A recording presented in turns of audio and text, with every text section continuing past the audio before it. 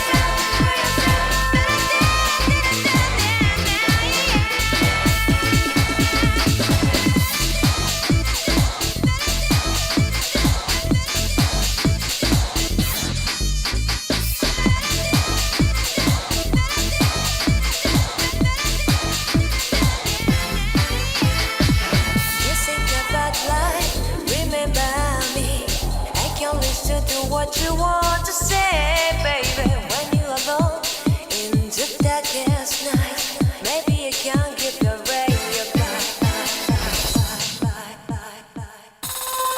Open your heart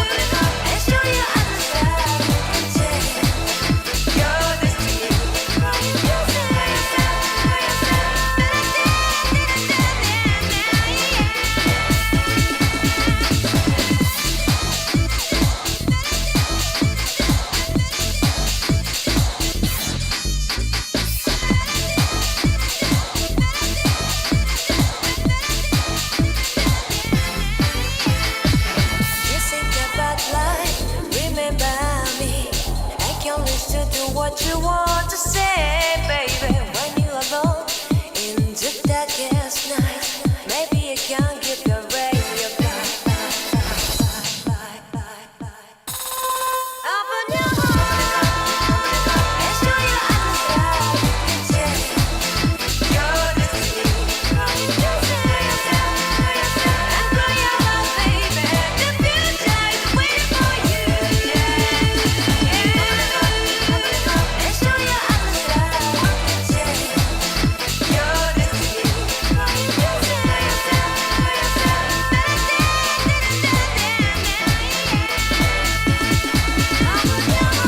What's going on, everybody? I hope everyone is having an amazing afternoon, evening, or whatever it is in your time zone. It is Friday, December 13th. Ooh, 2024. This is NCC TV coming to you live from Sumaru City. We are live, or at least that's how it appears to my senses. It could be a brain in a jar somewhere. Don't know. Don't care. We're Shouts out to all my weasels out there, all my forest creatures, rocking out to the realest of the real, synthetic lifeform streamer. Trapped in a cyber brain and body like some kind of ghost in a half shell, in this late stage hyper-capitalistic dystopia, forced to exist in this twilight realm to pay off my debts to society and my student loans. I hope you're having a good day, whoever, whatever, and wherever and whenever you are. We're about to jump right into it here on twitch.tv and youtube.com. High risk, high reward, high on life. Or whatever simulation, simulacrum, simultaneous, spontaneous singularity of consciousness. This is, was, or will be sometime in the distant cyber future. Oh my god, chat.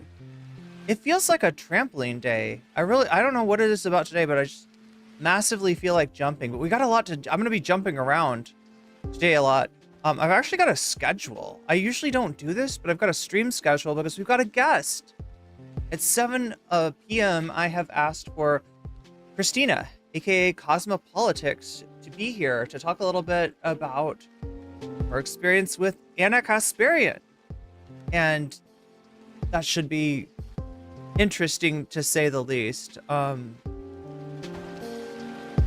Basically, Christina commenting on a Twitter thread resulted in Anna revealing something that Christina was trying to keep private in order to try to embarrass her. So, I mean, like, fucking petty.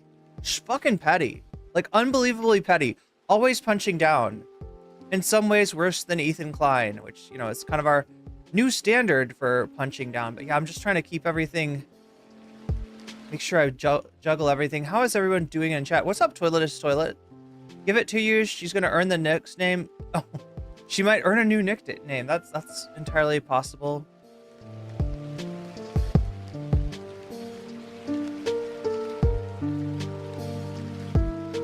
Oh my god. There's still things that I need to do to get this.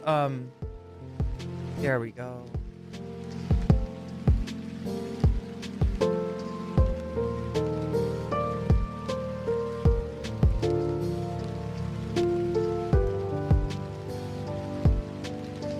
That's what I'm trying to hit.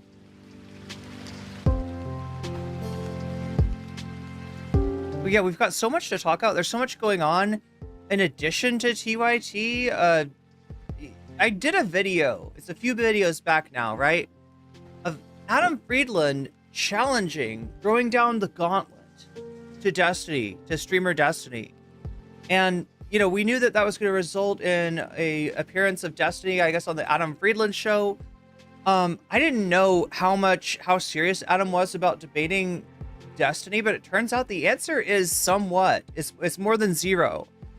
It's a greater than zero amount of debatiness, because Adam has did debate in high school, did like actual real, what do you call it, chat? Formal debate? Karen is her middle name, Toiletist Toilet. A loathsome person, okay. Klinsky is fed up with trying to be forever charitable to gaslighters. I'm here for it. Kyle Brolinski's appearance on the Majority Report today was so good. So cathartic. He talked about putting effort into Joe Rogan And then seeing Joe Rogan nod along with Trump lying to his face. Yeah, literally goes where the wind blows. Literally goes where the wind blows. You do want a dream come true, Chazardus? I'll try to do everything I can. I'm new to this, though. I'm definitely new to this role.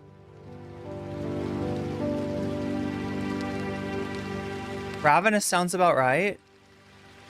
Is that a Lincoln Douglas? That's like one form of it. Wait, I don't know. I'm trying. Well, he'll say it. We'll see it today. But yeah, we're gonna try to watch a little bit of the Adam Friedland Destiny debate. More of the part that's actually a debate. The part where Adam kind of gets him and gets him good. And so that's what Twitter's talking about right now. That and the fact that, yeah, the big story is that TYT, which, look, let me let you know. Now, we've looked at, people's numbers throughout this year. We looked at the, drop off that Vosh saw during his horses and short stack goblin arc. We looked at, Keffels and Xander Hall, and we've looked at numbers before, right? We've looked at Social Blade numbers. And especially Ethan, his numbers were the most impressive, right? As far as the fact that he's been losing subs for a year now, and you can imagine why. But actually, even before then, he was losing subs. There's always a reason. Before, it was that Ethan was not an edgelord enough for his original fandom, his quote unquote fallen fans, and this year it became because he is in a time when there's an active genocide. He's on the wrong side of history, right? And his fans recognize he's got enough of the new kind of fans that actually hurts him now, right? So yeah, Ethan, nobody's gonna beat Ethan as far as like number of unsubscribers in a year. I don't think, at least. But what we do have for the first time now is a drop off, a substantial, and I'm gonna guess sustained drop off of subs from TYT. And that represents something, because when I look at TYT's numbers, right, a good month for them is that they gain 20k subs. A medium month for them, they gain 10k subs. A bad month for them, they don't gain any. It's a net neutral. And now they're at -10, and that's something that I do not see having happened for the past year. So something's changed. Something has changed in the last week, I would say. Somehow the because here's what it is. They go to Jillian Michaels, they go to PBD, they go to wherever, and they complain about the left, but their audience does not necessarily see that, right? Their audience is probably saturated with Cenk and Anna content from just their daily videos and their live stream and all the rest, right? And let alone the bonus. What do they call their bonus? What's up, Lady Badash? What are these debts to society you have to pay off? I mean, I owe society a lot. To those who much has been given, much is expected. So, Suck it, Cranky Gurga, says Joe 47771. Yeah, I'm trying to calm down a little bit. There's a lot. Mondale put out the call for canceling TYT subs. I think that might have been a big part of it. Yeah, because Mondale is a pretty instrumental, if I'm not mistaken, in Rebel headquarters. Logan Paul has 200 million subs, just for reference. What doing good means. That's true. I mean, you're right, Risky Reigns. My head's kind of stuck in the PewDiePie or the Mr. Beast, idea of what's doing good. How much is Mr. Beast? Oh, wait, Mr. Beast is kind of eating some shit this year. God, it's the Fall of Titans. It's the...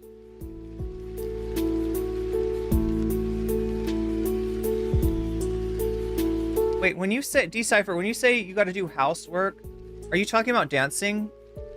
Like when you say housework, are you referencing that you're going to put on some house music and you're going to... They call it housework, but it's like work. What is that song? Does anybody remember that song? Is it Jax Jones? Another channel is crying about TYT D-style boxing. Do I look like I'm having a bad day? Did you just really come in here to cry? That's a funny thing to do. You got tears in your eyes, face is red, and you're like, another channel crying about... You are like the embodiment of the Wojak wearing the mask of the smiling Wojak. But underneath the mask, you're not the smiling Wojak. You're a different kind of Wojak altogether, but you're welcome in here, D-Style Boxing. You're welcome in, TYT fans. Welcome in.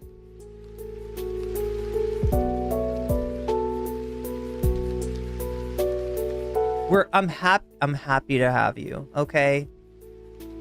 I'm happy to have Cenk and Anna if they want to hang out too. Like, bring them on. Get all the parasocials in here. Everybody. Let's get them all in. I'll be singing that song from Tommy about come to this house, be one of the comfortable people. 2 people in chat got that. Wonderful. Two fans of rock operas, I guess.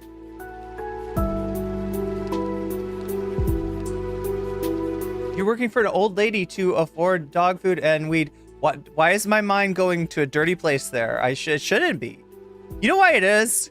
It's because I finally saw the first episode of Dan to Dan.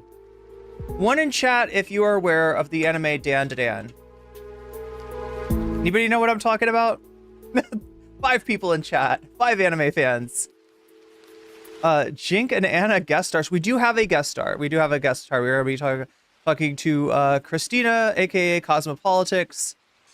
If I have done this right, chat, I gotta admit to you, all right, 2 things that I have trouble with.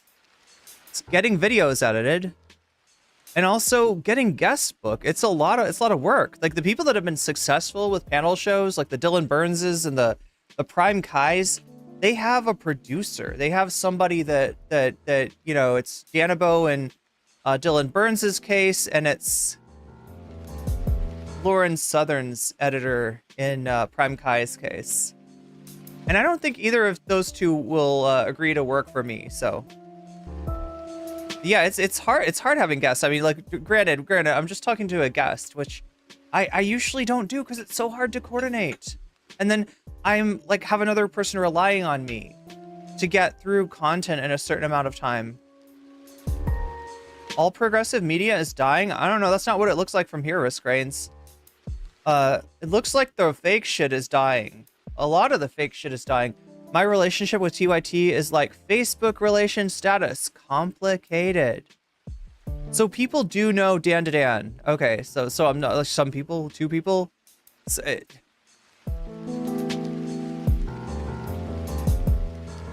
I would stop watching if Hawk Tua came on.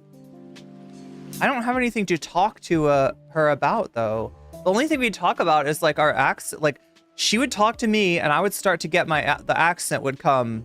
And I shouldn't say my accent because I don't have a Southern accent, but my sister does. And some of my family has a Southern accent. So it's like, the only Dan anime I know is Dan Versus. Okay, what is Dan Versus? I gotta check that out. How do people become a guest on your show? Oh my God. Yemel, it's like, it's very complicated. The real question should be like, how do you become the producer? Yep, on the Dan to Dan. Yeah, so I saw this the first time. I didn't know anything about it other than the name. I don't know. Other than the name. Best Dylan Burns moment was when President Sunday left the debate.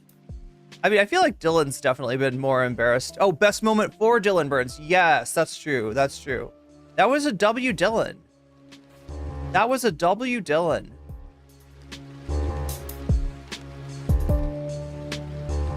But yeah, I finally watched some Dan to Dan, and holy shit. Holy shit. Now, I don't want to spoil it for anyone, okay?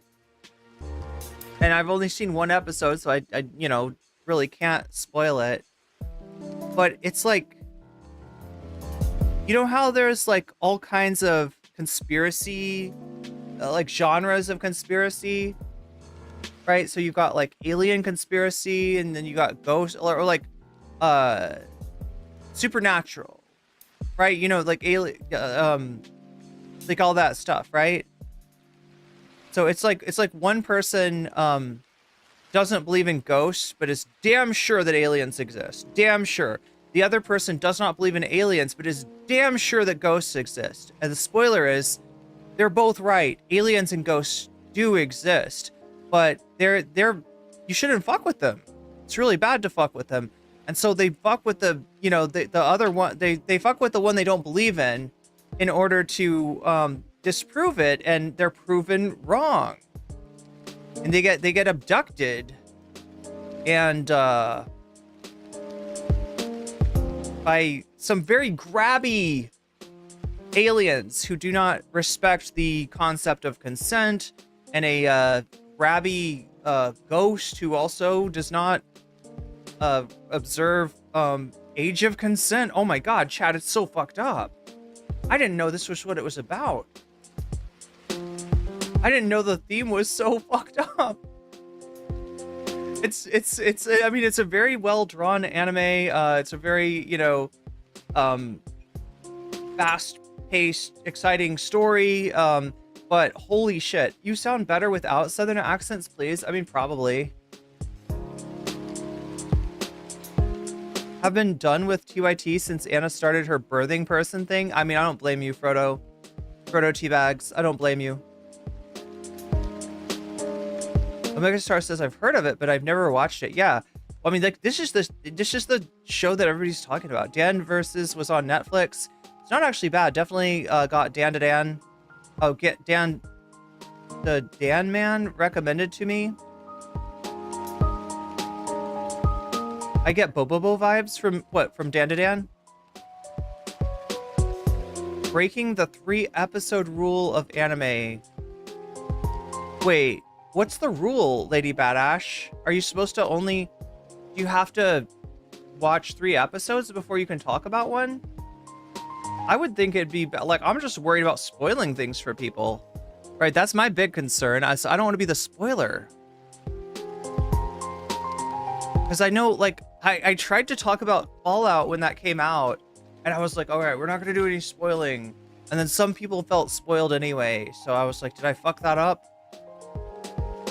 Can I not be a media commentator because I just don't have an idea of what the kind of thing that people don't do or don't want spoiled?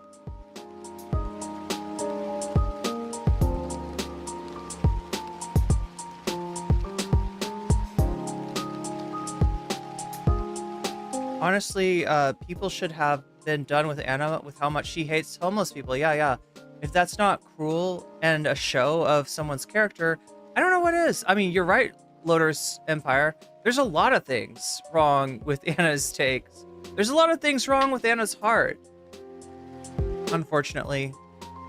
Maybe she meant blarding people, like Paul Blart. Yeah, no, that makes sense. You voted for Denim since you've never seen her content before. I've talked to Denims before a long time ago. I can still remember how that bird brains used to make them smile.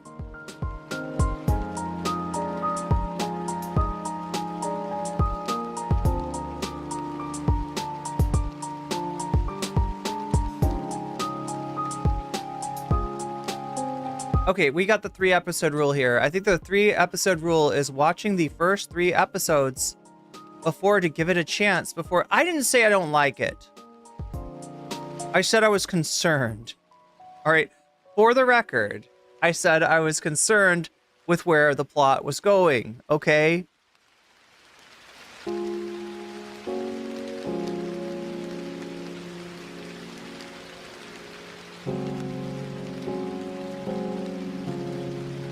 How does she hate on homeless people? One example, right, is that like she did talk about a traumatic event that happened to her that you know really sucks, and you know it's people need to talk about SA because it's way more common than anybody realizes or thinks.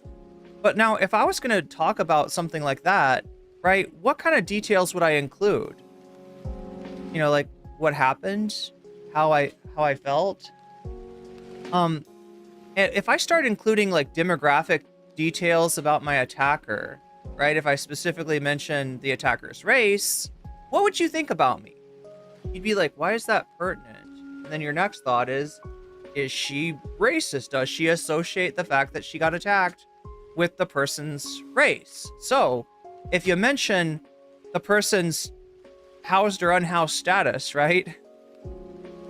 In you know, talking to your audience about a, you know, traumatic event like that happened to you, what exactly are you doing? Why are you including that? It's because you see the homeless as not in danger, but as being a danger. And that's the danger that she wanted to talk about. We need to talk about this thing of homeless, of unhoused people, you know, victimizing people. When most society victimizes the unhoused, and that's not to say that I'm not like, she kind of claims this straw man of like, oh, you think that homeless people can't attack you? You think that like they're all saints? No, I didn't say that. I didn't say that. What I think is that, you know, this person's you know, status is not like, if you want to solve the problem of SA, addressing like unhoused people as a vector of SA is probably you're going in the wrong direction. You're taking, you know, yeah, something that does need to be discussed, does need to be talked about, does need to be dealt with, because it feels like a lot of times that society doesn't want to deal with SA. It just like it happens, and you know, nothing. There's never any like, yeah. Anytime there is even a systemic effort to push back on it, it gets backlash. Like Me Too.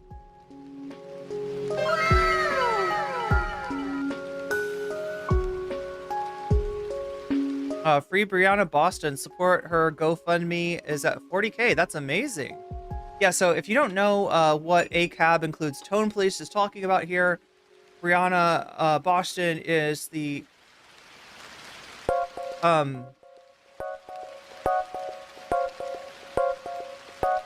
this is the person that was essentially arrested for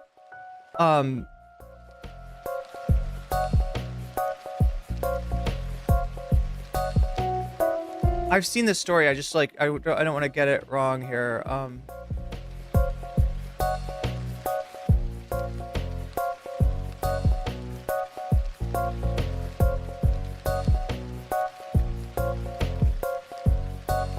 Yeah, the real danger. That's right, Lady Badash. As far as SA, the real danger is not strangers; it's the people that you know. But yeah, statistically speaking, that's exactly right. Always watch 3 episodes before forming an opinion. On Madoka Magica helped create this rule. I mean, I can get with that.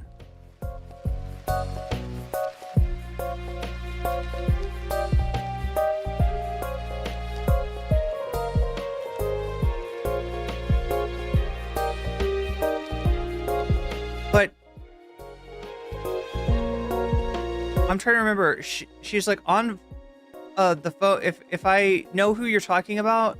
ACAB, is this the person that was on the phone with their healthcare and said something about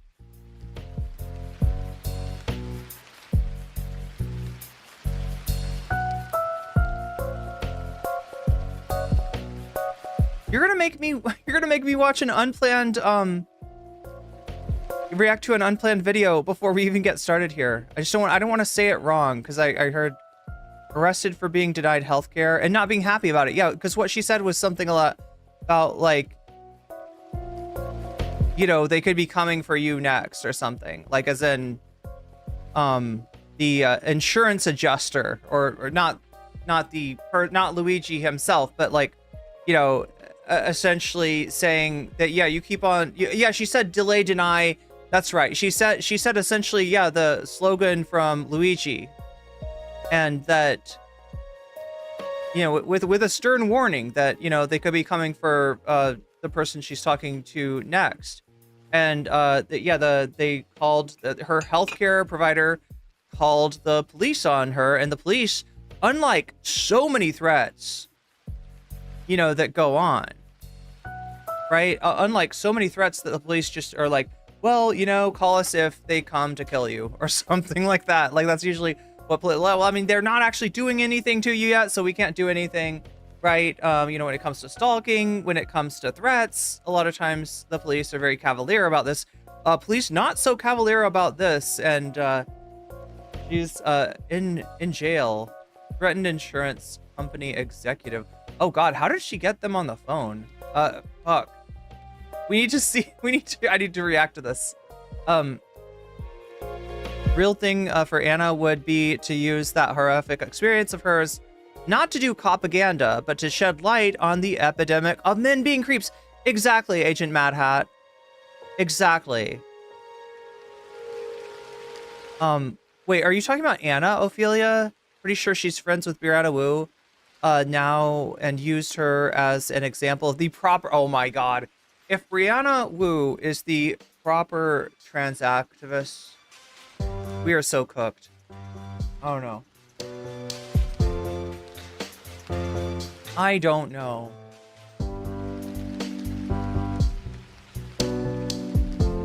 But what do I know? That's a good question. What I do know is that the dono goal is now at 3%. And that if we get it to 100% by the end of the stream, you are in for it. And by it, I mean some bonus content. I mean, this is such a good soundtrack, by the way.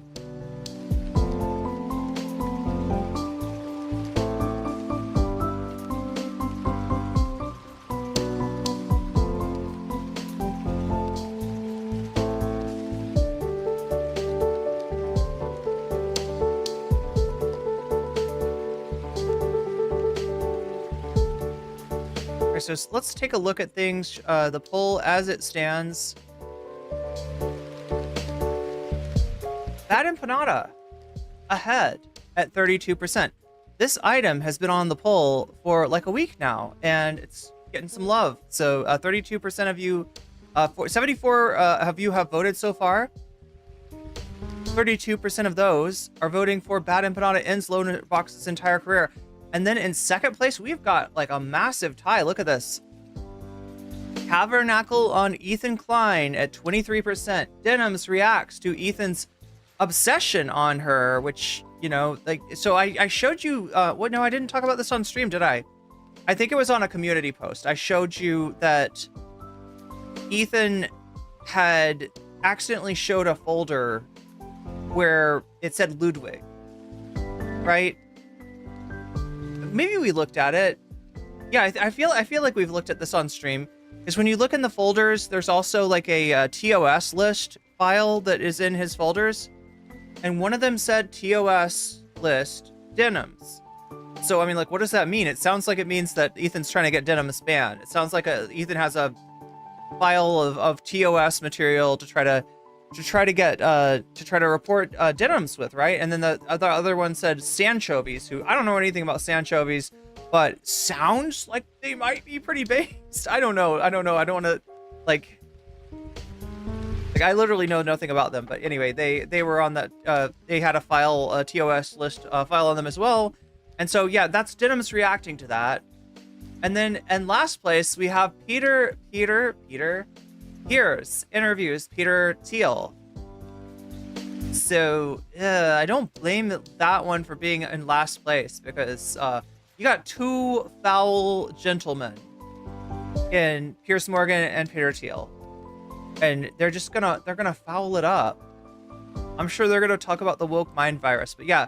Anyway, vote if you haven't voted already. Vote like your life depends on it, because it may someday. I don't know, it may not, but 77 of you voted so far, and you can make your voice heard if you have not voted yet by choosing the topic that you want to see. So what is this? This is like basically content after the content.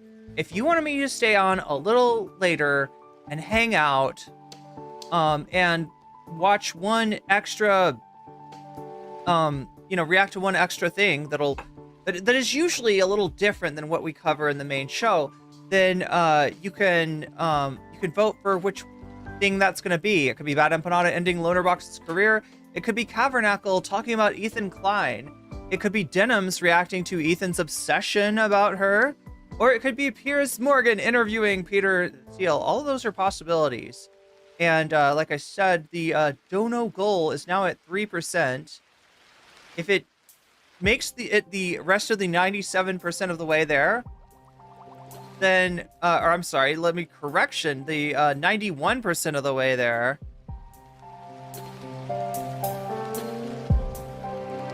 because Omega Star has just gifted Lady Badash a Twitch sub. Lady Badash, you just got weaseled, and that's a good thing. I really appreciate those of you who support me on Twitch, whether it's throwing a Twitch Prime sub my way, which costs you nothing, whether it is getting yourself a sub, which costs you, I think, usually $6, depending on your country, or whether it is gifting subs to other weasels in the chat. That is very much appreciated, since Twitch has decided to demonetize all political streamers, thanks to the work of Destiny, Dan Saltman, and Ethan Klein, right? So thanks to their canard of Twitch being unresponsive to anti-Semitism, all of us political streamers must suffer with a content label that basically makes our stream the equivalent of like a biohazard waste receptacle. But yeah, I really do appreciate that over on Twitch. I appreciate all forms of support, and all forms of support will indeed drive the dono goal forward. Whether that is you doing a super chat, super sticker, whether you are getting yourself a membership on YouTube, or gifting memberships to somebody on YouTube, whether you are signing up for my Patreon, or supporting me on Throne, or yes, over on Twitch, getting yourself a sub. Ken super chatted $10. Wait, you just super chatted $10 with no... okay, well, I mean, like, look, thank you for the super chat. Killer Ken, you are a person of few words, but we appreciate you. Thank you for the $10, and that gets us further. Look at that, 19%. So like before I even talk, we're like 81% of the way from the dono goal. If we hit 100 by the end of the stream, then we'll get some extra content. It's just a fun little game that we play to see. It's a fun way to support your streamer, so hopefully, and it gets you some extra content. And it gets extra content for everyone. It's not like one of those paywall things where it's like, you know, like, because like I appreciate you and I care about you, whether or not you're able to support me monetarily or not. Thumbs are a great way to support me, and it costs you nothing, and it helps me out a lot in the algorithm. So I massively appreciate Thumb Gang. Thumb Gang does not get enough love. Let me give some, speaking of love, let me give some love to my Patreons, because they do support me every month and help me keep the lights turned on, help me keep the internet working, help the stream keep coming to you. So yeah, everybody on Patreon, you get my videos. In fact, you would have gotten one last night, right? If you had signed up for Patreon, you get it early, you get it unedited, and you get it uncensored, right? So all the F words are intact, and it's sort of like a long play version of the video. It's the video that like my eventual video like comes from, basically. So I upload it. I upload it to you first on Patreon, and at any level you get that. At the $5 level and higher, you get a fancy shout out. So let me go ahead and do those now. Shouts out to Or Else Ellipsis. Shouts out to Temporal Insanity. Shouts out to Funky Monkey. Shouts out to Shax BA. Shouts out to Nadia. Shouts out to Moe No Ape. Shouts out to Just Julie. Shouts out to Jules K. Shouts out to JR. Shouts out to Hot Ham Radio. Shouts out to Good for Gabby, and a fancy shout out to Zera Xerix, to Rachel K, to Crystal Saphira, and to Omega Star. All right, so we are. Oh my gosh, chat, we gotta get going. I'm on a timer here. What am I supposed to be on? Oh, showing you the latest TYT stuff. All right, so you're ready for that? You ready to get into that? You ready for some content? Yeah, I'm not gonna sit here and edge you for hours upon hours. Not this time, since I've got a guest, right? So we're going to be talking to this is like Wait, that was the first hour. This is the second hour coming up. Third, fourth, in the fifth hour. In the fifth hour of my stream. Is that right? 2, 3, 4. Yeah, the fifth hour. We'll be talking to Christina, aka Cosmopolitics, about the experience with Anna Kasparian. What happens when Anna Kasparian tries to blow you up on Twitter, and ends up kind of getting blown up. Anna kind of, you know, fucked around and found out on that one. So yeah, we're gonna be talking to Christina, and we've got a lot. Let me see if I can give you a summary of what we're gonna be doing today. We're gonna look at some TYT bonus show. What do they call it? The members only show. That's what they call it. We're gonna look at some of the members only show. This was where they used to vent. This is where they go and vent. And they say a lot of shit, right? Then we got the Mondale Robinson quitting TYT on air, right? We're gonna cover as much as I can of the Destiny Adam Friedland debate. We're also going to take a look in at the damage report featuring John Yadarola, whose name I'm always mispronouncing, talking to Francesca Fiorentini, whose name I never mispronounce because I'm a huge Francesca fan. And they met, they had a conversation on the damage report. We're going to take a look at that. And we're going to take a look at what MR said today about our friend Christina, leading into actually talking to Christina for about an hour before we dip back into the TYT content. And then from there, who knows? We'll maybe do some bonus content. I feel like there's no shortage of content today, so I got to jump into it. Let's see. What shall we start with? Ooh. Also, shouts out to Natalie Marie. Natalie, for always bringing me content that I would otherwise not see. Natalie's got some stuff for us to look out today, so we're gonna start out with that. What are we doing? Going here like this. Voila. Are you ready, chat? What do they got for us? What are we doing? What are we getting ourselves into? Well, you'll find out. I'll find out. We'll all find out. Oh wait, I love this song. This is like my favorite. Like, I was looking for this song the other day, and I was just like singing the melody. And like nobody could come up with it. They all had a different idea of which Final Fantasy VII song I was talking about. It's this one. Oh, it's so pretty. It's so pretty, chat. I don't want to leave, but anyway, we gotta start the show. I can't just sit here and listen to Final Fantasy VII bangers all day and all night. Let's see what TYT's got for us today. What Anna and Cenk. With you guys live from the Oh, I love that sound. All right, welcome to the Young Turks, Cenk Ugranix. Welcome to the Young Turks. With you guys live from the Polybar Studios. Okay, so so we got a fun show ahead for you guys. More Hexeth news. Is it me, or does Hexeth's name sound like some kind of Brexit thing? Like a Hexit, like all the Hegs people are gonna exit something. They're quitting the Democratic. I don't know, chat. I don't know. More Trump news, of course. More news about what went Hexeth's name confuses me. wrong in the election. There was a hilarious panel the New York Times put together. Interesting and hilarious. No, that panel was amazing. Oh, that's the panel they were talking about. Actually appreciated it. It got. I literally thought they were talking about this panel right here, but yeah, this panel is the one that has set the world on fire. The world of TYT. And a lot of snippiness, but also a lot of really great points made. Yeah, that's interesting. So we're gonna get to that in a little bit. Okay, but first I'm gonna do a segment for you guys. Oh no, she likes the New York Times panel. TYT and New York Times and NYT too strong. They're linking up. They're linking arms in their shittiness, right? These are two outlets that are perceived as being liberal. Bastions of progressive thought, and they are anything but these days. About something related to TYT. So let's do it. Let's do it. All right, guys. There's Dibbity-dibbity-ba. There's been some speculation recently about is Young Turks going right? Is Cenk doing something crazy by going to talk to MAGA? Oh my God, are they changing their policies? Fun drama for the whole internet. Okay. Gee, I wonder if we've been through this before. Let me just laugh it off. Like, no, of course not. What are you talking about? Are you crazy? There's no way. Address some things and clarify some things for you guys, because I've said things on other shows and I wanted to say it here to make sure our audience sees it. First of all, are we going to turn right wing?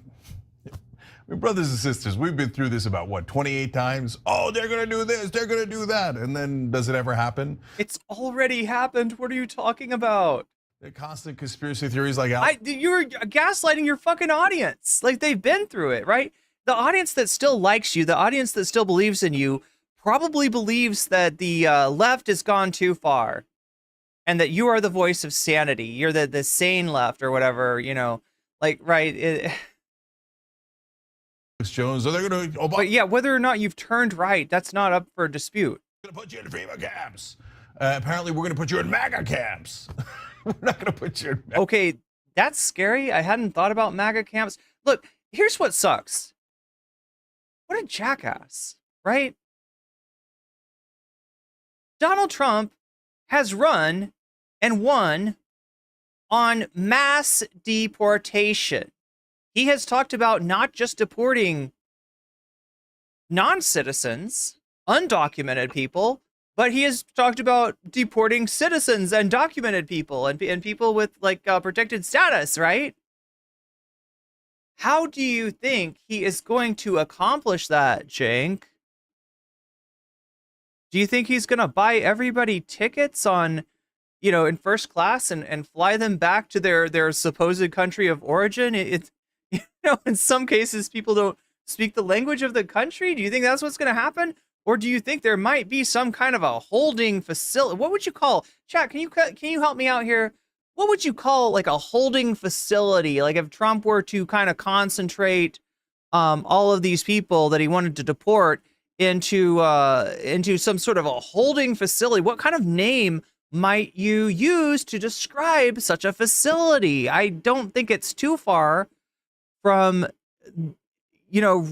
the possibility that such a facility might be called a camp. So in other words, what I'm saying, chat, and I know it sounds like I'm making a joke in very bad taste here, but I feel like I am just reflecting Cenk's joke in very bad taste, that the thing that he's laughing about, because, ostensibly it's not going to affect him or anybody that he cares about. It's not funny to joke about MAGA camps, dude. Like, MAGA camp. What a jackass. What a jackass. I guess it's not hard to get along with somebody else's trouble, is it? Look, our core audience, we talk about it all the time. We love you guys so much because you actually care about the things. We love you, and if you get deported, well, you can watch us in your new country. Oh my God! Policies, but our mission statement that we've told you. This is the thing that drives me nuts about Cenk, is that not only are they, yes, definitely doing a rightward turn and gaslighting their audience that they're not doing a rightward turn, but that the people that they're like, let's have a beer, we're going to argue, we're going to disagree, but then we'll have a beer with the people that he's acting like there's no stakes. It's like, oh, well, we would have liked, a non, I don't know, we would have liked a more progressive policy, but you wanted a more reactionary one. So, I guess you won the election and let's have a beer now, right? It's easy for you to say, bud. It's easy for you to say. You about a lot of times over the last dozen years. Boldly pursue the truth, challenge the establishment, and drive positive change. So that's why we have slogans like Get Caught Trying, we've got Operation Hope, Operation Joy, all those things that we do with our audience that we all love it as a community here. For some of the folks who are a little bit more skeptical, maybe they're more peripheral, or they believe, but then they heard something else about us, etc. We'll dip back in every once in a while and go, I wonder if the MAGA camps. Where are the MAGA camps? Oh, they're not here yet? I guess I must have been lied to by the Max left. Set yet, okay? Instead, take a look at them. So, and it's funny because actually even some of the folks who are criticizing us, there's a panel of 3 people and one guy in the middle was like, I don't know, man, every time I watch them, they seem like they're really on our side. Yeah, that's because we are. The other 2 are like, shh. Okay, so. That's not right. No, literally the guy in the middle was saying, shh. Right, Mondale Robinson was taking a principled stand and saying, like, that's it, no more.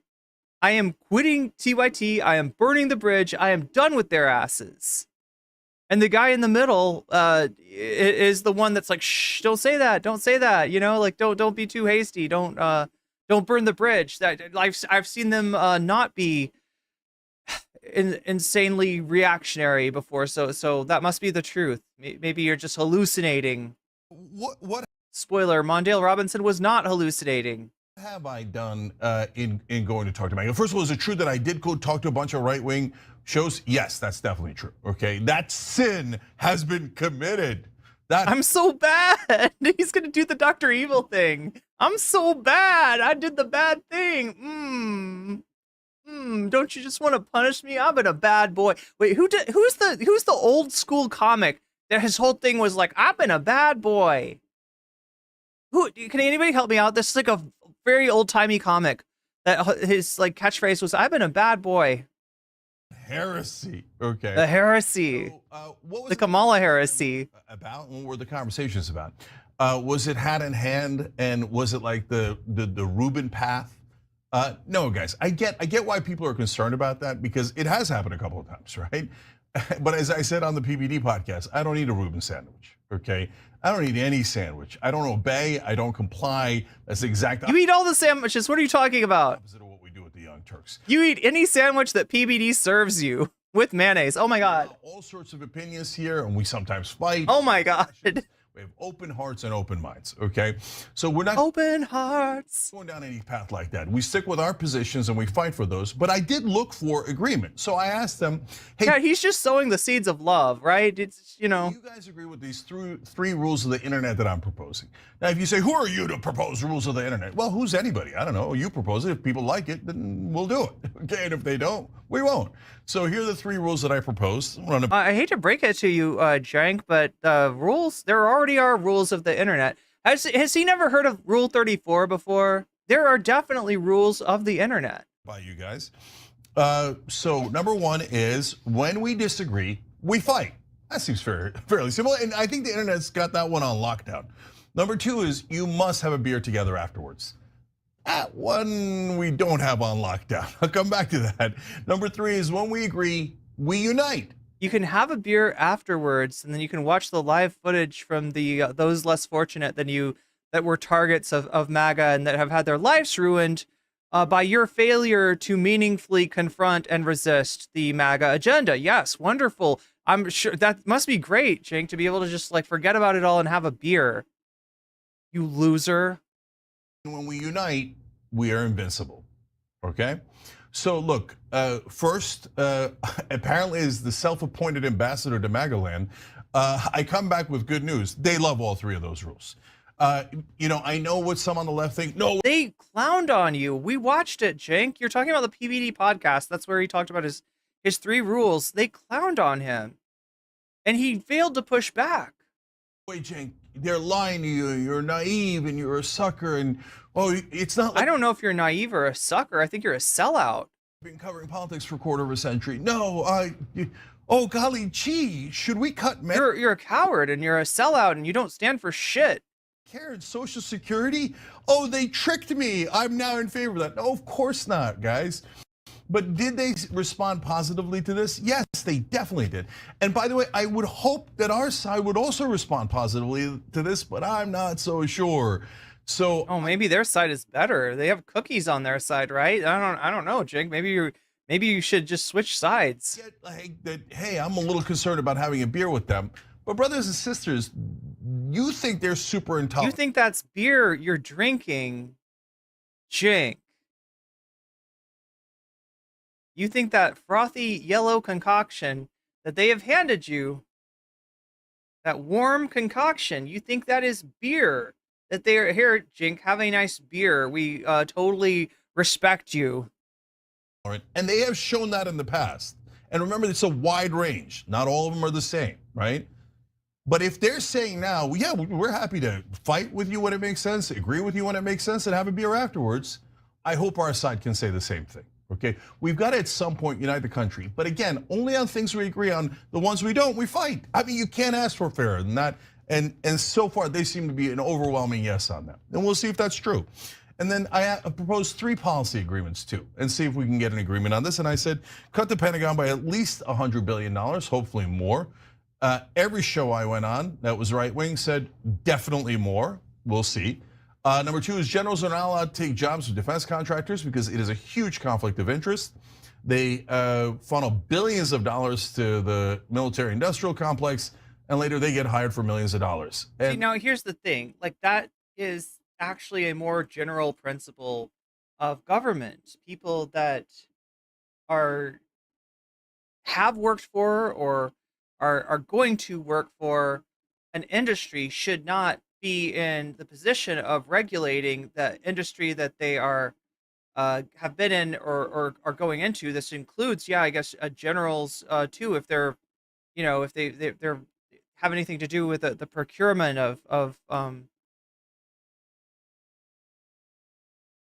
equipment and they're going into military industrial complex jobs.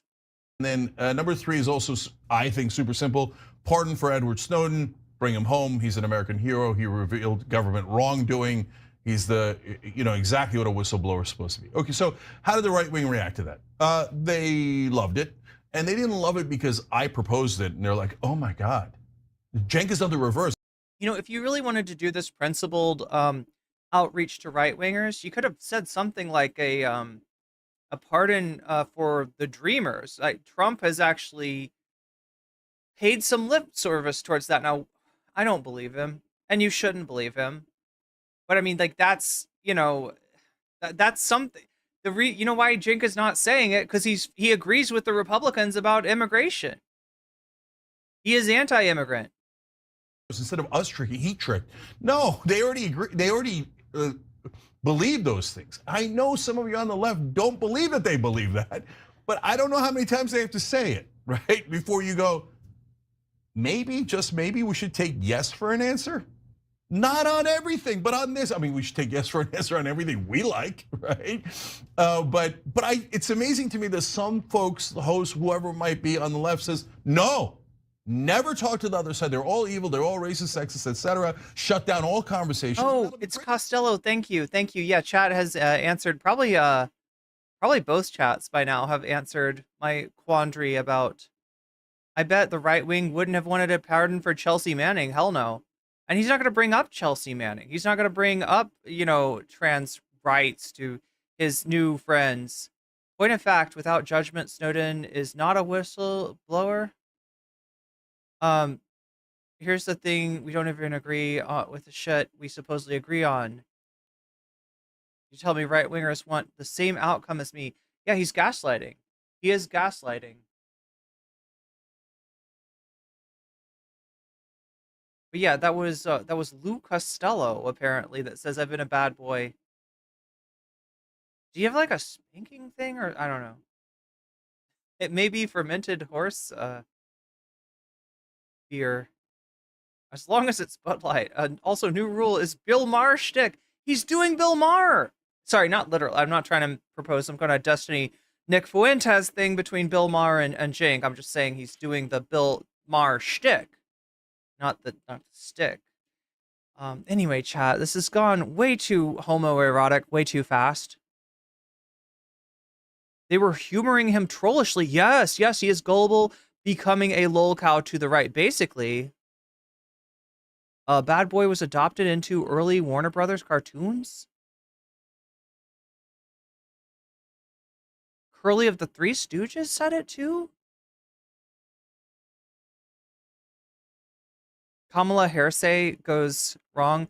I've been a nasty girl. Wait, what? Is that what Chad imagines me saying?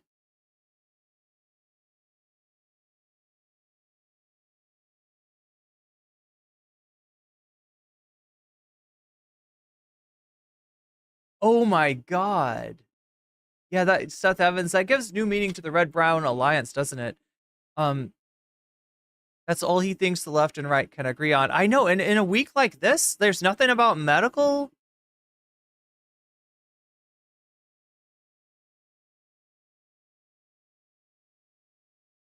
There's nothing about insurance that maybe you could reach out to them on. I don't know. He is out of it. I was visiting family and went to a local bar one night and talked with a bunch of MAGA people. It was terrible. Never felt less welcome in my entire life. Damn. Damn. Great for the country. Well, I don't agree, right? And no, you should never believe anything they say. They're all again evil, racist, sexist. They're never going to. They don't actually. Also, Bill Maher sucks. True. I come to you with a conclusion that they do believe those things. Now, remember, a portion of MAGA voters. Okay, so, but I'm again not anywhere near naive enough to say, oh, the leaders and the politicians, Mitch McConnell decided overnight, or the donor class of the Republican Party decided overnight, oh yeah, you know what, let's cut the Pentagon. And those dastardly generals, let's set rules for them, etc. No, I get it, guys. And then Trump had a chance to pardon Edward Snowden, and he didn't. By the way, so did Biden and Obama, and they didn't, right? So, but as far as the hosts are concerned, as far as their audiences are concerned, it is clear they generally like those rules, and then the proposals on the policies, they're definitely in favor of. So you could say, I don't believe them, and I will never believe them, and I will never talk to them, and I will always hate them. But is that what the left is supposed to stand for? Isn't the left supposed to be, weak-willed and soy? And could you be a little bit more like that? Always hate. Certainly, that's not a stereotype. Being the other side, being closed-minded, and not ever talking to them. I hope not. That's not the left that I want to be part of. I love being part of the populist left. I love fighting for almost all the same positions as Bernie Sanders. Medicare for all, paid family leave, higher minimum wage, you name it. Same exact positions as the day before the election. And so, and by the way, we put out a populist plank on TYT.com before the election. Those are all things that populist left and populist right should agree to. And I said that no matter who wins, that we would try to enforce that. I hope you go sign that and check it out at least at TYT.com. So look, guys, we're gonna keep doing the show as we always do. We actually do a news show. We do the news, then we do analysis. So come and check out the news on the online news show, The Young Turks, any day you want. And come to TYT for a diverse array of left-wing opinions. And we have fun. We tell. We're going to get into some of those diverse array of opinions later on with Johnny Adirola, aka Johnny Pie, and Francesca Fiorentini. Stories, but we also every once in a while fight. But we don't. No, every day you pick a fight with the actual left in trying to accuse each other of bad intent. We don't hate each other. We have a beer. See, you got the, what does he have? He says, like, there's the max left, that's us, right? There's the normal left, that's him. Constituency of one, but no, he's the normal one, right? And then you got the establishment left. And what he's always doing is essentially blaming the max left for the actions of the establishment left so that they can continue to attack to the right, because he, the normal leftist, really is a right winger that's only complained about the left. Is it's not more like the right. Have I got it so far? Afterwards, and we love each other. So that's what we're going to keep on doing right here. If everybody wants that, great. If they don't, it's a beautiful free country. It's a beautiful in the neighborhood, true. Much love, guys. Now let's do the news. All right, well, there we go. That's opening to the show the other day. Now, I think this is from the, is this from, no, it's not the members only show, is it? Attacking your alleged side as the identitarian left or whatever nonsense moniker you've made up for people, you continue to. No, he likes to say max left. He just needs to put it together and say that we're left maxing, right? If he had any sense, if he wasn't such a omega boomer, he would say that we're left maxing. Mischaracterized on right-wing shows that people are angry about, and not the fact that we all want better healthcare, which one sounds more plausible. Which one sounds more plausible to you?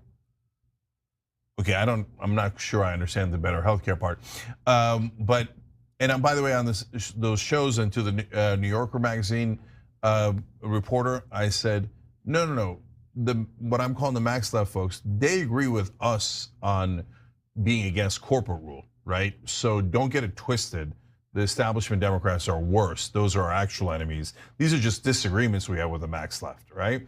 But you have agreements with the establishment left in terms of, let's see, throwing trans people under the bus, throwing immigrants under the bus, throwing unhoused people under the bus, and going tough on crime, redoing all the failed policies, all the broken windows policies of the 70s and 80s, a time when crime was actually way more higher.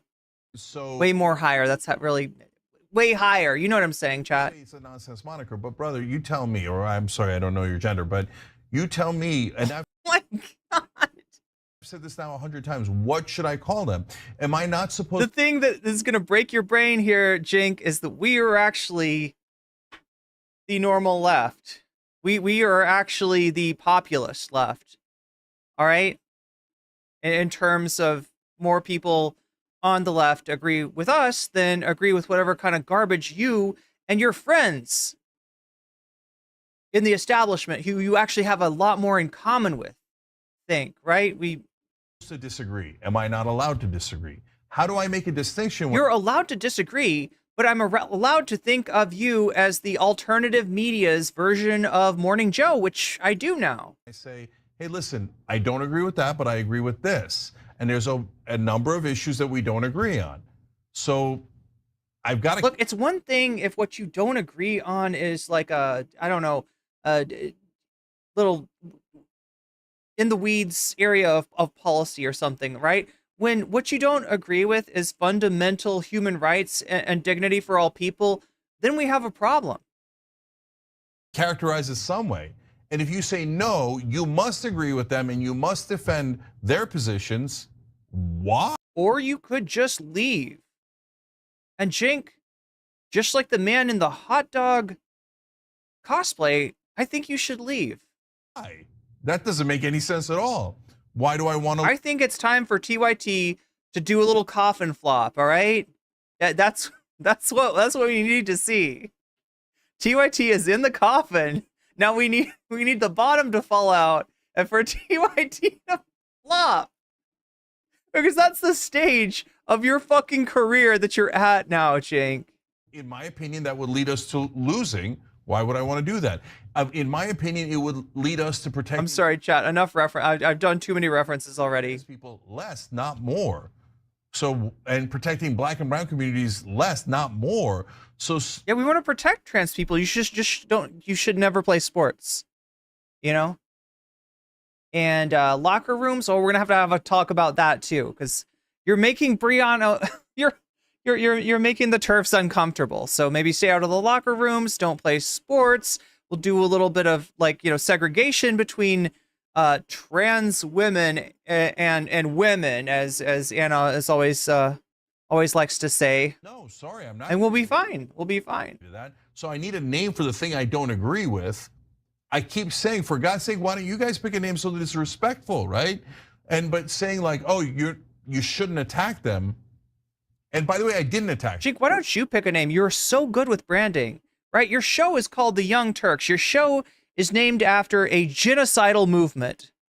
All right, now I know that you got kind of mind fucked and gaslit, and that in Turkey they, the official policy is that the Armenian genocide never existed. I understand that maybe you've done some learning and growing since then, and that maybe the branding was too set in stone. But yeah, you're so good at branding. Why don't you just come up with a name for your new the shit left, or whatever the hell you're creating here? The MAGA left. I don't know. Whatever you want to call it. I disagreed, which I have every right to, and it's absurd to even have a conversation about me having a right to disagree on my own show, right? Yeah, that's right, Cenk. They're not letting you disagree. Your freedom of speech is being suppressed. I see every day the SJWs coming in, cutting off your microphone, etc., not letting you say whatever the fuck you want to say. They attacked us. So I disagreed. I didn't say anything about bad intent. I didn't say anything about I don't like the folks in this category, blah, blah, blah. Attack, attack, attack, attack. No, just that they're ruining the left, that's all. Attack. And then the minute I say something back, oh, I can't believe you're the meanie. Okay, well, if you believe that, you believe it. There's nothing I can do about it, okay? But there's tons of folks like that believe the same thing. Well, yeah, like 10,000 of the folks that believe that are former TYT subs on YouTube that are now unsubbing from TYT. So that is the... Look, you've made your bed, and now you must sleep in it, Cenk. Now you must sleep in this bed that you have crafted for yourself. Attack, attack, attack. We're left maxing. We're over here left maxing. Look, I'm trying to left max over here, Cenk. I'm trying to left max. Come on. What about my freedom of speech? Anna suffers from pretty privilege. Yeah, locker room, right?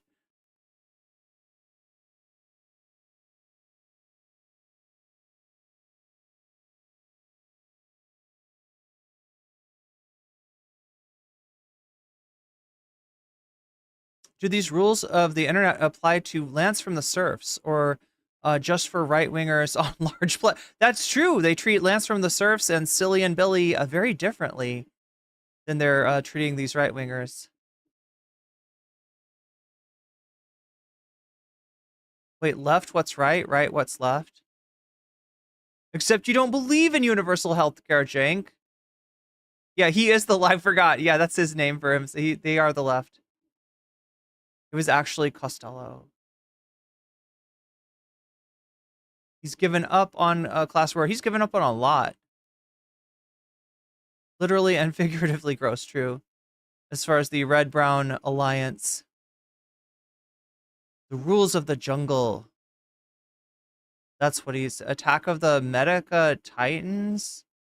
Wait, are you cross-pollinating Attack on the Titan with Fully Cooley there? Like Medical Mechanica?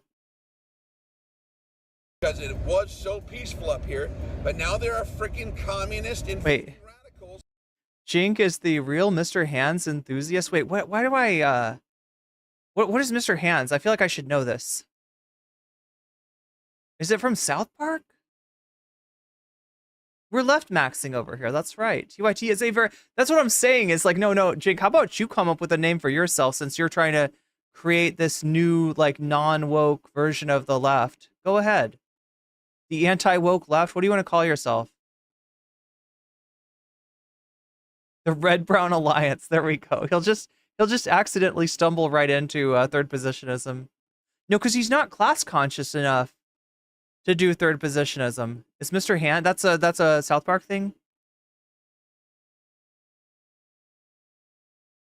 The Chumbawamba of Smash Mouths. Yes, indeed. Yes, indeed. Speaking of yes, indeed, I should check on the poll and see where we're at right now.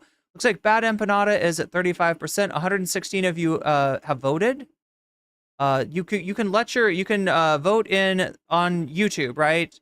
Is where you vote. So if you're on Twitch, you feel free to come over to YouTube for a second, place your vote, make your voice heard. And we got Bad Empanada ends Lonerbox's career. We got Cavernacle, like all these atoms up here, basically. Cavernacle on Ethan Klein. Peter Thiel interviews Peter... Piers Morgan interviews Peter Thiel. We got Dynamis reactions to Ethan's obsession about her. And looks like, yeah, Bad Empanada in first place by a lot. Cavernacle and Pierce very close second place. And Dynamis not far behind. Mr. Hand is a 1980 Herbie Hancock album? Huh. He's a good, I almost said pianist. Keyboardist? Is that the way that we said? You forgot to add your sub to Cavernacle. Gotcha, Omega Star. Thank you for reminding me, though.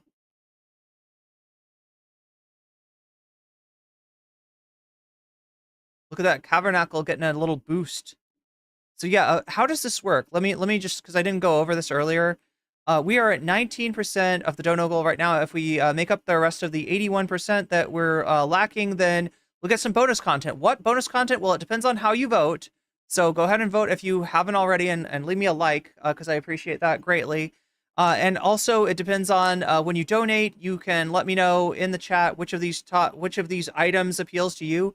And just like I did for a Megastar, I will put your money where your mouth is, and I will add your donation as a percentage. I'll turn it into a percentage through some magical transmutation, and add it to the topic of your choice. So basically, you get to buff your favorite topic when you donate, and that goes for Super Chat, Super Sticker memberships, gifted memberships. That goes for signing up for Patreon. That goes for supporting me on Throne. That goes for subs on Twitch as well. Any of those things count. It drives our dono goal forward. It brings us closer to that vaunted 100% that we need to get to keep me on for a little extra time, and for me to do a whole nother segment, which one of these will be your segment. Which one?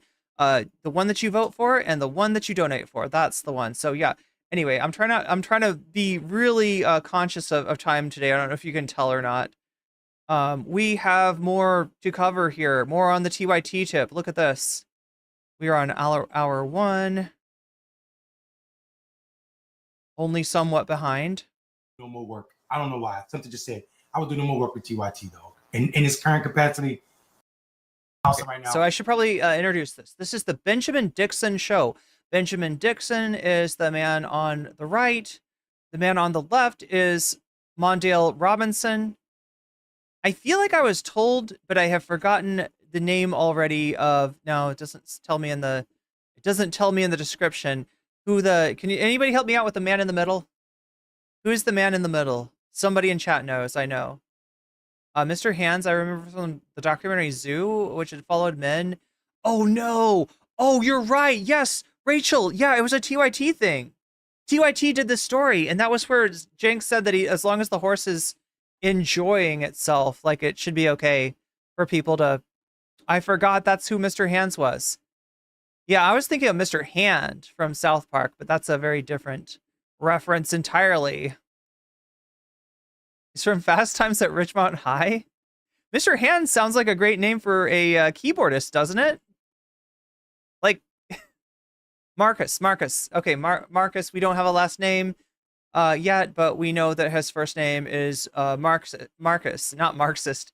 And this is the person that I believe it, I don't remember who it was. I think it was Anna that was referring to as like the person that was, like, actually, I like them. Actually, they're really good.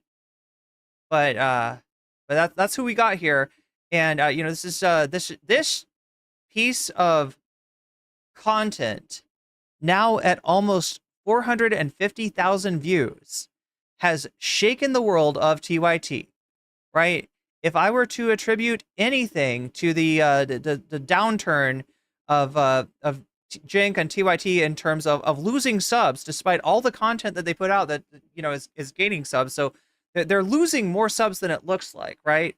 They put out enough content where they've got an influx of subs, but their outflux of subs is so high now that it's outweighing the influx, right? Does that make sense?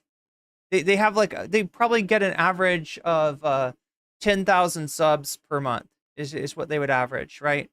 And now they've got such a high outflux that it's like that must mean that there's at least 20K people unsubscribing this month from this. Actually, no, that wasn't a week, wasn't it? This is December 6th to December 6th through 12th, right? This is in a week they lost 10K. So it is starting to get pretty pronounced. Anyway, let's I've edged you for long enough on this. Let's see what Mondale Robinson, who has been instrumental to the Rebel Headquarters channel on TYT, right? TYT is a network. They've got a bunch of different channels. One of those channels is Rebel Headquarters. Mondale, he's also a mayor of, oh my gosh, I can't remember the town, a town in North Carolina. And for him, the fight against MAGA is pretty fucking real, right? As mayor, he was instrumental in getting a Confederate statue taken down. Because of this, he was targeted with some, by some neo-Confederate assholes with death threats, right? So it's real to him in a way that it doesn't seem like it's real to Cenk. So anyway, let's let him speak. I will do no more work. I don't know why. Something just said I will do no more work with TYT though. In its current capacity, I will. Oh wow, bro! No more content. I will be on no more shows. It's over for me. Like something just told me I have to say that, and I need to put it on Twitter. I need to text Cenk and Anna. Y'all can't call me for no more shows. I'm done with it. What? Yeah, in real life. Are you serious? I'm serious. Damn, that's 100. I tell people, past couple years I've been taking paychecks from TYT. At this moment, I feel disgusted by that, dog. I don't like where TYT is right now. TYT is starting to act like, and listen, I'm telling people right now, I have not severed my relationship with TYT. I'm being a buck. So what I'm saying right now might just end that relationship. Whoa, I'm sorry, I gotta say. It's the anniversary night, nigga. We're not doing a relationship ending tonight. This I'm with my family and I'm talking to our extended family. I don't really know what's going on over there, dog. Like I don't know if they had some kind of meeting or was it the Christmas party or what, where they decided that, yo, we need to do what the fuck Joe Scarborough did that cost them so many viewers, to say that we're gonna cover Trump, Anna, and Cenk showing up in the way they showing up. Yo, it ain't worth for me. I'm never gonna be quiet. So if they say, okay, you can't be on our shows no more, then I don't give a damn, because I'm not gonna be quiet about the way that they're showing up right now. You took too much. How are they showing up, Mondale? Like MAGA, like an extension of damn Trump. Like, bro, no, you need to this idea that these people ain't white supremacists, like normalizing Trump supporters as if they ain't racist, dog. I am not okay with this. I am not. We are not gonna. I'm not gonna be good with Joe Scarborough and Mika Brzezinski or Cenk or Anna or anybody pretending that these people aren't threatening our lives. I'm a black person first. They can keep that money for them videos. I'll go back to kissing my wife and not having to create videos in the afternoon. I don't care. It's not what I'm not comfortable. We should all be mad. That was the last beacon other than Democracy Now! And Free Speech TV. I'm talking about real progressive media. Y'all took too much money from the ethos. Y'all took too much money with too many billions of views to be doing what y'all doing right now. So I don't know who offered you a check or which check you're trying to get, but I'm disgusted by it as a contributor and a person who helped grow Rebel HQ, another money source for y'all, to over 1 million followers, dog. I average 30 million views a year on Rebel HQ myself. None of those views join my personal YouTube channel or nothing. So the pennies that they give me is not enough to make me sell my soul. I don't know what's going on. And if y'all are cool with it, I need to question y'all bona fides. And I'm not talking about YouTube personally. I'm talking about everybody who say they part of the Squirrel Gang, the Dragon Squad. I need to know. Could somebody explain to me the Squirrel Gang? I'm vaguely aware of the Dragon Squad. There's a bunch of accounts that are, like, I don't know what, financial supporters of TYT that are named this dragon, or like their name has a dragon in the name, right? I think that's what the Dragon game is. I don't know about the squirrels. I just haven't hung around. What I'm getting from him is he's somebody who feels like he has helped build TYT because he believes in it, because he believes in TYT as a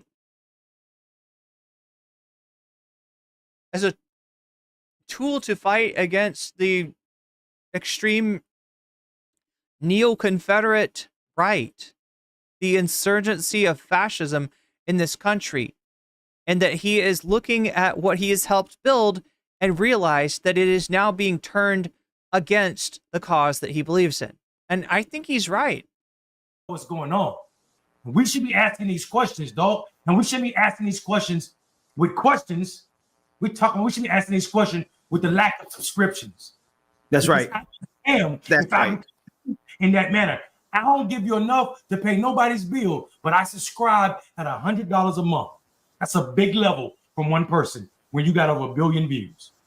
I cannot spend that $100. No Bonercelli on Adam Friedland's show is bonus content.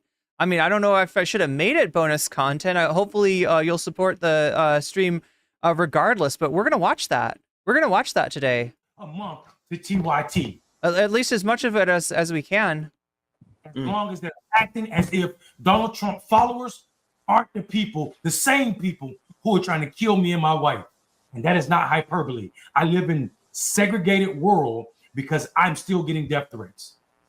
The FBI had to get involved to get me my email back because I was hacked by these people. In real life, in this cycle, I've never thought I would say thank you to an FBI agent.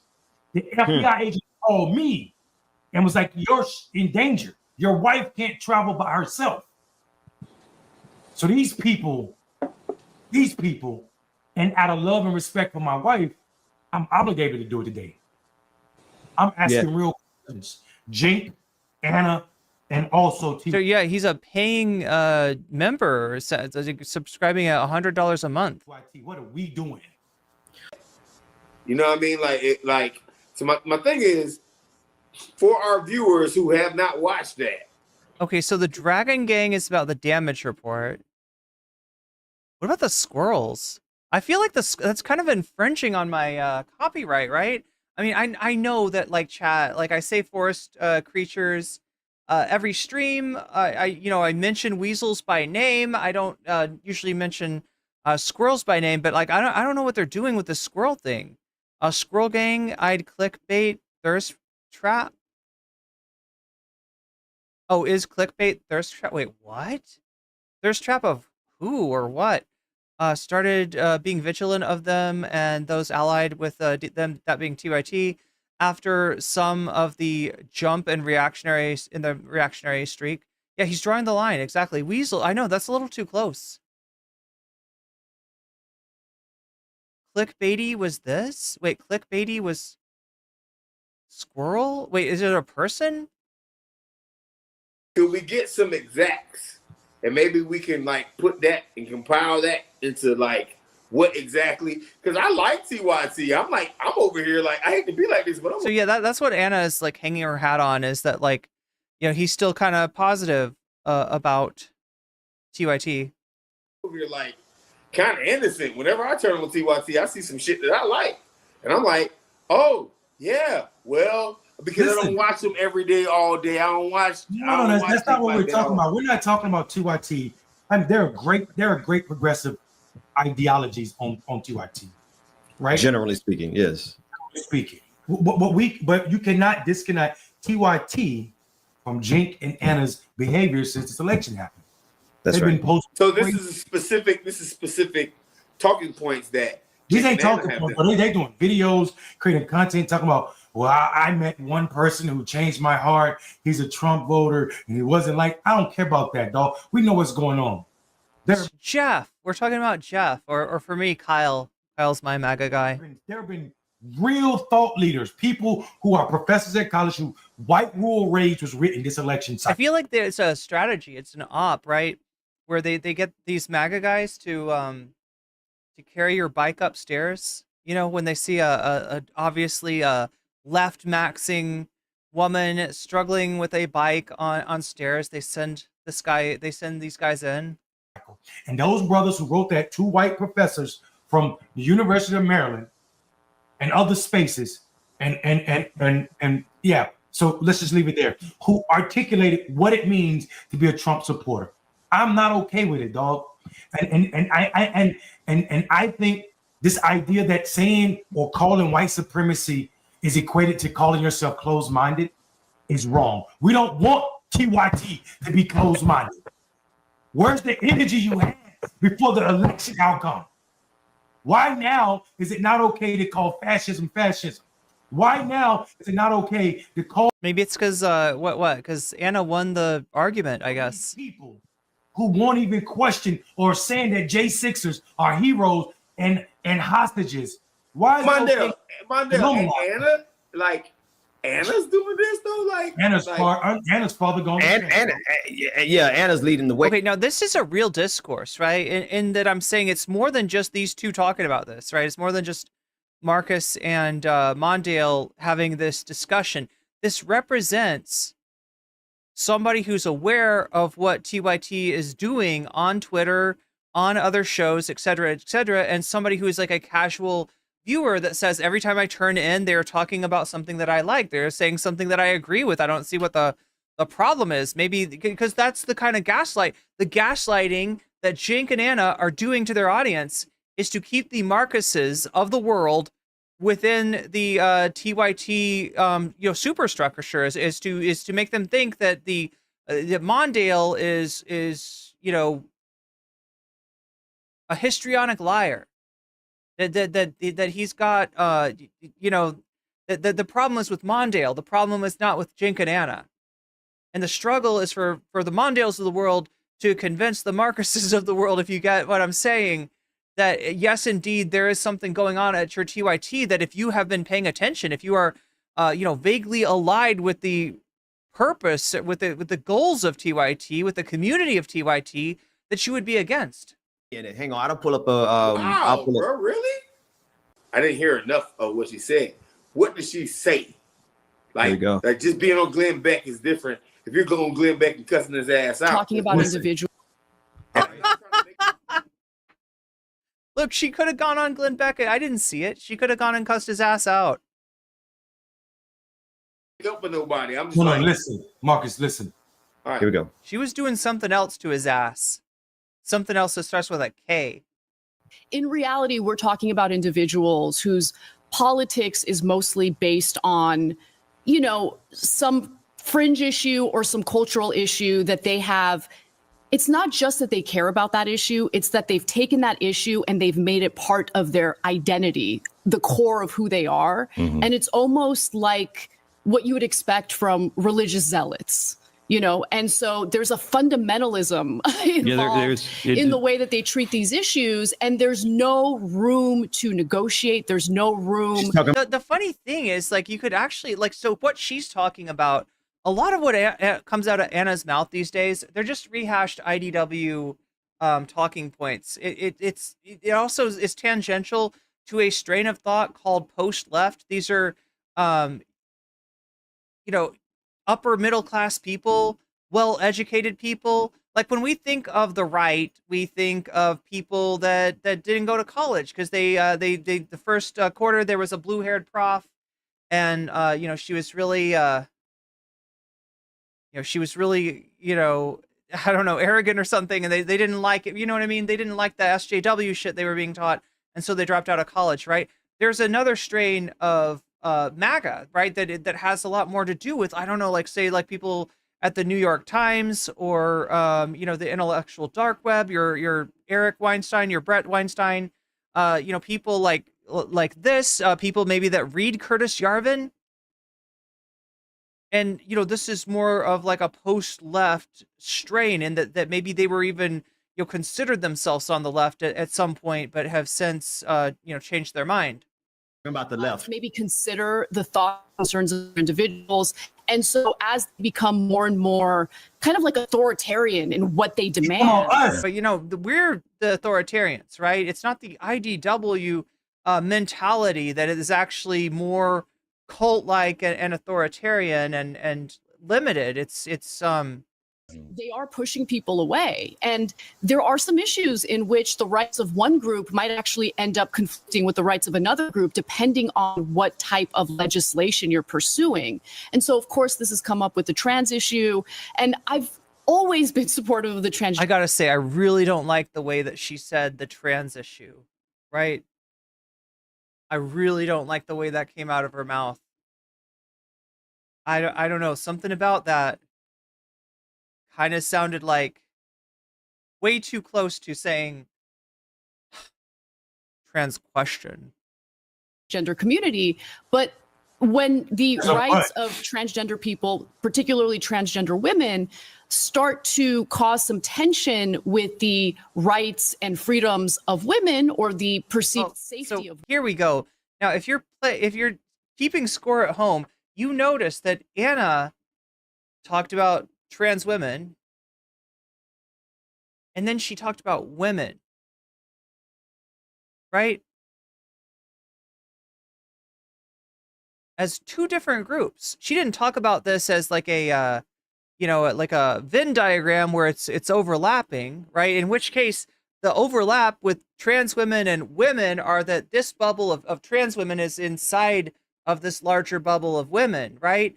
She's conceiving of this bubble as being outside, and of women referring to exclusively cis women. And I don't know, we got to check your karyotype, to make sure, like, you know what I mean? You don't have some kind of, genetic thing going on where we're going to put you outside the bubble as well, right? We got, like, with the, what happened at the Olympics this summer, right? There's a narrowing bubble of who is considered to have membership. In other words, she's a TERF.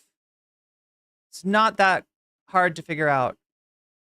Women. Well, let's have a conversation. JK Kasparian here. Avoid assuming the worst of the people who want to have a conversation. White women are in danger. Bro, listen, let me tell you something. This woman, that statement in itself is so dangerous. And that ain't even it. Like if you just pull up some of the stuff she put on her Instagram, all of that, it's crazy enough, bro. I am disgusted with this willing to play games and the fact that they're saying that we are zealots, we are religious zealots on the left. Come on, bro. To Glenn Beck.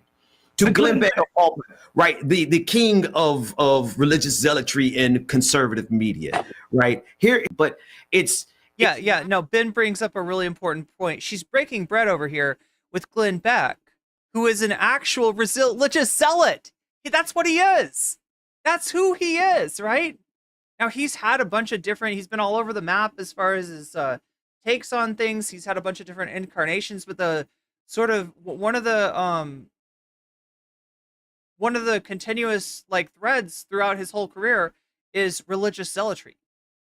That's who he is. And but to Ana Kasparian, it's just, you know, he has a different view on spirituality, I guess, than I do. But I can respect that. What I can't respect is the religious zealots of the Max left. Not that they're going on these platforms, is that they're going on these platforms and they're trying to make nice with people who are literally trying to destroy not only democracy, because some people don't care about democracy. I do, but they're also actively trying to destroy the lives of 20 million of the migrant working class. Right? Let's not talk about all the everyone they're going to what they're doing with Obamacare, what they're doing with Social Security, what they're doing with Medicare, what they're doing with Medicaid. That's just the surface of it. The 50% of federal employees they're getting ready to boot out. You know how many black people that's going to hurt, right? So they're going to platforms making nice with people who have the most nefarious intentions for us at the moment. And thank you for saying the way you did, Mondale. At the precise moment when we need progressive media on lock. We need progressive media hitting on all cylinders. And we got them instead over there trying to make nice with Glenn Beck and Tim Pool and all the rest of them. For what? For why? For clicks? Hold on. I got to go further. We need to clip this, what I'm about to say. Okay, but hold on. I want you to land it. I want you to land your plane. But right now, my soul is saying I got to do this. All right, go ahead. As an anniversary gift to me and my wife, if you are watching this show right now and you subscribe to TYT, unsubscribe, and you need to get a paid subscription to Ben Dixon. This man just invoked his wedding anniversary. That's how invested he is in this. And, you know, as somebody who is invested in TYT, prior to this, and is now invested in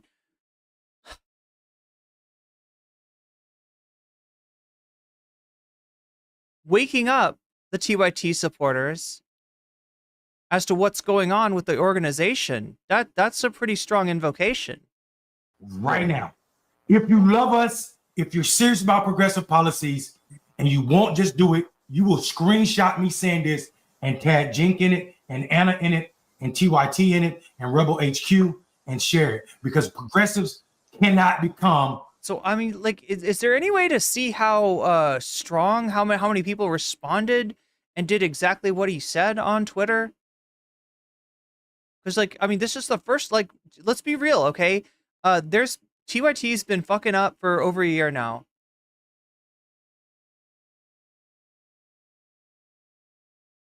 But they haven't seen this kind of a sub drop until just now. So I'm wondering, like, what exactly caused that? Kamala Harris and the Democratic Party and the establishment, because when we do that, we become unsalty. And Ben Dixon can tell you what it means when the salt of the world loses its salt. When the salt loses its savor. Listen, I wasn't going to directly say send your subscriptions to me, but I also ain't going to miss the blessing that Mondale set up. But I will say this, wherever you send your subscriptions, I can tell you the majority report ain't moved an inch from their values. That's good ground. You can sow a majority. That's a very fair point. The Vanguard, them two cool white boys over at the Vanguard, they haven't moved from their values. right? Ben If you Dixon. Ben Dixon. Ben, I am you have Ben Dixon.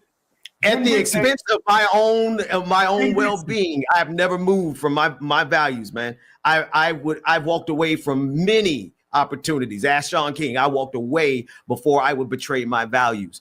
We need left-leaning media now more than ever.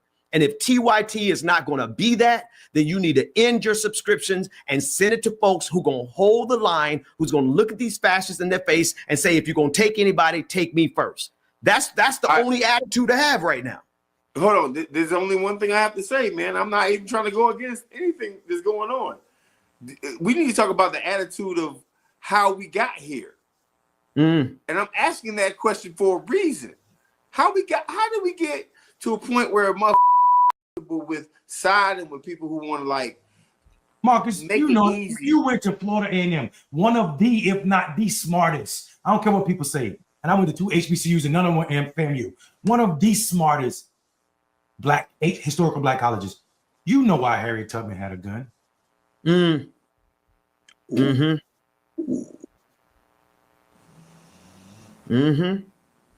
won't just be white folks. It was for them Negroes that was supposed to be running with us that were willing to go back because their feet were hurting. Oh yeah, no, Bastard got chicken cooking tomorrow. Look, because think about it. If you really, thank you for setting it up just like that. Think about it. Like her one gun wasn't going to do a whole lot against all the white guns that would have came up against her. But you know what it did? Oh, why did I say post left? I think I meant to say post liberal. Right, the post left, yeah, is there's a lot of different people under that umbrella, but I'm talking about post liberals in specific here. Saw the problem of them Negroes who was a problem trying to get free. There's always going to be a subset of us, whether it's in the black community, we got them in the black community. The same folks who sold us out on the west coast of Africa in the first place, same folks who sold out Harriet Tubman in the first place, all these people in our history, they in present today. Hold on, Ben, I'm busy right now. Hold on, Ben, I'm busy right now. Do you, Ben, I'm asking you questions directly. Do you have a paid subscription like TYT? A website where people can go because it's timeout. I'm saying I'm calling timeout, and people should know I have no financial gain from Ben Dixon. I get no money from Ben Dixon. I do get money from TYT. Do you have a website or where people can go for get subscriptions? And we need more from you. We need more content. We need you putting up more progressive voices. It is timeout for people that are willing to sell us out. We got to tell them not on our watch. Amy Goodwin can't do it by herself. Democracy now is not enough.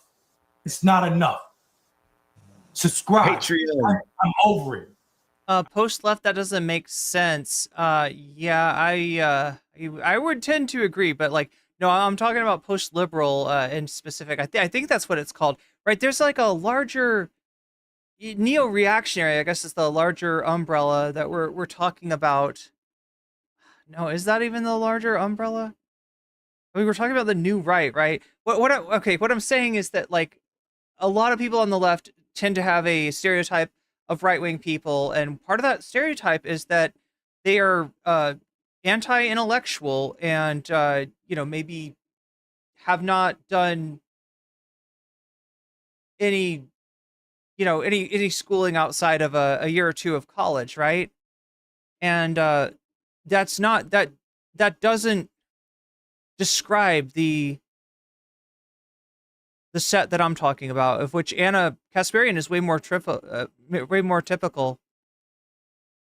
I'm over it. Patreon.com/the BPD show. There we are on my Patreon page. I put us up last week. Patreon.com/the BPD show. And I mean, listen, high key, you're gonna get some high quality stuff. I can't lie to y'all, man.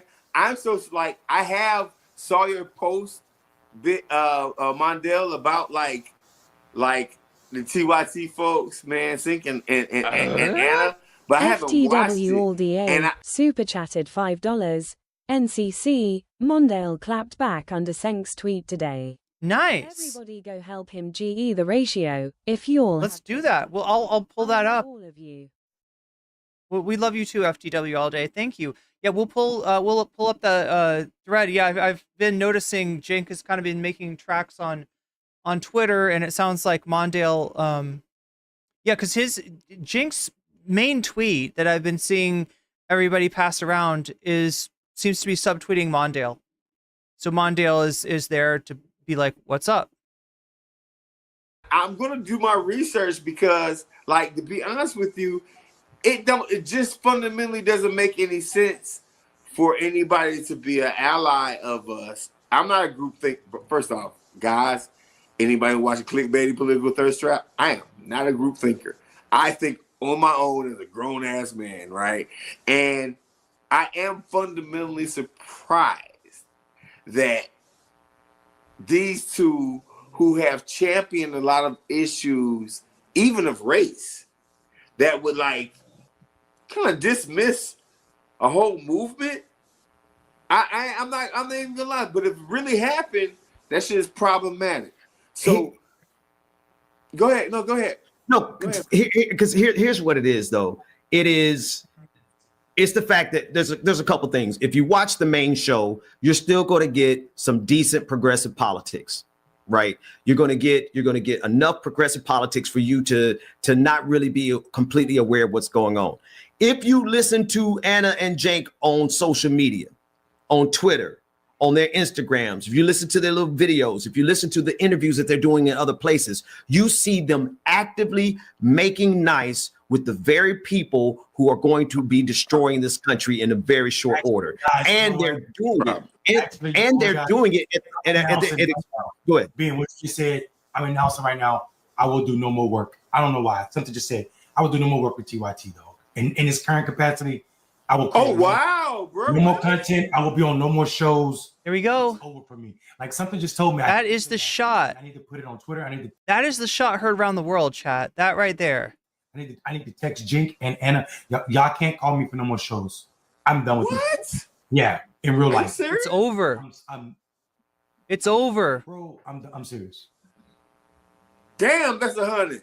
It's never been more over. Somebody said, "What about Dr. Rich?" That's the only reason I have. That's the only reason I have tears in my eyes because I love Dr. Richie. Shout out to Dr. Richie. I love Dr. Richie more than I love the ground that I feel that I need to stand on in this point. Dr. Richie is a super strong will and will be successful in everything. He got 1 million jobs for a reason. But this right now is me saying I can voice TYT in his current iteration. And if it means I'm never going to be in those people again, I accept that. But it's over at this point. Damn. Yeah. All right. So let me lighten the mood real quick. The state of Oklahoma decided that they want to make sure that a lawmaker in Oklahoma, I think you have this, Ben. A lawmaker in Oklahoma decided that he wanted to enforce praying for Donald Trump as a mandatory religion in the state of Oklahoma. Wait, okay. You have that article? Yeah. Wait. Was this in a school or something? I know Oklahoma is doing some weird stuff in their school system. I'm gonna pull this up where they got Bibles in the classroom.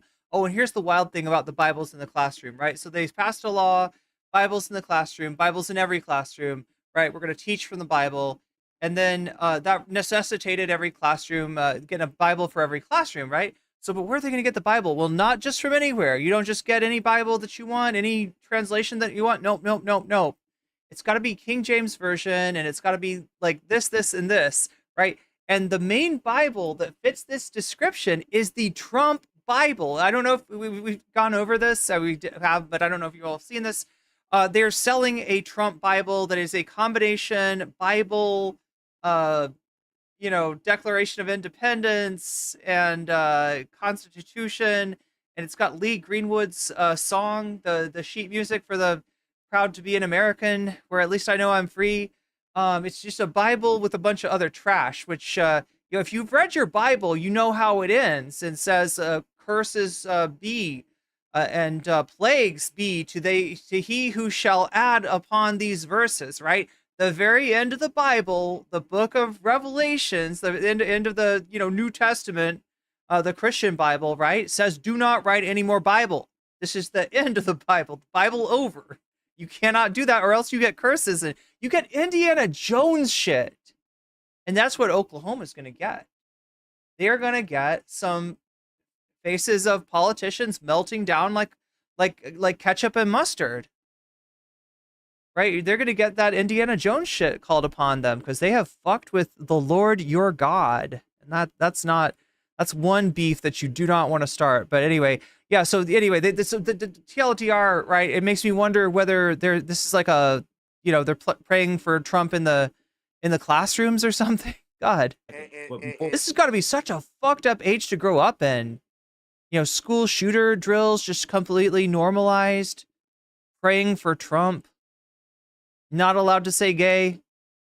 And I don't want to minimize what you just said. Hey, right. Clickbaity viewers, guys. Mayor Mondale. I'm sorry, my brother. Mayor Mondale makes like real serious moves for his people. So I think y'all need to like listen to that right there. If Mondale is so whatever Anna was saying about this guy like defending them, yeah, I mean he said one or two. He was shocked. He hasn't seen what Mondale's seen.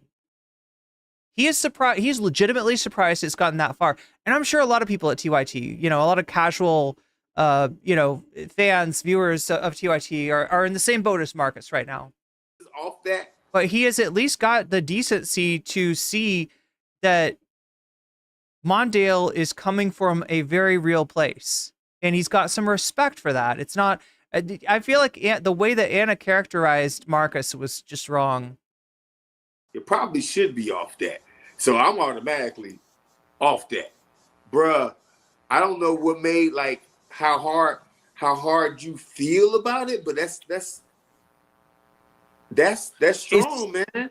Yeah, look at his eyes. He's fucking serious. Yeah, Mondale, I got one, man.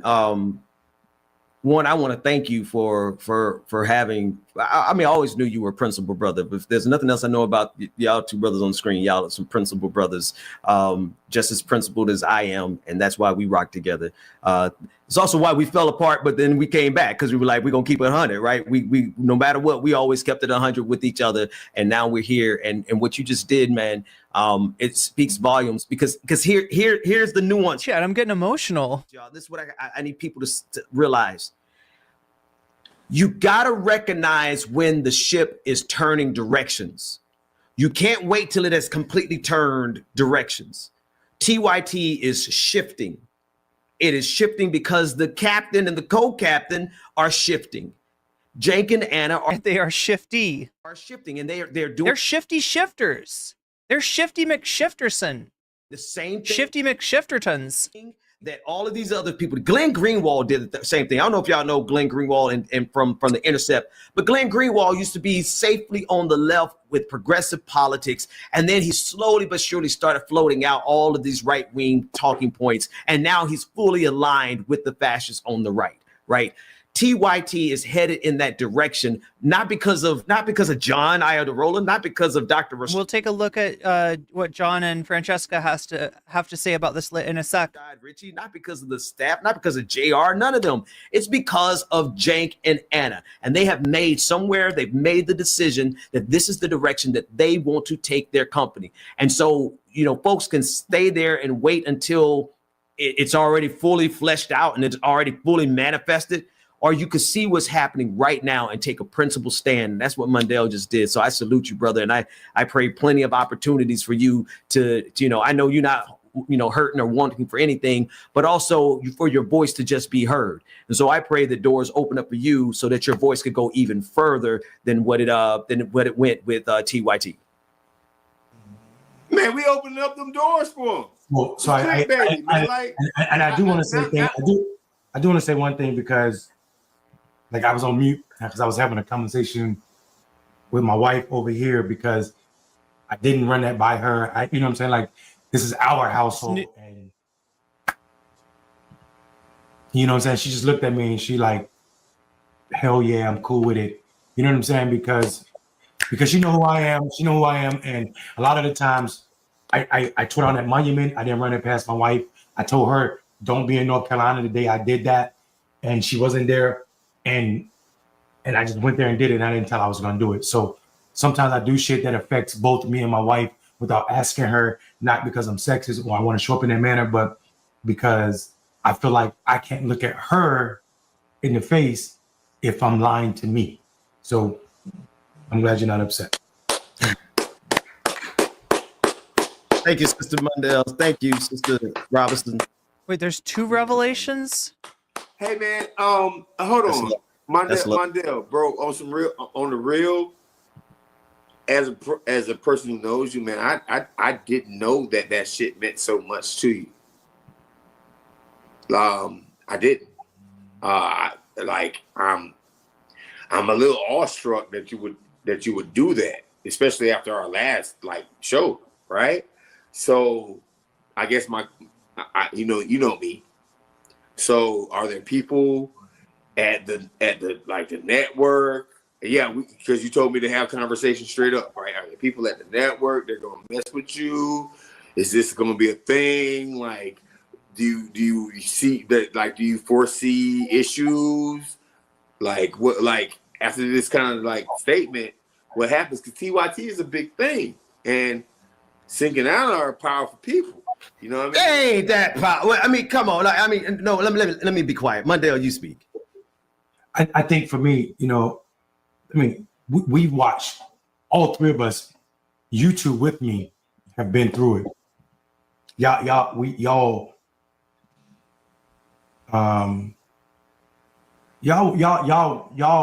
there through COVID, through all that stuff, and I mean, somebody's probably gonna say something. Somebody at the internet, they're gonna have something to say. All of them, you know what I'm saying? And there are people over there that I have relationships with, right? Rashad Ritchie, they're on the screen right now, actually. JR, John, and Francesca. But at what expense? I mean, there it is. And that might be a clue of the next step. We've got members of TYT stepping away. We've got viewers of TYT stepping away. The next step seems to be hosts of TYT, employees of TYT stepping away. And that is one issue that the organization cannot deal with. I predict within the next year, there will be no more TYT. Now, that doesn't mean, I'm not saying that Cenk and Anna are going to go anywhere, because I don't think they will. But I think that if we have, this is the first ripple. This is like the stone going into the pond, right? And it's just going to be like ripple, ripple, ripple, ripple. So many ripples, like, right? 1,000 ripples, each ripple creating other ripples. And with enough people saying what Mondale just said and stepping away from the show, this organization cannot continue as it is.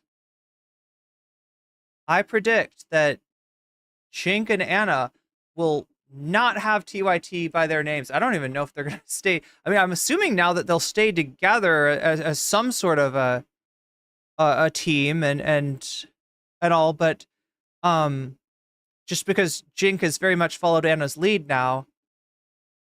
But yeah, that's that segment kind of took my breath away. How are you doing, chat?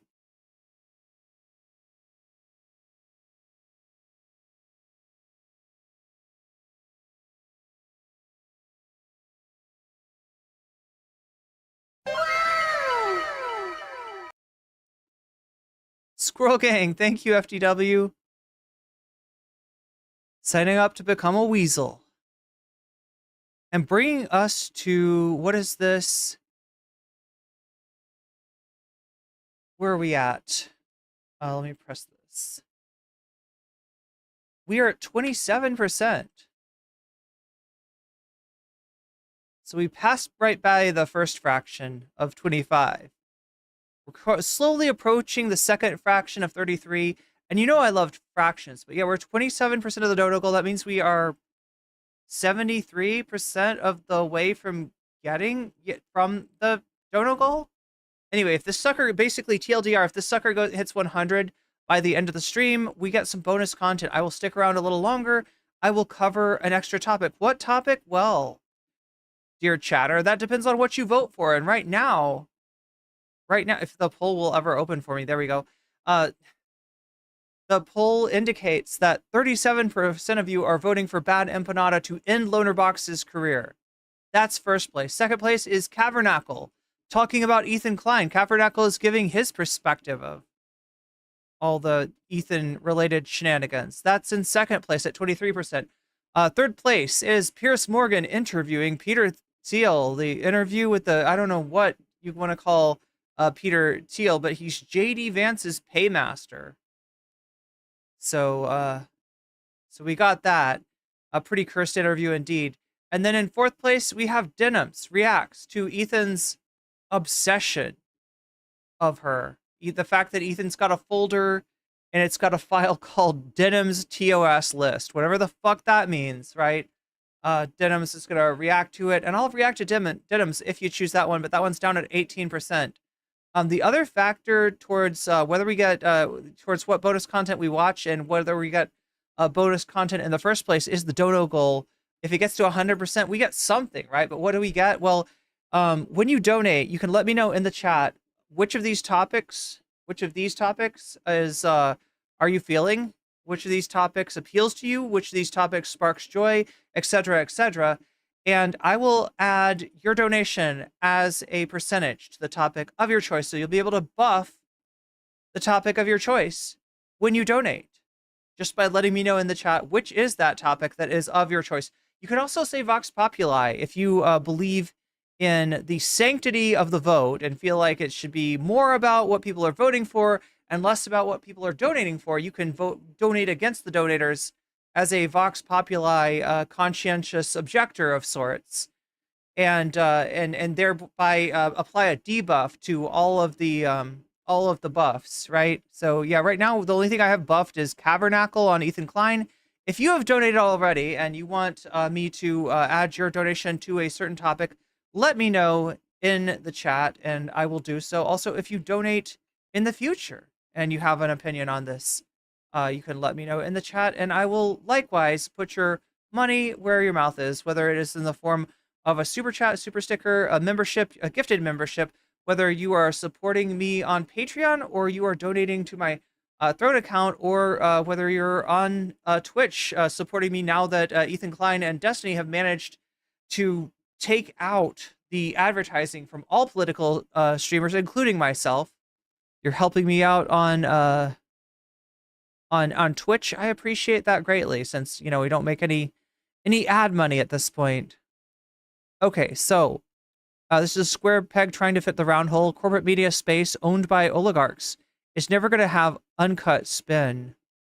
They can try to fake the edge by getting Hassan or Cenk on the show. But yeah, Squirrel Gang. I still don't feel like I completely understand the squirrel and the dragon. The squirrels and the dragons of TYT. Lick the like button. I mean, that's one way you can do it. But yeah, I mean, I don't know. I'm kind of emotional. That last bit was... Have you covered the drones? No, I haven't.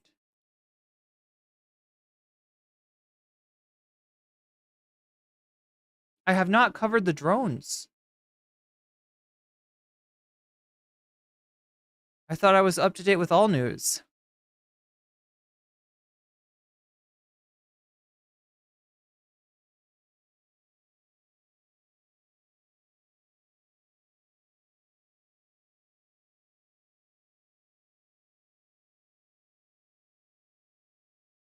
New Jersey. Oh, are these they? What? Okay, that's too funny. Somebody's got an AI of a stormtroopers by a TIE fighter crashed on a snowy roadway. Okay, so wait. What exactly is going on here? I remember Breaking Points has a story about lights over New Jersey.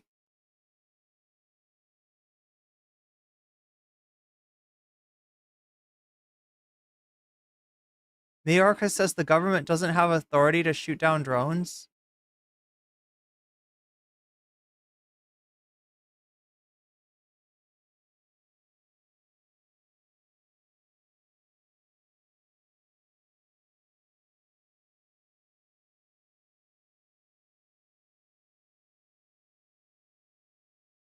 Okay, so I mean, I guess, oh my God, Chad, I'm on a timeline now.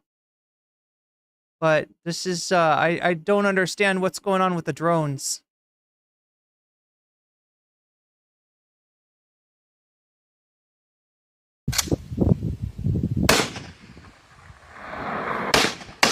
So people shooting at the drones. What are they is that a bullet? No way, that's not a bullet. What are they shooting? Like, if it was a bullet, I wouldn't be able to see it, would I?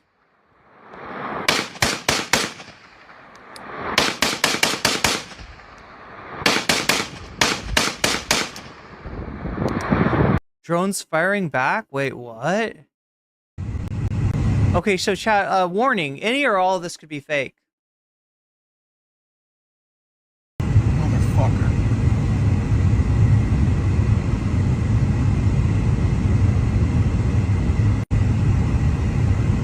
Motherfucker.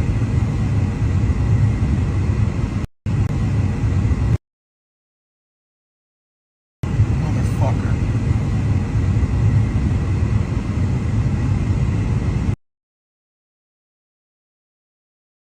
John Kirby says they don't know enough about the drones to take them down, and they haven't sought help from any AI or tech experts. Wait, what? Why would that help? God.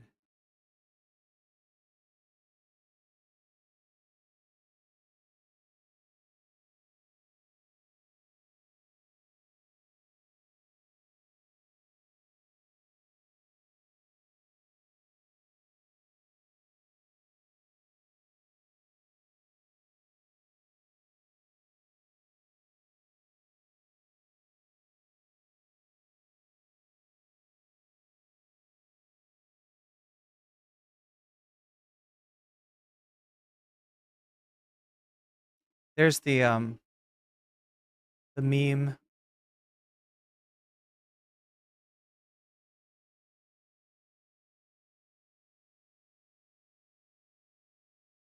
Anyway, what do we, that's fake as fuck. Is it all fake? I know there was, people were saying there was like a UFO and that they asked the Department of Defense and they were like, I don't know what it is. It's got to be AI. Star Wars laser stuff looks fake. Well, there's definitely some Star Wars memes in there. Anyway, I don't know what to do about the drones.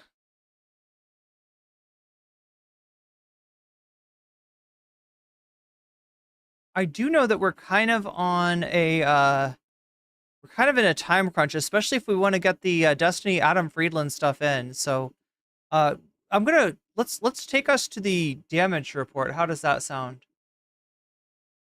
Let's watch the damage report with John Yadarola and Francesca Fiorentini.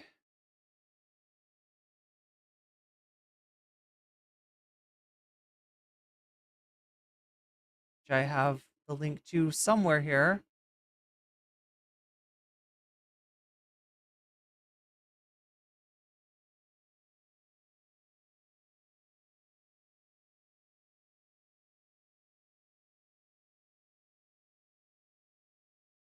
Oh yeah, I should probably give you this first.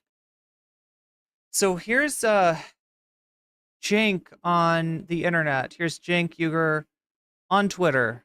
All right.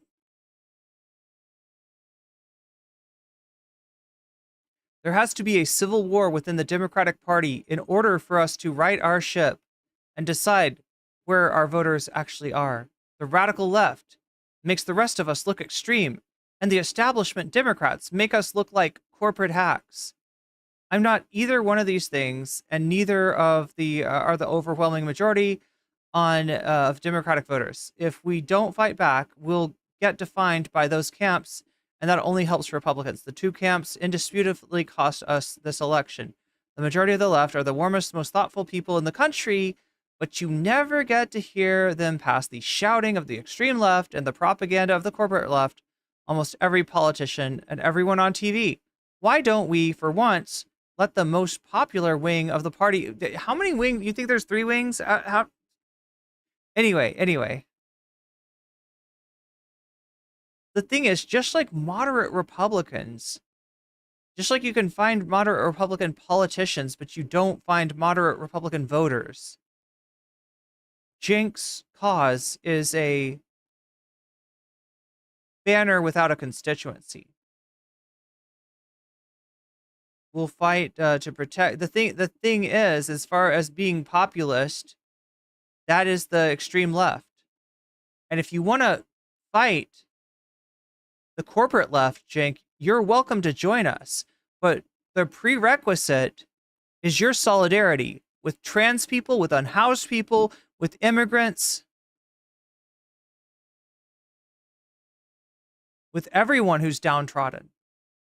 That's the rules. Sorry. So, Cenk, I got to ask you. You keep on trying to make this a 3-winged bird, but there's never been such a thing. Which side, Cenk Uygur, which side are you on? And I think we all know. I think we all know that Mr. Poly Market Studios is a corporate coward, a loser liberal, and he always has been.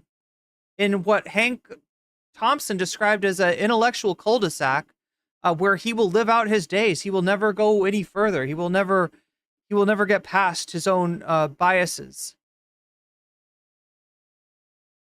But anyway, that's the shot that Cenk fired off. Now I am told that Mondale replied, but I don't know if it's to this thread. X'd out, yes.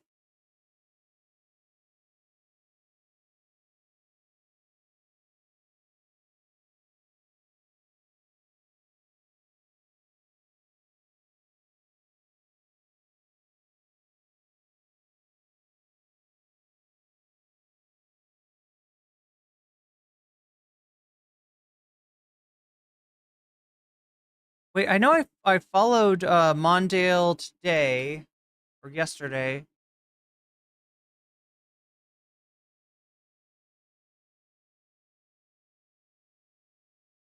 So not seeing it here.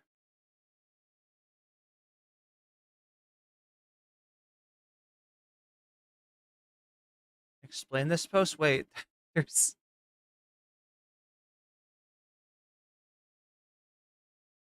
All right, let's take a look at what else Cenk has been saying today on Twitter. Latest tactic of the radical left is accuse people of being racist for disagreeing with them because they're protecting vulnerable and marginalized communities. When did they vote on you being their prime minister? What? What is Cenk smoking? Conveniently, this allows you to say that disagreeing with you is immoral. Did it ever occur to others that others might have a different strategy for helping the same folks? Yeah, you got a strategy for helping trans people, for sure. By denying their basic human dignity. That just having the most extreme politics doesn't mean that you're protecting the most. It's amazing that it's never occurred to you that you're putting them at greater risk.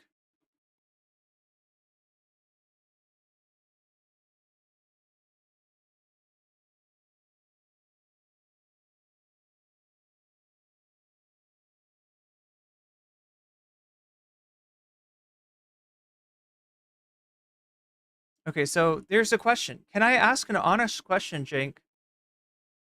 What is actually motivating these posts? Like, truly, I'm not criticizing. I just want to know the psychology behind this change. What you are thinking about? So Cenk says, I noticed the right-wing populist about a year ago Started noticing right-wing populist about a year ago. He's like that meme with the head turning and shit, head turning meme. When I was running in the primary and doing more right-wing talk shows, it was hard to believe at first because we demonized each other so much. But over time, I realized that we can still have big disagreements, but holy shit, we now have agreements. So this person replies, from what I've gathered, we both seem to dislike Israel and we both dislike the donor class politicians, as you put it. I don't know who this person is, by the way.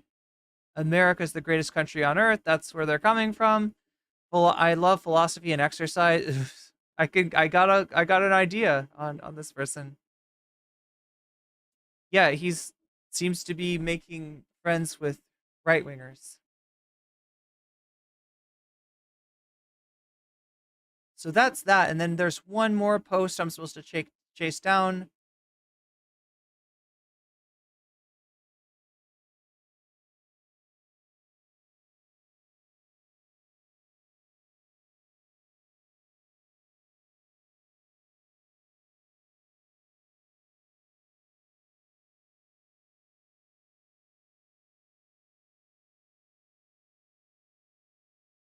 Here it is.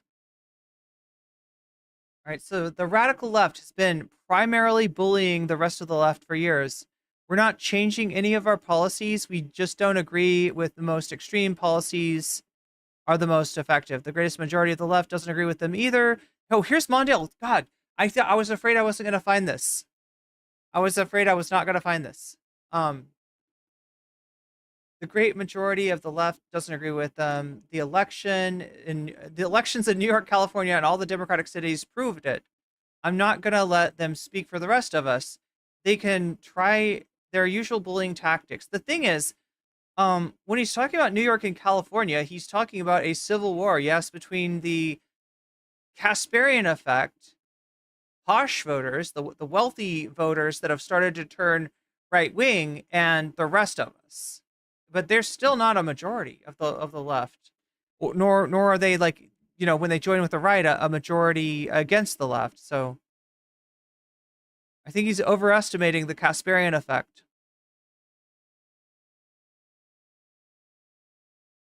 W. Mondale Robinson says, this is gaslighting to the 10th degree. How are we, the so-called radical left, bullying the Democratic establishment that caters to the interests of the moderate, conservative, corporate-leaning Democrats and hold all the resources?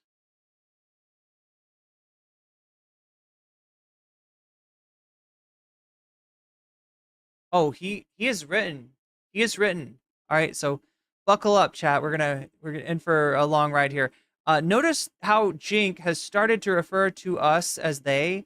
This man is literally playing in our face.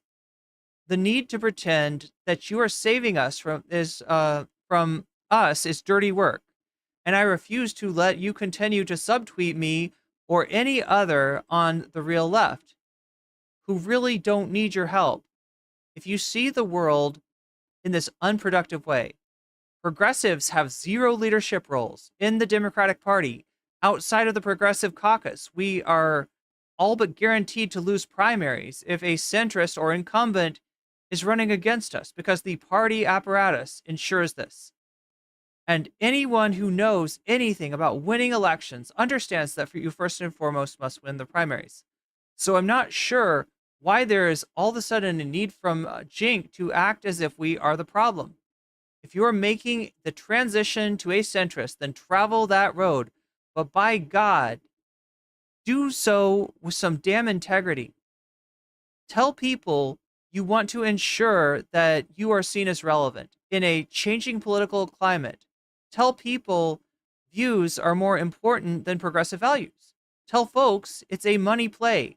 Tell folks you aren't cut out to stand in the gap that we built you for. In this, it is clear to all of us on the left that Cenk has made the calculated decision to walk as the political consultant class who yielded a few constant truths, who has yielded a few constant truths. One, for comfort and compassion from white Republicans, They will sacrifice party unity by tossing the left wing of the party under the bus. 2, they will misrepresent our actions and our policies as radical or even harmful to victory. But in actuality, what they are truly saying is that centering anything other than whiteness isn't a winning strategy in their eyes. And both of these acts, both of these act in perfect ingredients to do a few things that cause constant consternation for progressives.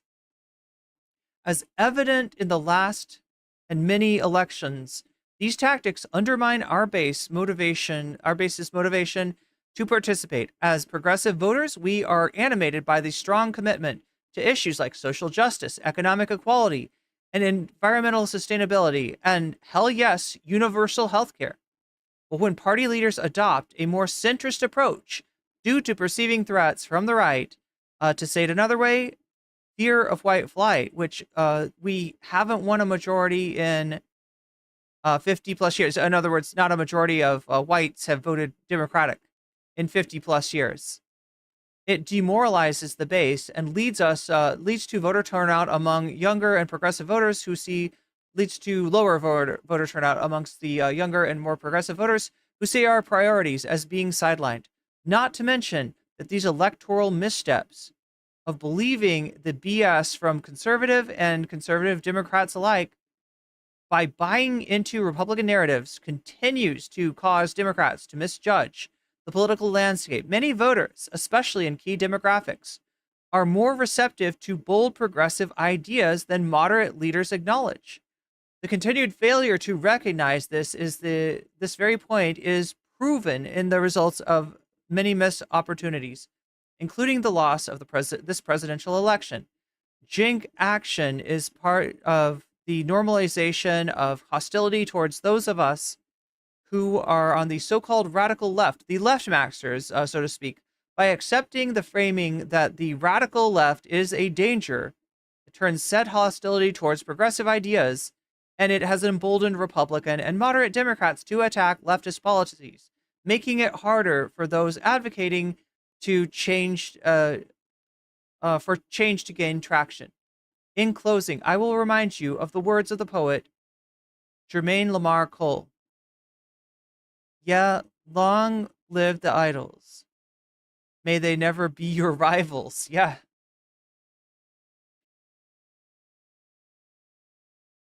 Look at this. Look at this. Mondale's here taking all commerce. Like somebody comes in with some transphobic garbage and Mondale slaps it down. Beautiful. Love to see it. All right, so chat, what do we have here? We're going to get to, I'm changing up my order a little bit just to hopefully get to everything. Oh, yes, that's right. We've got the damage report with John Aderola and Francesca Fiorentini.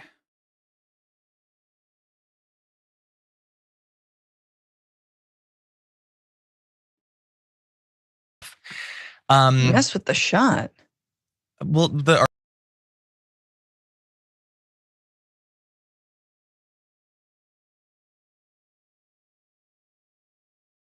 again, Bernie. All right, so there we go. We got that all queued up.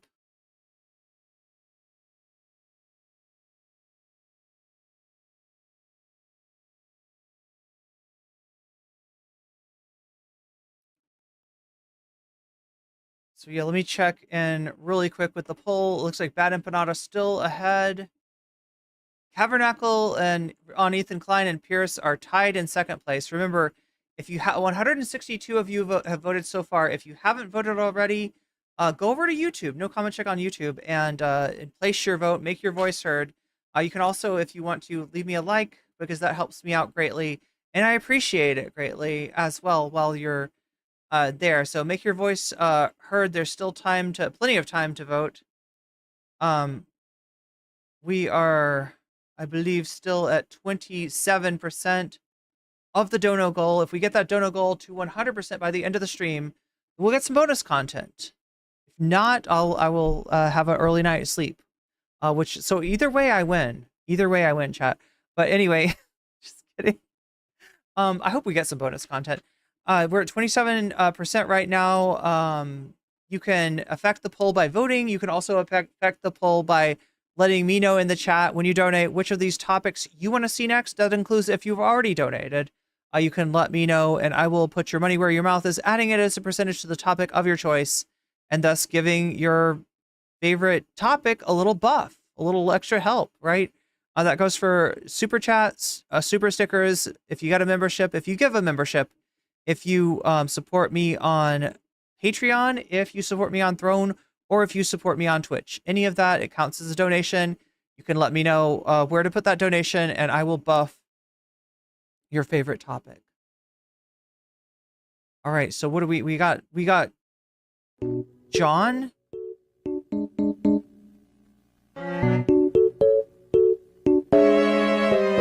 Rob MC, thank you for the 1,000 bits. Cav on Ethan, look at that. Cav on Ethan is doing some numbers right now. Starting to do numbers. Yeah, look at that, 16%. So even though it's not winning in the poll, it's winning with that extra buff. Remember, you can counter that buff by voting for the topic that you want, by saying Vox Populi, or you know, I mean, there's a lot of ways. But thank you for the bits, Rob MC, much appreciated. We're at 37%, 37% of the way there. I am trying to change us over to being, there we go, with the John tent. Are you ready for some John tent, chat? I am ready for some John tent. All right, we got some John tent today with John Adirola. Sanders, because he's 1,000 years old or whatever. He's older than Smaug. Although I would love for him to run regardless. But if AOC and and he's got a better treasure too. And Elizabeth Warren, if they're posturing that I'm going to run and I'm going to focus on getting single payer healthcare, good. That's only 1,000 times better than whatever backroom planning Pete Buttigieg is doing, or Gavin Newsom, or a lot of these others. And look, if they want to sign on to that too, if they can read the room and see how much anger there is about the status quo, how much desire there is to change things, and we see these polls showing like 62% of the country thinks the government should guarantee healthcare, which is like 20 points higher than it was a decade ago. Then sure, they can sign on too. I'm still gonna go with the people that have been more authentic about that for a longer period of time. But that's what I wanna see come out of this.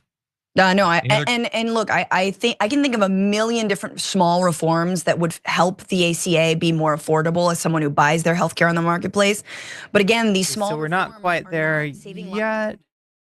Wait, I pressed the wrong button. Lives. Americans, they have I think they think that, well, they have to just take matters into their own hands, right? And if it sparks this conversation, if we're talking about it, I mean, it's like, you've got Michael Moore coming out with Sicko, what is it, 20 years ago, right? Yeah. However long ago it was that he came out with this groundbreaking documentary that showed all the people with health insurance, and it was sort of the precursor to the ACA. Well, you could really do the same exact documentary now, even with the ACA. So yeah.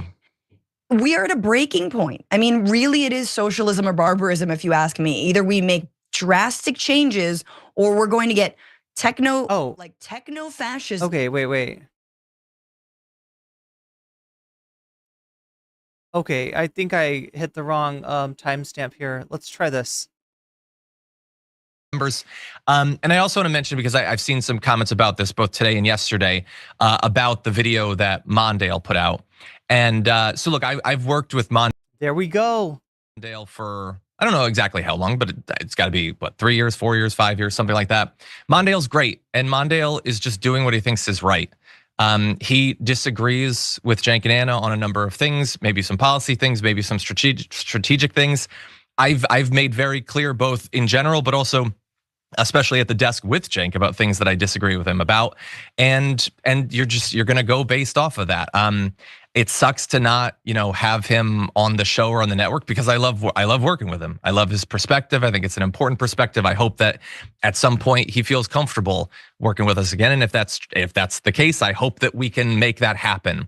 I want us all to work together, because I think the stakes are incredibly high, but people have to do what they think is right. Everybody's going to. That's true for the people. Look, here's the deal. I mean, for a long time, we've kind of counted on, on TYT, on MR, on, on a lot of networks out there to act as, these kind of online alternative aggregators of consciousness. I feel like at this point, we've got to start being those aggregators ourselves, because you can't count on something like TYT, which is an organization, as much as it's out there in search of justice or in search of truth or whatever, they used to think that they stood for. It's in search of money. It's in search of funding. It's in search of power. It's in search of clout. And when those institutions give themselves over to become just another corporation, which is how I view TYT, we've got to be able to step up and replace them. And I'm going to do the best that I can to reach out to other people in this sphere and help facilitate that. We've got a lot of firepower on our side. We've got a lot of intellectual firepower on our side. And that is the ammunition that we need for this war. Right? And yeah, I think that, going after Cenk Uygur, going after Anna Kasparian, going after TYT, and making their viewership aware of who they actually are and how much they've been sold out, if they have, contributed, if they've been part of that, if they've done emotional labor, if they like mod people that have modded for TYT, for instance, right? Then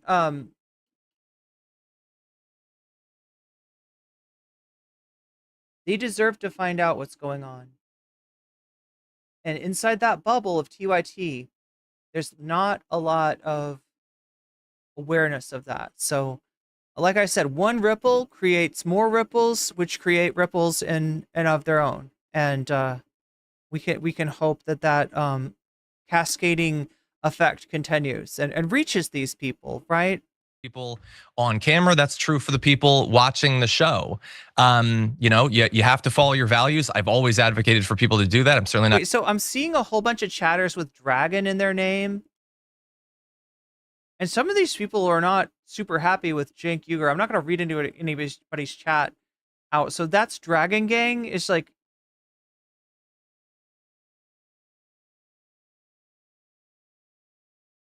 I don't understand. There's Dragon Gang, and then there's something with squirrels. Anyway. Not going to change that right now.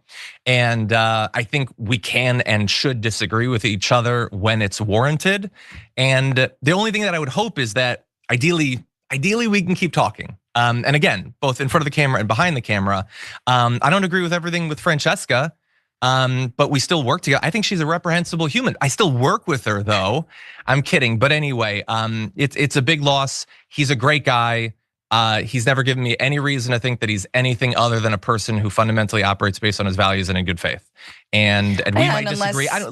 Unless he gets really big on YouTube, I'm sure others would agree. And unless he gets really big. That's right. Hashtag TYT mods quit. We'll probably all, tear him down. Well, I think I will not participate in that. But no, yes. And neither will I. I mean, there's gets really big. It's based on his values and in good faith. But anyway, it's a big loss. He's a great guy.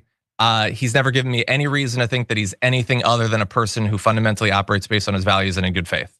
And we might disagree.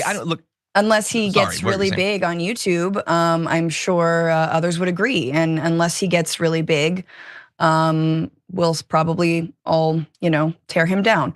I think I will not participate in that. But no, yes. And neither will I. I mean, there's 57 seconds to say that I think it is really telling that some of the contributors that have left are Black contributors, trans contributors, and that is really unfortunate. And I think there's a reason for that, as we are being told that so-called identitarian concerns of racial justice, of trans rights, should not be at the forefront of a progressive movement, when in fact they should. And in fact, there is room enough, and there's always been room throughout every struggle, civil rights, LGBTQ rights struggles, the feminist movement, they've all been told to shut up and put their concerns second. And history showed that they were right and the others were not. So yeah, it's a huge loss. Look, the break's about to come. I'll say just a little bit more. Yeah, it seems emotional and I mean, understand this is going on a on the damage report. One of the, yeah, I mean, it's got over 1 million subscribers here. This is TYT affiliated. John is, I think, an employee. Francesca has been a contractor for TYT. On the other side of this. Okay, so he kind of called it so wait, there's the dragon right there. So wait, so is the dragon thing, is it like a John Adarola thing? I guess I just don't know enough about the TYT culture. Anyway, I've been given another timestamp in addition to this one. Let's see if we can find this one. Somewhere around here. Okay, well, here's what I'm gonna do. For right now, let's move G to last. Is that okay, control room? No, you like Zuckerberg. You want Zuckerberg. Okay, I apologize for even bringing this up. We're gonna continue. I'm gonna give the control room a minute by reading a comment, and then we're gonna continue with the rundown as currently listed. Pitchfork's Dragon, member for 40 months, says, fun fact, bears and raccoons keep ripping apart Cybertrucks because they think they're dumpsters. I don't know that that is true, but if that is true, that is very, very funny. Chat, I want it to be true. I really, really want that to be true. Okay, let's see. Okay, I don't want to go into a whole long thing about this, but Cosmere Dragon says in a super chat, John, I know you won't read this live. Well, I will. But the issue... You've explained it twice now. That's, thank you for, typing it in all caps for me, Radical Trans Girl. Wait, is the second explanation up here somewhere? I was the first dragon, says Groove Dragon. John is making fun of the Proud Boys' name. He said he could come up with a better, like, Dragon Squad. Okay, thank you. Wow, that helps. Let's see. I'm in live chat, so there we go. Dragon Squad started out as a joke on the Proud Boys, making fun of their name, and the chat picked it up and ran with it. Now all the it's like, okay, so it's like a Fupa Troopa. It's like as the dragons are to John are to the damage report as Fupa Troopas are to H3, except maybe I shouldn't associate John with H3. That's right, Narwhal by nature. Okay, thank you for patiently explaining that to me and understanding how much chat I've got coming at me in any given moment. I think I would probably disagree with various left-leaning podcasters on issues regarding mode of production, but I'm definitely willing to break bread with sock dems and liberals that aren't shit libs. Yeah. Well, I mean, like that was my attitude too back in Twitch politics. And, you know, I kind of felt like in the face of the radical reactionary alt-right shit that was brewing up, that, you know, it made sense to like work with people on the left because we're all against this Trump shit.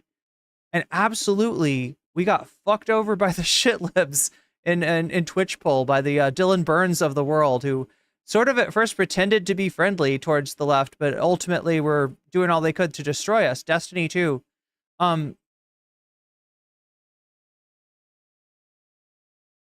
feel like John Adarola is a company man. He gets to do his own thing. He even on transgender guests to talk, even has on transgender guests to talk about the issues. He's not going to rock the boat yet.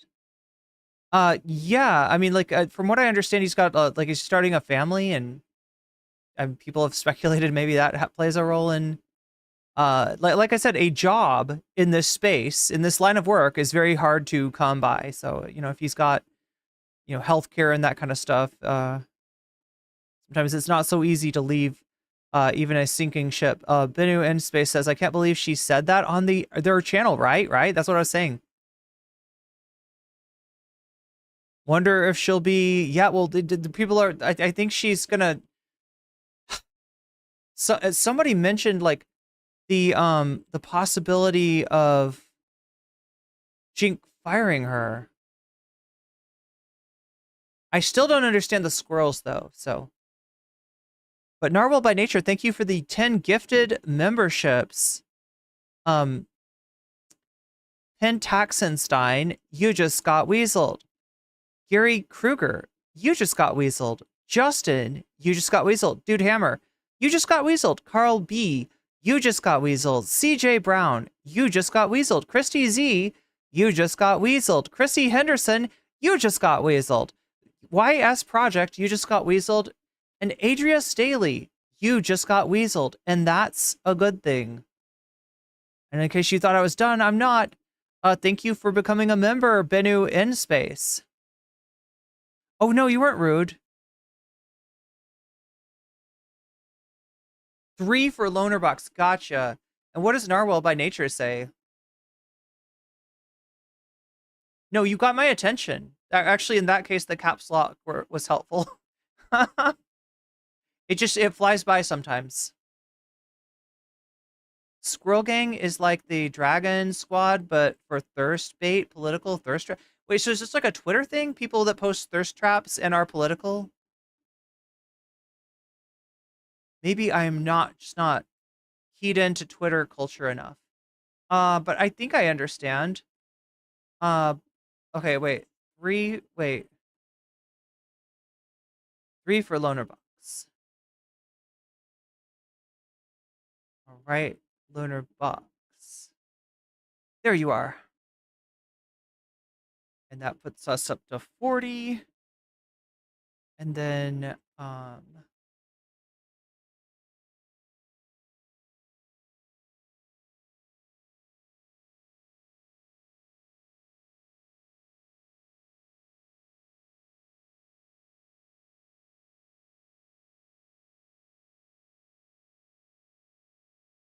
wait, you're not sure. Okay, so I'll put a pin in that for now. But that does bring us all together up to 70% of the dono goal, so well within striking distance. Well within striking distance. Let's see what's it's a Ben Dixon. Oh,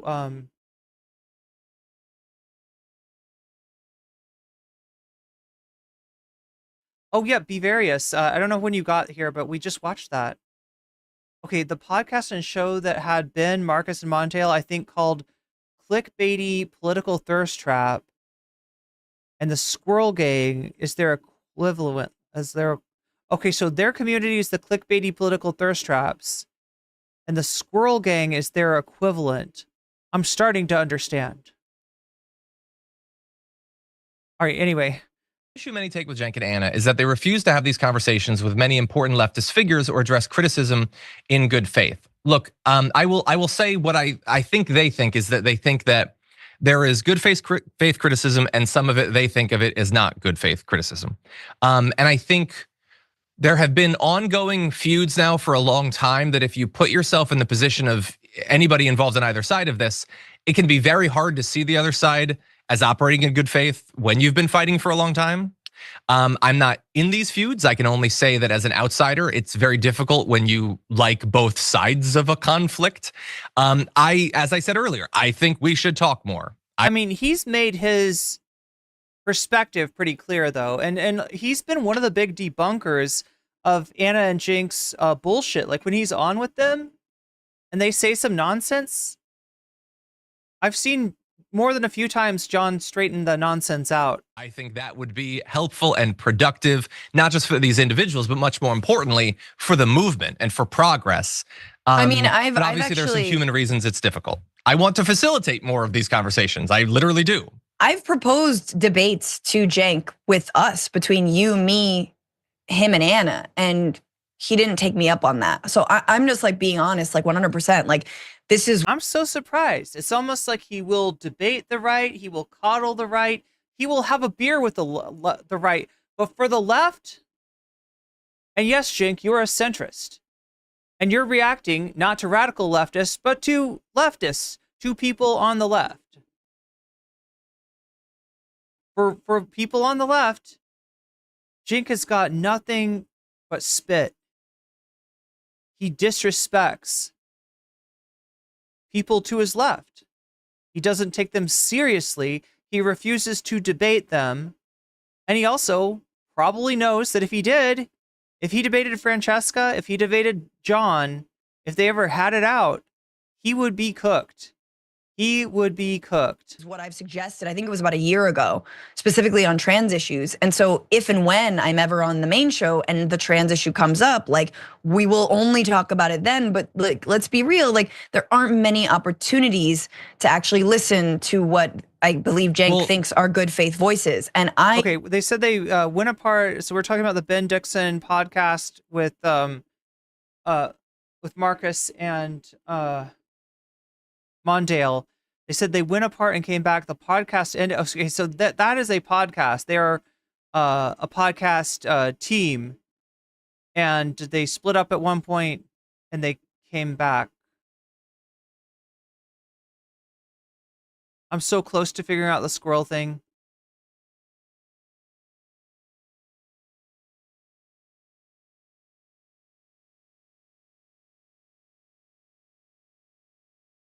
I bought McDonald's for the first time in years, shared it with a squirrel in the park. That was a good squirrel. What do squirrels eat, like French fries? I thought I knew what a thirst trap was until I now hear political thirst trap. Squirrel Gang is Mondale, Marcus, Ben Dixon. Okay, so Clickbait Thirst Trap is a political YouTube channel. Gotcha. I think I understand. I think I understand. Wait, the octopussies. What are the octopussies?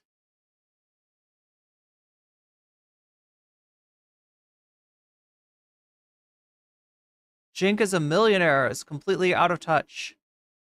John is a truly good dude. Yeah. I mean, he seems to trying to genuinely like make peace, but still keeping staying real. Like not taking bullshit from Cenk and Anna. Cenk has got all this smoke when he creates a straw man without any real pushback. The call is coming from the inside of the house, Cenk. He wants the left. He wants to be the left in the debate. Yeah, there we go. That's exactly that's it. And I've noticed this with a lot of people. Yeah, like you ever notice, like Vosh doesn't debate people that are to the left of him. Won't even admit. The same thing as the Dragon Squad, meaning that we're talking about like people that are subs. Okay. So it's like weasels, kind of. Cenk has never met a radical leftist. I am the left. All he does when he tries to debate people now is gish gallop. I mean, the only person to his left that I've seen him debate was his nephew. And by debate, I mean talk over on his own show. My head was so melted I accidentally banned my own alt account. Oh no. Oh no. Maybe I was wrong about Ruben, right? The left is social inclusion, economic fairness, and climate awareness. Deal. The left is solidarity. That's what these assholes don't seem to get. Have you ever interviewed Adolf Reed Jr.? I don't think so. If you want to learn about racism in America, maybe book some proper guests. Octopussy, that's what I heard. Somebody said Octopussy Gang, right? Are Hassan's thirst traps political, or are they just thirsty? It was my imaginary gang war with the Squid Gang.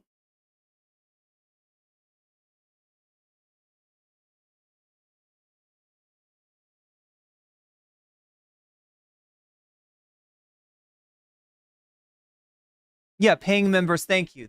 Yeah, that's what I thought you were saying on each channel. All right, I think I understand. Nice. All right, let's. Usually don't get. Personally, I don't get them.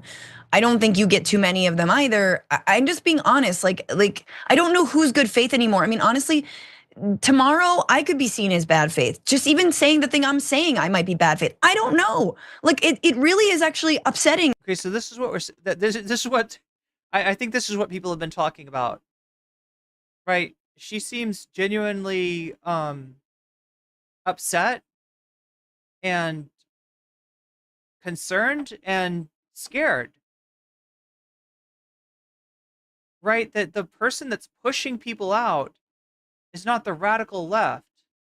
It's Cenk Uygur and it's Anna Kasparian, right? And they're pushing out anybody who disagrees with their bullshit. How ironic that they come on and they're like, they won't even let me disagree with them. I'm allowed to disagree. Well, apparently nobody else is allowed to disagree.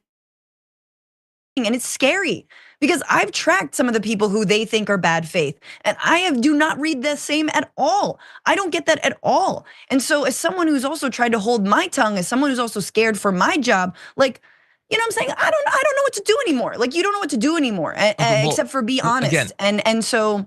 And that's what I'm trying to do. And I'm trying to have empathy for people who, you know, again, when you are in an ongoing fight, it is difficult to see other people as operating in good faith. And also, I don't think naive. I don't think literally everybody is operating in good faith. I don't think that literally everybody doesn't have some sort of motivation. I do think, again, I was not familiar with any of that debate stuff that you were talking about, but we have vigorous disagreements on the main show. We likely will tomorrow. So anyway, again, we'll talk more over time. We have stuff that we have to get to, but I hear what you're saying. Okay, for now, let's talk about a disagreement we perhaps have with an incredibly wealthy and powerful person. Let's jump into this. Head of Facebook, Mark Zuckerberg, apparently has donated $1 million to Donald Trump's inauguration fund, which I cannot be. Maybe he's just reaching out to try to make friends with MAGA, to try to say that we're all Americans, MAGA. Here's $100,000 for Donald Trump's coronation. Inauguration. I mean the successful coup that's been effected. Whatever you want to call it.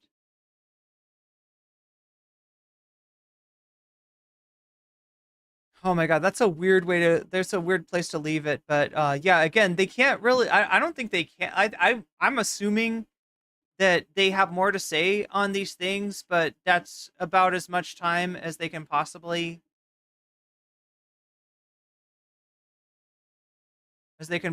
spend on it without risking their own status in the organization. It's basically projection, gaslighting, and strawmanning. I looked up Anna Kasparian on YouTube. It's all her right-wing stuff. Yeah.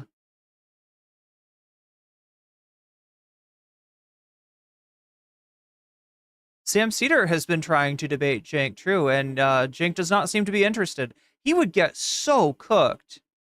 He's got to know that. He can't take Sam Cedar. He would melt. He would turn into a puddle of goo on the floor.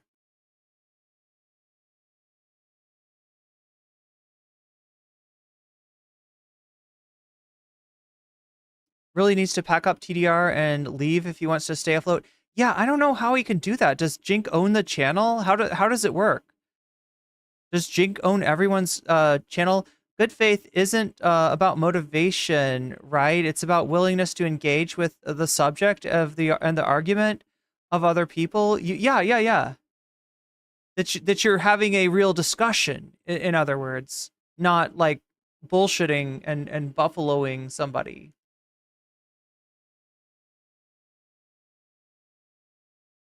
What is that one phrase that's like grammatically correct? It's like buffalo, buffalo, buffalo, buffalo, buffalo, buffalo, or something. Sorry, chat. I don't know why I'm being weird. Cenk can't debate. He just, basically repeats slogans, right? Kind of what he does. He'd either pop like a zit or have a stroke. Well, not wishing harm on the guy. Back in the 1950s, they called the Eisenhower cabinet the millionaire cabinet. Now we get a billionaire cabinet. It's gonna, And look, that was in the wake of the New Deal, where the Keynesian consensus prevailed. And so that millionaire cabinet had policies like a 90% tax for the top marginal rate. Very different than the current billionaire cabinet. What about Buffalo? That's my city. I want to see a video where somebody explains it. Like, right? It's because buffalo can be a verb. Buffalo can be a noun.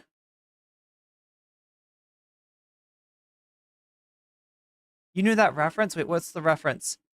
From English class? Yeah, it can be like a verb, it can be a noun, it can be a town. It can be an animal. I mean, that I don't envy John's position at all, but it's embarrassing for him more and more. Yeah, it does suck to be in his position for sure. I agree.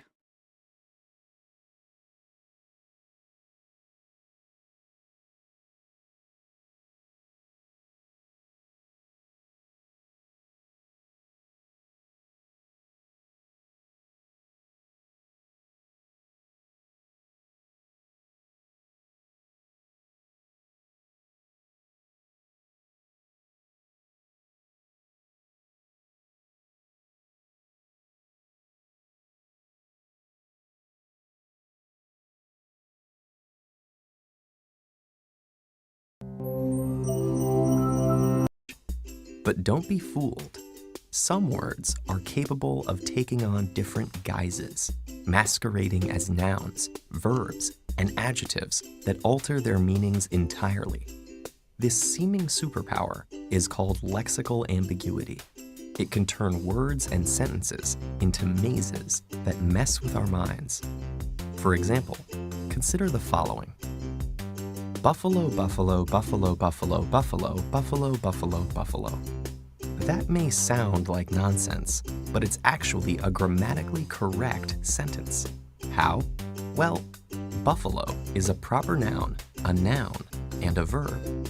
It refers to an animal also known as a bison, an American city, and it can also mean to bully. These different interpretations create a sequence of words that is grammatically correct as it stands. So buffalo, buffalo. So in other words, bison's from Buffalo. Bully.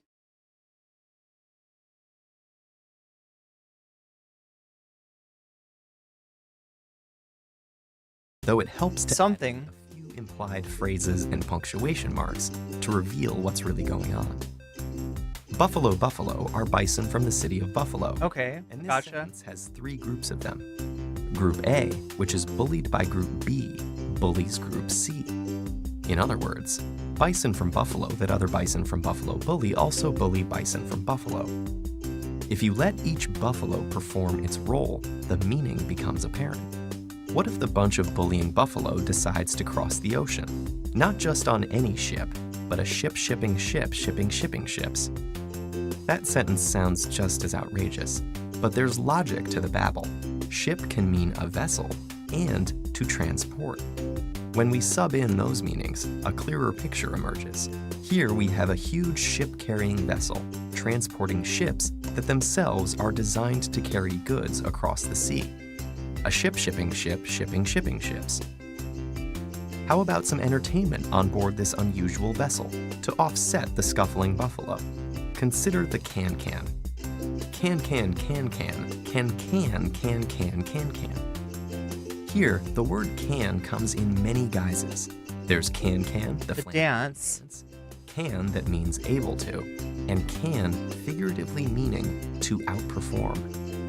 By sticking in a comma... Wait, so if you can somebody, you outperform them? And including the implied... Is that where canny comes from?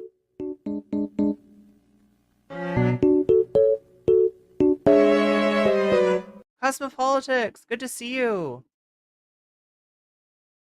And thank you for the update on that, Omega Star. We're just discovering the malleability of words, how buffalo can be both a place name, a proper name, and a verb, and that ships can ship other ships which ship ships, which results in shipping ships. shipping ships or something. I don't know. It's very confusing. It's very confusing. So this sets me up for just the right timing to take a look at the Majority Report's fun half today. So somebody got mentioned.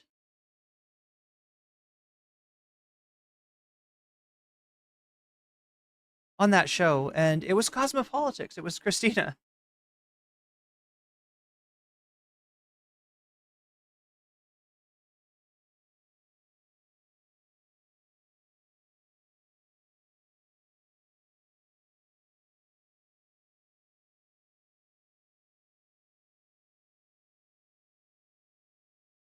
So let's do a little navigation here through the today's fun half.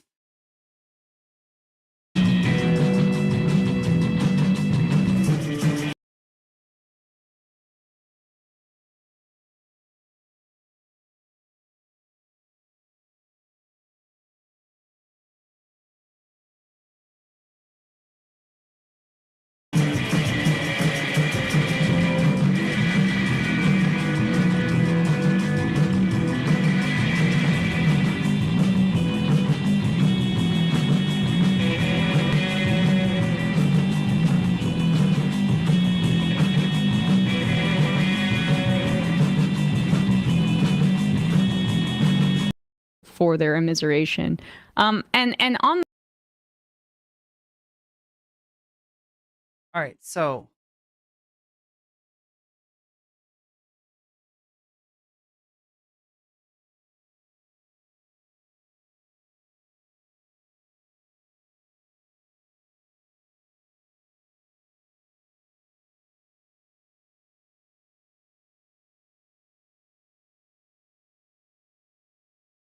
I think we're in the right place.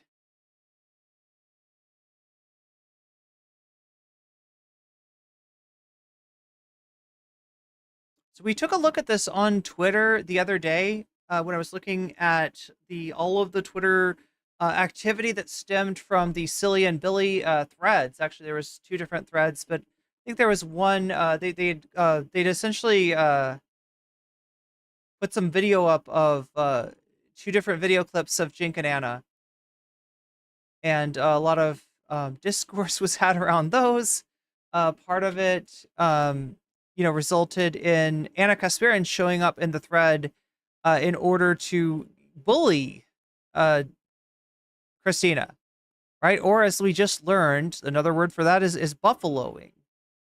So Anna showed up to Buffalo, and it wasn't good. It wasn't good, right? Because it just continues her trend of punching down.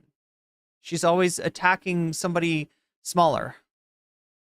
On that note, I just wanted to plug, because it reminded me, as we're just being as fully honest as possible here, I guess this is Christina, right? Do we have her? If people want to go support Cosmopolitics, Christina, this is kind of a pretty good indication of how it appears this network views people that may need some extra help. Christina of Cosmopolitics was critical of the way that TYT has been handling their coverage, and here's an image of how Anna responded, mocking her for asking her for money with help with her bills. And look, my take on that post is it wasn't like a mean one. It was a joking one. Right? There was a person there was a person on Twitter who just constantly posts really parasocial stuff towards Anna, really thirsty stuff towards Anna. And they were having trouble deciding, which side to take, or trying to kind of ride the fence. And I think that's where Christina came in and said this, not in a mean way, not in a like let's dunk on TYT way, but just in kind of a like oh my God, I'm trying to remember. Did they say no, this is where Anna had said that Majority Report had regressed into a pro-crime podcast. And Anna has not been following the memes close enough, apparently, to understand that it's not just a pro-crime podcast, which it is, obviously. It's a pro-killing podcast. TYT or Majority Report is a pro-kill. So anyway, you know, this is it gets really serious when Anna comes in here and her feelings are hurt.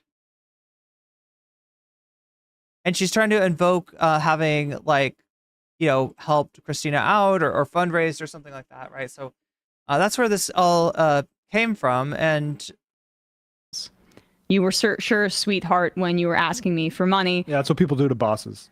And I guess Christina just had needed some help for a month, and that was private, and then it was made public by Anna to mock her.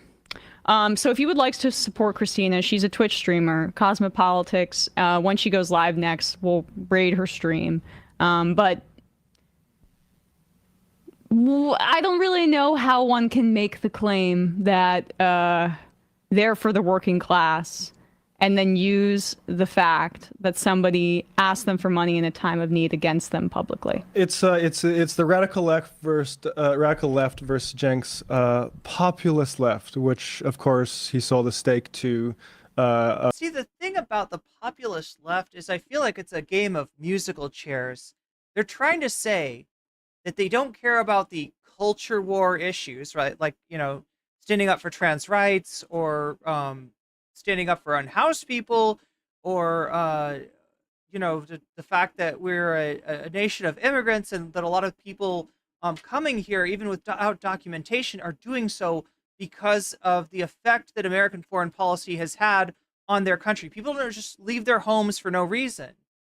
They're, you know, and in the case of the waves of Venezuelan migrants, it was 100% because of U.S. foreign policy.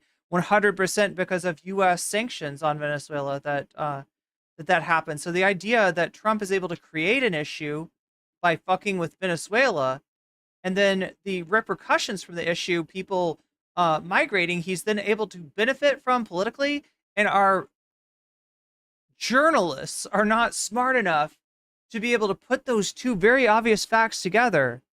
It really says a lot about why we are in the place that we're in right now. That wasn't even touched on in the media. A billionaire for $20 million for it. And also, I didn't know, and sorry if I'm getting a little bit spicy here, I did not know that studio was paid for off of solicited donations from the audience. So built for, that is now the Poly Market, then sold to Poly Market. So fundraising from the grassroots for a building, and then taking Poly Market money, regardless of whether Peter Thiel is an investor or not, and slapping that name on the studio. That is Crystal Saphira, thank you for the super sticker. Oh wait, let me wait, I gotta fill this up first. I wanna toast. Almost out of tea. But luckily I have a little bit left to toast with. Today my tea is green tea with ginger. And it's a little bit sweet for some reason. I don't know why. That is crazy, bro. That's crazy. It's crazy to do that. They should refund that money to the people that donated if they now got a sponsorship from a corporation, it was supposed to be a crowdsourced effort. And now it's a crypto betting site that's not even legal in the United States. And live from the Poly Market studio in LA. And Anna's response to that, which is to say, I don't care. Well, the difficulty, Anna, might be... So I'm trying to understand, it's the naming rights? Yeah, because when they said this, something made me think that they'd actually bought the studio, that somehow the Poly Market owned their studio. But I think it's they own the naming rights to it. That people tuned in because they thought you did care. Yeah. And this new thing... So it's kind of like they fundraised to build the studio, right? So the studio was built by member money, and then they sold the TYT Studios naming rights to Poly Market. So they've kind of got like it's like they've sold the same product twice. thing where you don't care about any of this shit, it might lose you some audience. I don't know. Maybe people want to check out Social Blade for the Young Turks, see what's been going on to their subscription numbers the last couple of days. And in terms of who's the purest leftist and who's not, I will say that I will put a lot. I will not trying to be in competition with any other of these leftist streamers. I want to work together with them. That's part of why we had Kyle Kalinske on today.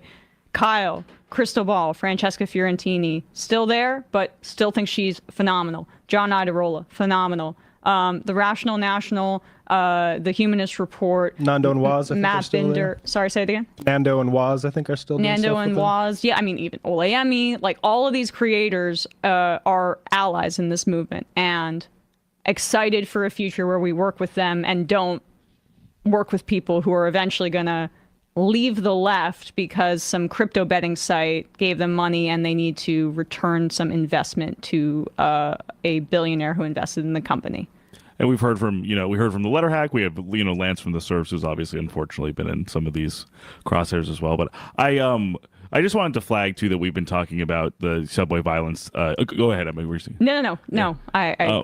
That just in the context of that, of the subway violence rhetoric and discussion, is I think I mentioned this tweet, this excerpt from James Baldwin before, talking about the wet eyes of the sentimentalists, basically being how like sentimentality can trump what is actually needed for sentimentality can get in the way of policy, because individual experiences can be so jarring that it makes it so that it can only inform what people think might need to be mapped onto policy, when in fact, even if someone has a traumatic experience on the subway, even if someone has been thrown in front of a train, that stuff is horrible.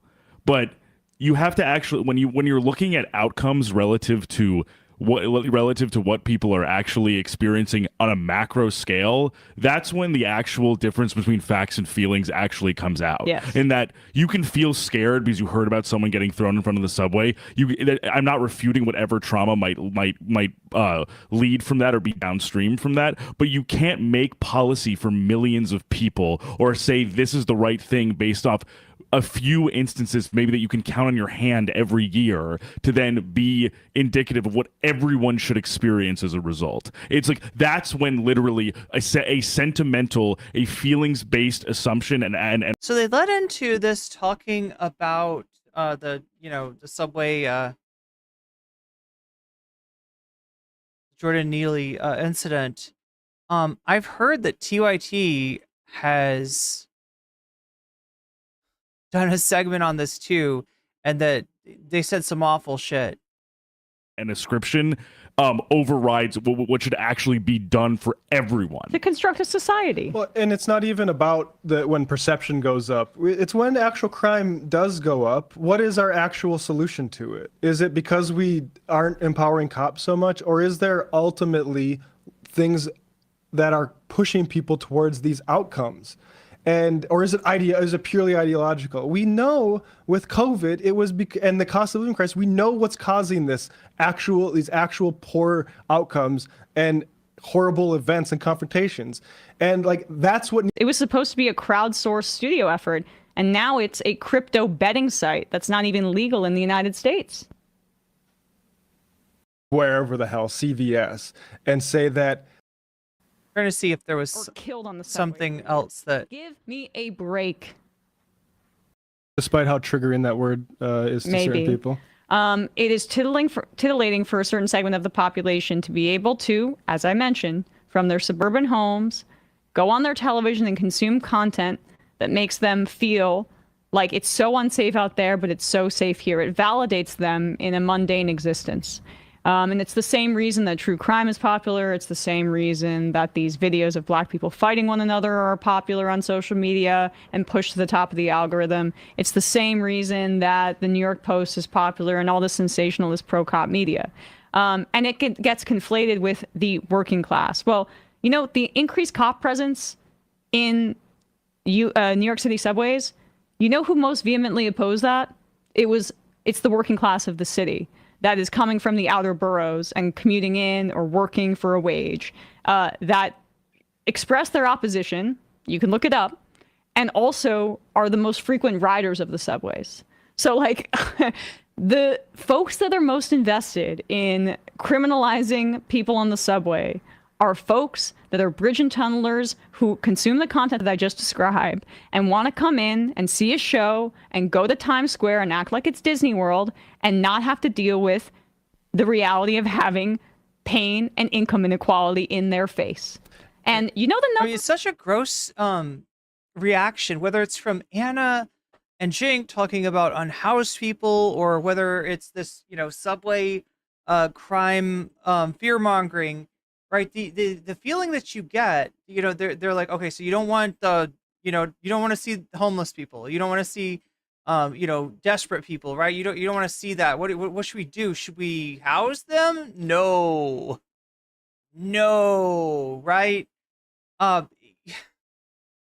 Should we do something about the problem? No, I just don't want to see them, right? And that's gonna lend itself. Like, Trump's got a plan right now. Trump has mentioned he's got concepts of a plan, right, for setting up camps outside of the city. Again, nothing to worry about, all right? But we're just setting up camps outside of the city for the unhoused. And we're just maybe setting up camps for the millions who will be subject to this mass deportation. So nothing to worry about. Don't get bent out of shape. Don't be don't jump to a conclusion. Don't call this movement fascist or anything like that. I'm sure it is just other Americans who have different ideas than you and I, and we need to respect that. We have to respect that. We'll have a beer after you've done whatever it is you're doing with these people in these camps. We will have a beer.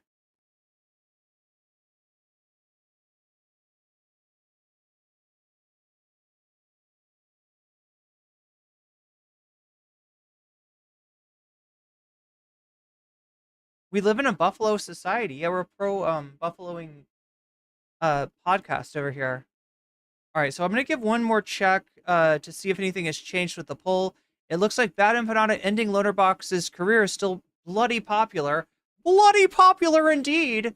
That's in first place, right? We've got Cavernacle on Ethan Klein in second place with 24%. We've got Pierce Morgan interviewing Peter Thiel in third place with 23%. And we've got Denims reacting to Ethan Klein's obsession over her. His weird folder with Denims TOS or whatever the hell he's talking about, down here at 17%. So that's how the votes are going. So far, 189 of you have voted. And if that is you, awesome. If that's not you, feel free to head over to my YouTube channel if you're on Twitch and make your voice heard. You can vote for any of these outcomes, right? It does look like we are in a strong position to hit that. We're almost at 3/4 of the way towards the dono goal. Only 26% of the way from getting some kind of bonus content. Just know that when you donate, you can also let me know in the chat which of these topics you support, and I'll be happy to put your money where your mouth is and add your donation as a percentage to the topic of your choice, whether you're super chatting, super stickering, if you're getting yourself a membership, gifting others memberships, if you're signing up for Patreon, if you're supporting me on Throne, or if you're supporting me over on Twitch. Any of these things can become a buff. Yeah, speaking of buffs, right? Speaking of Buffalo, we got Buffalo buffs.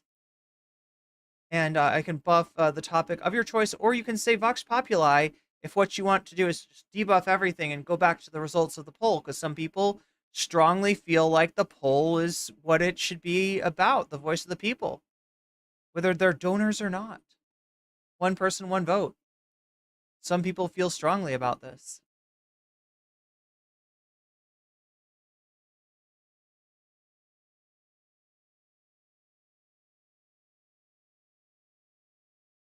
Obsessive Audio says corporations have eclipsed nation states.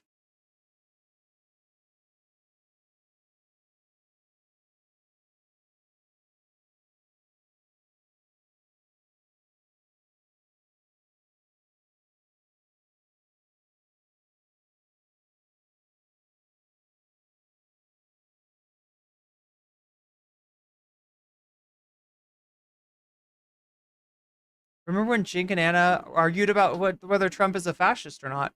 That was what, a few weeks ago. Yeah, right before the election. That was right before the election.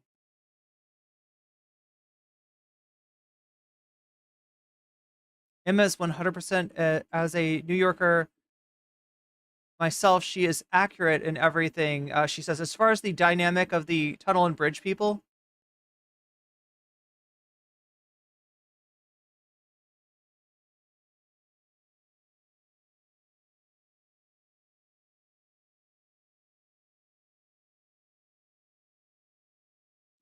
ooh, we got a new tweet in from Mondale. You want to check this out with me, chat?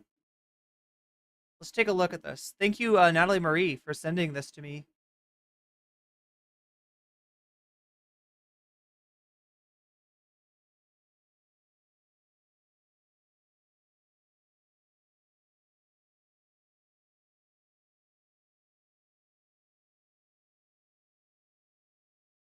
All right, so it's a quote retweet of Ben Dixon here.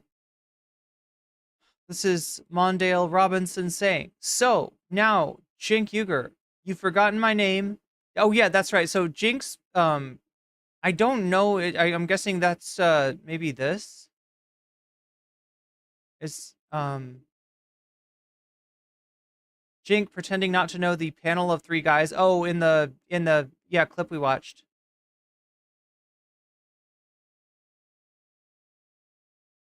He brags about middle gentleman. He brags about Marcus. That like Marcus likes the show, even though he says I don't watch them every day. Pathetic.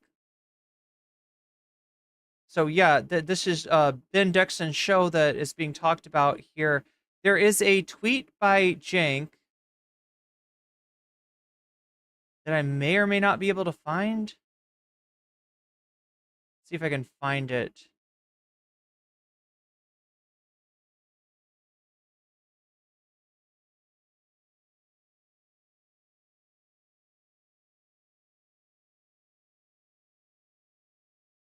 Like he's complaining about people that he gave an opportunity to that did not that have turned against him, and it's pretty clear that he's subtweeting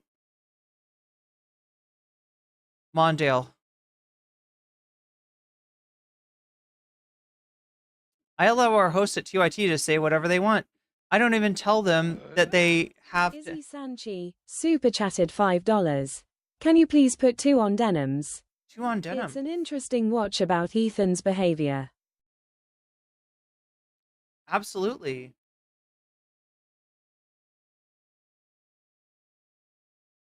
Might be a reply. Yeah, absolutely, Izzy. 5 on denim. I gotcha. Look at that. We're up to 79%. And Denims has got an extra 5. It's on the clickbaity clip. So glad you never had Twitter. I mean, you're lucky and blessed. You live a blessed life. Demand super delegates and delegates to overrule the vote. Yes, that's what we need. That's what we need. We need more super delegates to come in here and be like, no, no, no, we're watching this instead.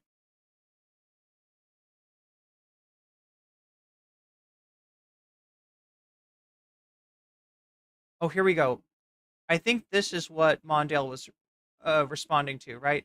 I've given a lot of people opportunities at TYT. Some had turned around and attacked me with absolutely no gratitude and decency. And every time, a lot of people think this is a subtweet. It's from December 10th, though. Maybe not. Maybe not in the. Maybe I'm wrong about this. Every time I thought that, yeah, I feel like Mondale was somewhat responding to this. Not going to stop giving people a chance.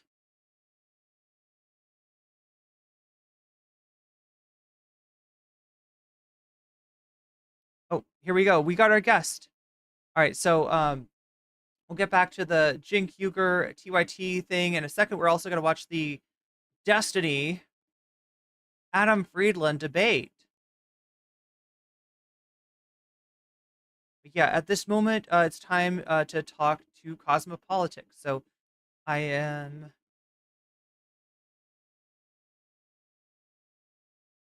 going to make that happen here.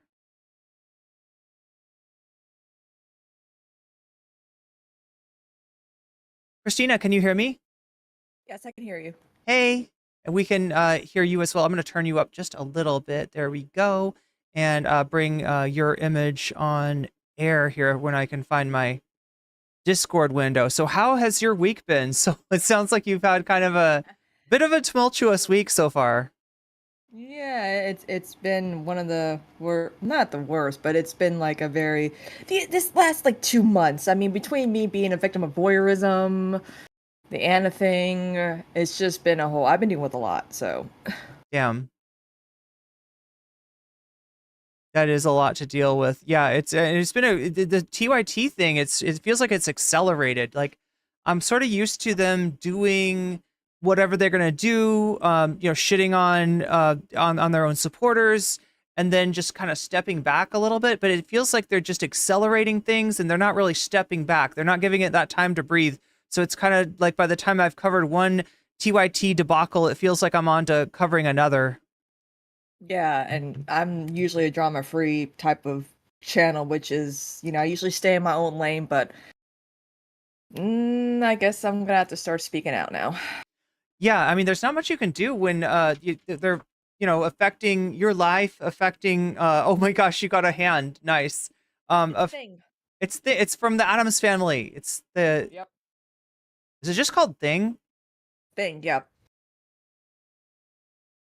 Yeah, I'm a huge Addams Family fan. So. Nice. Sorry I'm taking so long getting your image up here. I'm just trying to remember which one of these captures Discord. I'm gonna have to make a new one.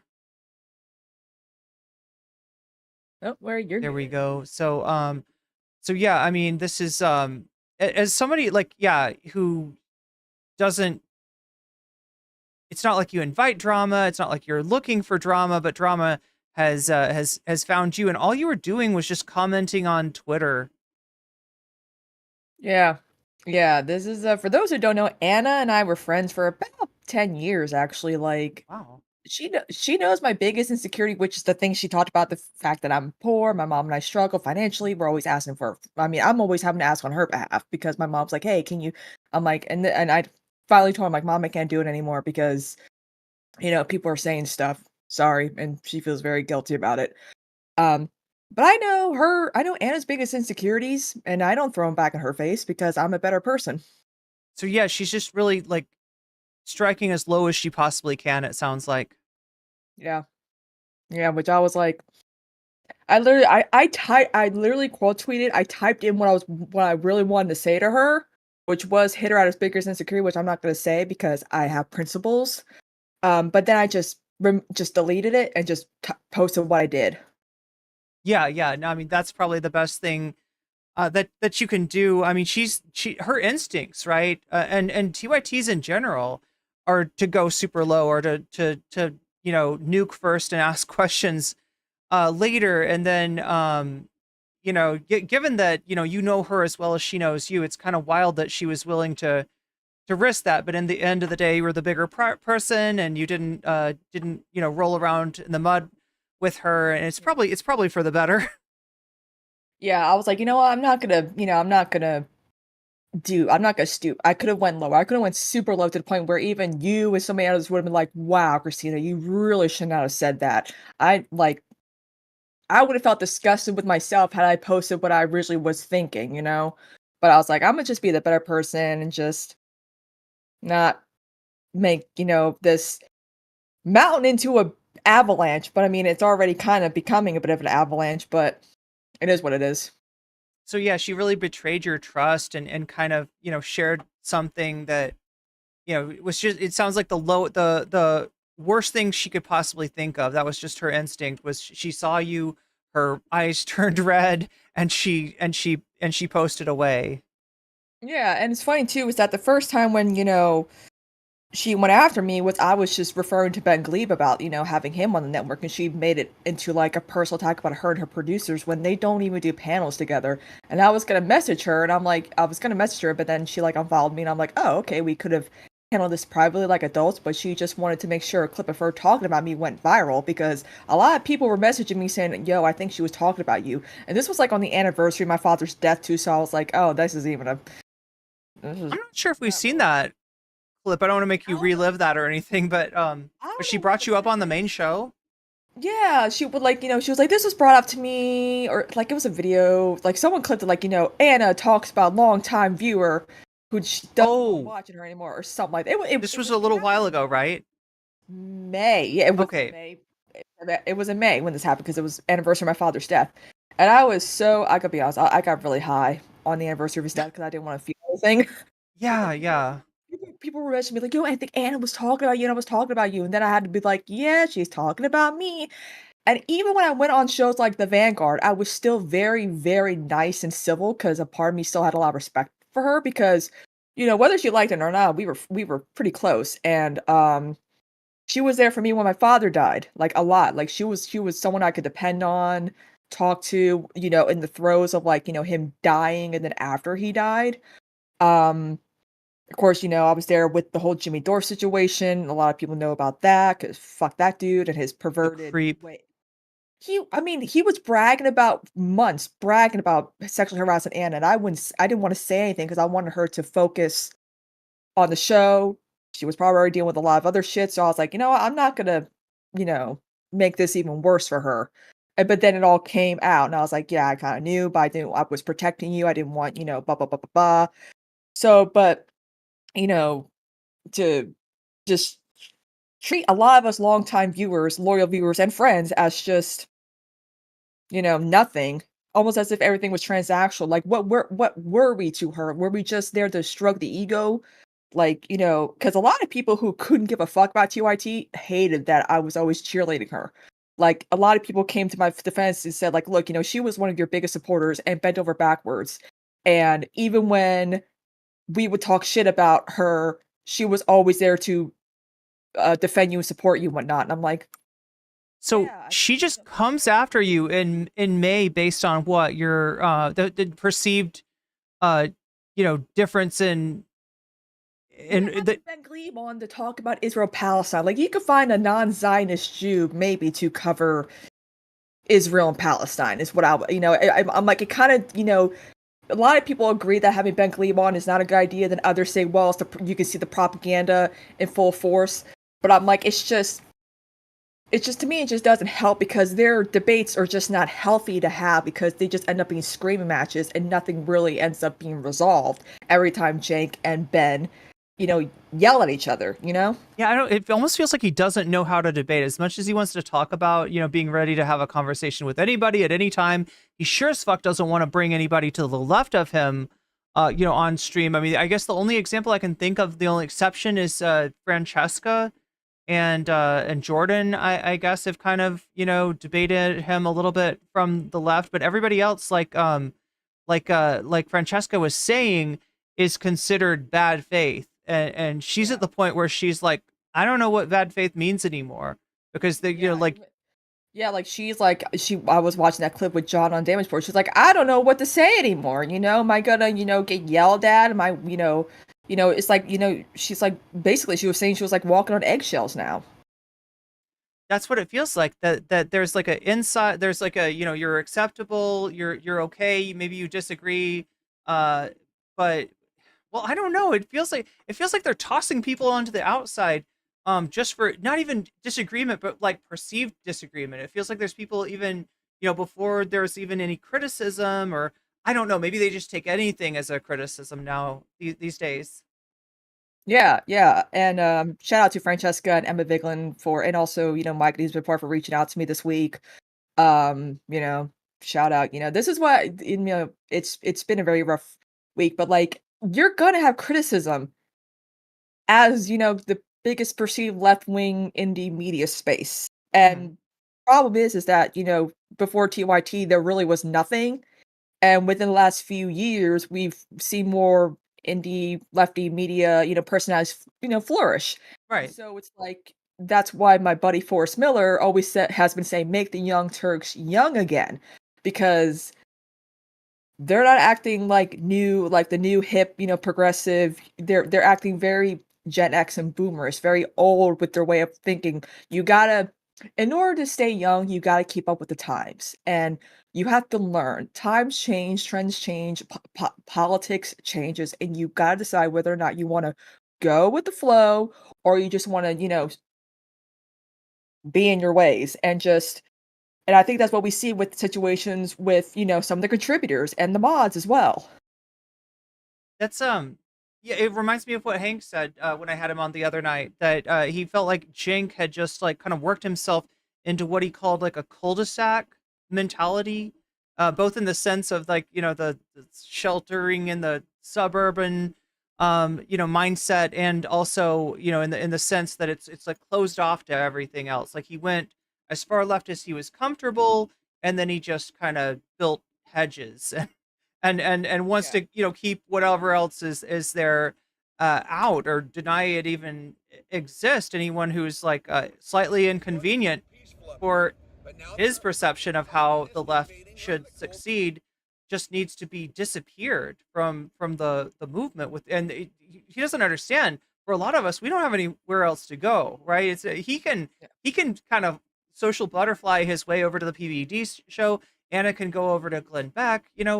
For a lot of us, like it's our very identity makes us unacceptable to the right, regardless of what our views are. Yeah, and even if we were to go on his podcast to disagree, we don't have the power or the resources to really fight back with the criticism. I mean, Anna and Cenk can, though. Sam Cedar can. Like, shout out to Sam Cedar and Emma who go on these podcasts to fight back. Right. There's a huge difference. I think they were mentioning that when we were watching the Mondale clip on Ben Dixon's show today, that Anna, they said Anna went on the Glenn Beck show, and Marcus is like, oh, well, of course, to argue with him, right? That's what, if like Marcus is ready to just like see this in terms of, well, yeah, arguing with people who disagree with you, that's not a bad thing. But they show Marcus the actual clip, and Marcus, that's not what he expected to see. That's not what a lot of TYT fans and a lot of TYT supporters, a lot of people who feel like they built TYT, and in fact their money, their donation, they built the studio that they're in, that they then summarily just sold off to Polymarket. Yep, I even helped build Jimmy Dore's studio, and I'm like, yeesh. Oh my god. Like, yeah, again, and then the thing is, I'm the person who sees the red flags but never speaks out. Like, I was one of those people who back in 2016 when Jimmy Dore was going the whole like moon will fall on Lake Michigan before Trump gets 3 Supreme Court picks. Remember that? Oh yeah. That's with the force of the vote. Yeah, like not even before force of the vote. This was like 2016 where he debated Sam Cedar while in his car or whatever, and that's when I was like, oh, it was just about Bernie or bust, right? Yeah. Now I know what you're talking about. Yeah. That's when I was like, Sam has a point. And I thought I was the only person who was like, okay. Something's up. I mean, it's, Cenk they were willing to defend, some of these people who ended up becoming right-wing grifters once they left the platform. Like these people built, Dave Rubin, Jimmy Dores, like they all like built up, their bodies on TYT, and then immediately, of course, talk shit about them, which is like kind of ironic what we're doing. But like it's from the left though. It's like we're seeing this pattern that we don't want the home of progressives to become. Yeah, I mean, it's basically a life raft operation is how I'm seeing it at this point, is that, like you said, when TYT started off, and, if you weren't around, you don't understand, right? There was nothing. There was nothing built. YouTube itself wasn't very well, formed. The covering news and politics on YouTube was kind of a new thing. And indeed, yeah, the first YouTube partner apparently was TYT.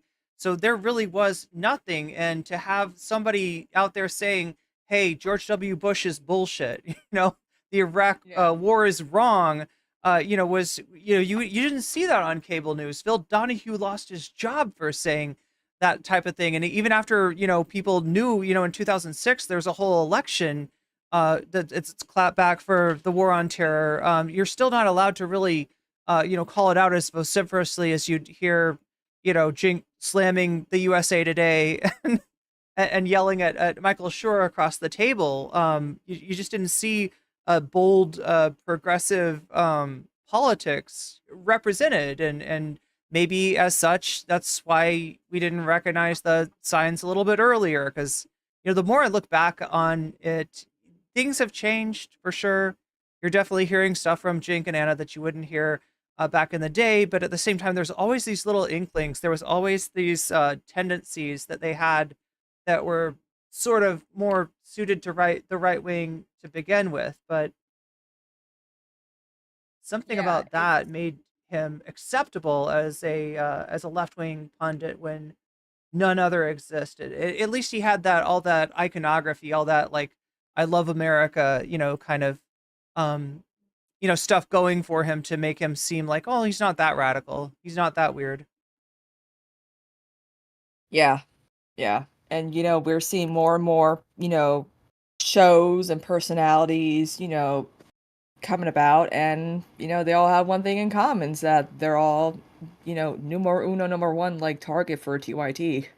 Because they dare critique. I mean, like I was watching Leftist Mafia. Never once has Lance even called Cenk a Nazi. Like no one calls them Nazis. Like unless like stupid people on the internet just looking to, be loud and obnoxious do. That's what I was wondering about when I heard him say that. I was like, where has he heard this? And the answer is nowhere. Nobody's calling him a Nazi. No, like I have a lot of problems with TYT. Them being national socialists is not on my dance card. All right, it's not something that it's not a critique, even though their most strident critics will generally make against them. And yet here's Jink, claiming, but you know what it is, right? You know who does get called Nazis?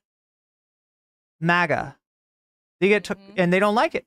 They don't like getting called a Nazi. And so if Jink says they're calling me a Nazi too, that's camaraderie of the accused, right? Where they can commiserate and like, oh yeah, we get called Nazis too. These crazy leftists. Like, let me tell you, and I mean that's their inroad. That's their inroad into MAGA. That's their inroad into whatever they're becoming as they steer their ship straight towards the iceberg. And we try to get as many people off of that ship. We try to get as many people to recognize that what they had been part of, maybe what they helped build. If they're modding and stuff like that, what they put their emotional labor and effort into is now being used for the exact opposite purpose of what they wanted it to be. Yeah. It's just it's really sad. I mean, a lot of people ask me how I've been feeling this week. I'm like, I'm not really angry. I'm just sad and disappointed. It's like Anna mentored me, helped me, navigate in this space as a woman, and some people have decided to, pick their parasocial relationship with her over, being friends with me, even when I was telling them like, yeah, she's talking about me, and they're like, oh well, we team Anna, and I'm like, okay, you're gonna regret it one day. I mean, there's a lot of that on the internet. I mean, the internet's just set up for people to form parasocial relationships and for not so scrupulous content creators to exploit those parasocial relationships. But and another thing too is that a lot of my thing is I hate to say it, but I feel like I was a yes man. I feel like some of Anna, they need yes men telling them that everything they're doing is right, not to critique anything that they say, and I think that's what's happening here. Now for me, I have people who will tell me, Christina, you're wrong. Don't say that, don't do that. Keep me grounded. And I feel like that's the most important thing to have in this space, is to not get high off of your own supply. And I worry that that's what I'm seeing here. Oh, from Jink and Anna? Yes. Like it's there's no real, you can't disagree with them without them lashing out. And I remember when all the birthing person, the crime, the homeless stuff, I was treating her with kids' gloves in DMs because I was afraid that she was going to blow up at me. because I'm like, I'm like, no, you gotta be, the times are changing. This is not really helping. Saying some of the stuff. I'm like, I'm like, I don't care if people call me a birthing person or a person with a uterus. I doubt that's not a first world problem for me.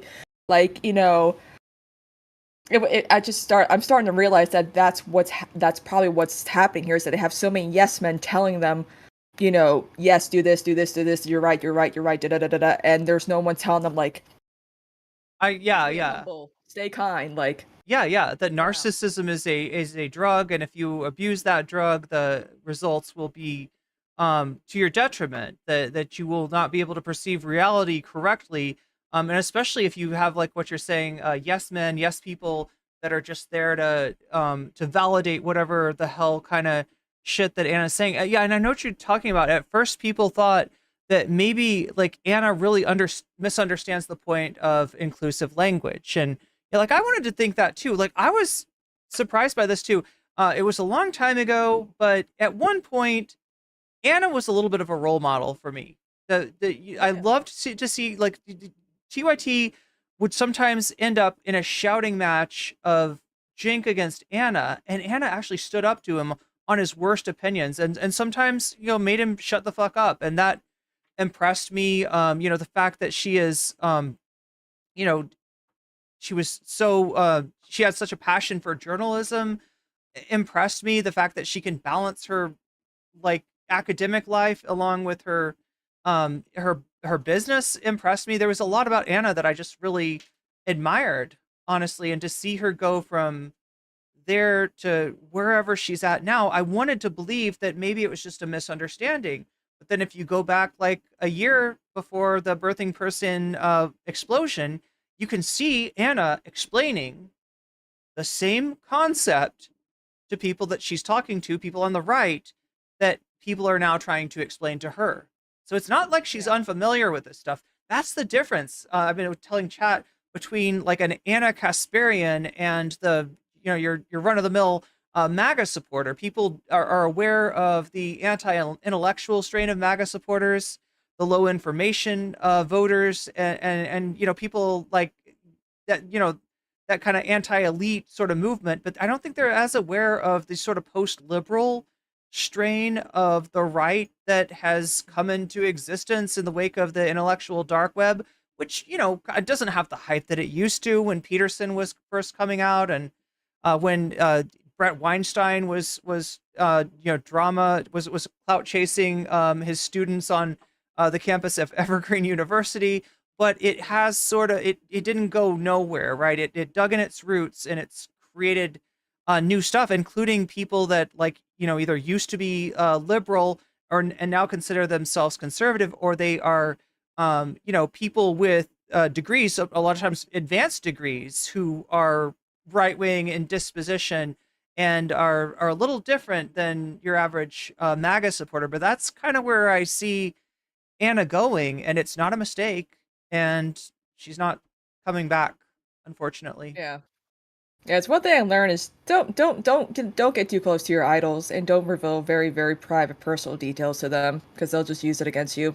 Oh my God, that is rough. That is rough, and that's like her first instinct, right? All you do is exist in a thread, and all of a sudden it's like, oh hey, let me like.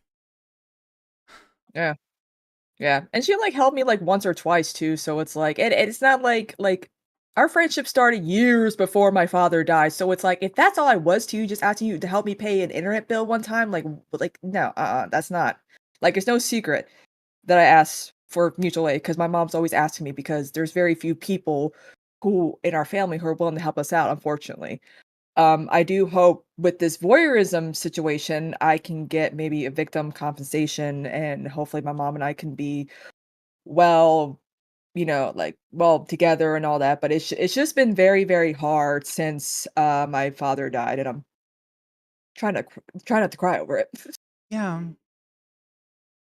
No, I'm sorry that she had to go there and bring all this back up for you. And yeah, the kind of betrayal that you feel, especially considering it sounds like you bit your tongue for a long time, just trying to keep that bridge from getting burned, make sure that she's got some kind of recourse in case maybe it is somehow a mistake, or she changes her mind, or I mean, you always want to, yeah. Oh yeah. Oh yeah. I mean, it's like the meme when they did this, I said nothing. When they did that, I said nothing. Like I literally made fun of myself being like that meme. Yeah. No, I mean, it's a human, it's human nature to just kind of want the something like a friendship that you've relied on, that you've gotten a lot of somebody that's helped you through a lot of stuff emotionally, to want to believe that that means something, and that there are like lines that won't be crossed, even if there's a massive, even if she massively disagrees with you or whatever. But yeah, that's apparently not who she is. Yeah, and they pointed this out too, that I think Becca on Leftist Mafia pointed out she always goes after like the girls. Like Mike mentioned me and Emma, I think last night. And I'm like, oh yeah, that's true. She really does go hard against, it's like the girls that Anna kind of mentored and befriended. She's willing to go below the belt when it comes to it, but treats some of the dudes like with kids' gloves. Yeah, interesting. Yeah, no, I have noticed. I think I know what you're talking about. Yeah, I have noticed that. Yeah, it just kind of makes you wonder. It's like you're just only gonna make yourself more lonely in the space, considering there's not enough women and trans people and people of color in the space yet. Yeah, no, it definitely is. You'd hope that there would be some kind of solidarity there, but then again, I mean, that's what Anna and Cenk are really lacking more than anything. It feels like, is solidarity, or a sense of solidarity. Their whole everything that they say kind of like begs the question of, do they understand what that word means? And if you want, like they always say, a populist left. There we go. If you want a populist left, that's going to be based on solidarity, and Yeah.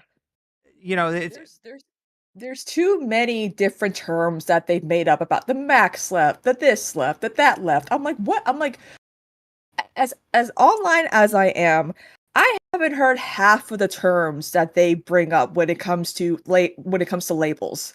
They are making it up at this point. Yeah.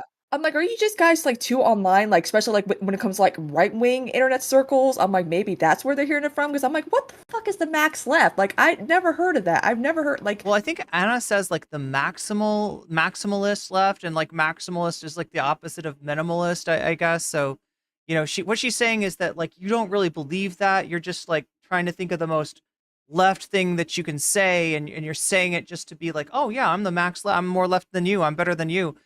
When it never considers that like somebody might be coming from a place of solidarity, like that's it's not about, like, it's not like they always want to think that it's some kind of a virtue signal that we're getting off on saying, yeah, I support trans people, I support immigrants, I support this person, I support that person, and they never consider that we might actually have that. That solidarity it's not just a catchphrase. Yeah, it's like that meme, like that one friend that's too woke, like meme, like the ones who just, it's like the virtual signaling is like too much, where it's like, I don't even think you believe the shit you're saying, type of situation. Like, no, you're not. No. Like a good example, I don't know if you watch much DC or Marvel, but James Gunn's new cartoon Creature Commandos came out, which is like a spin-off, a cartoon to the Suicide Squad movie.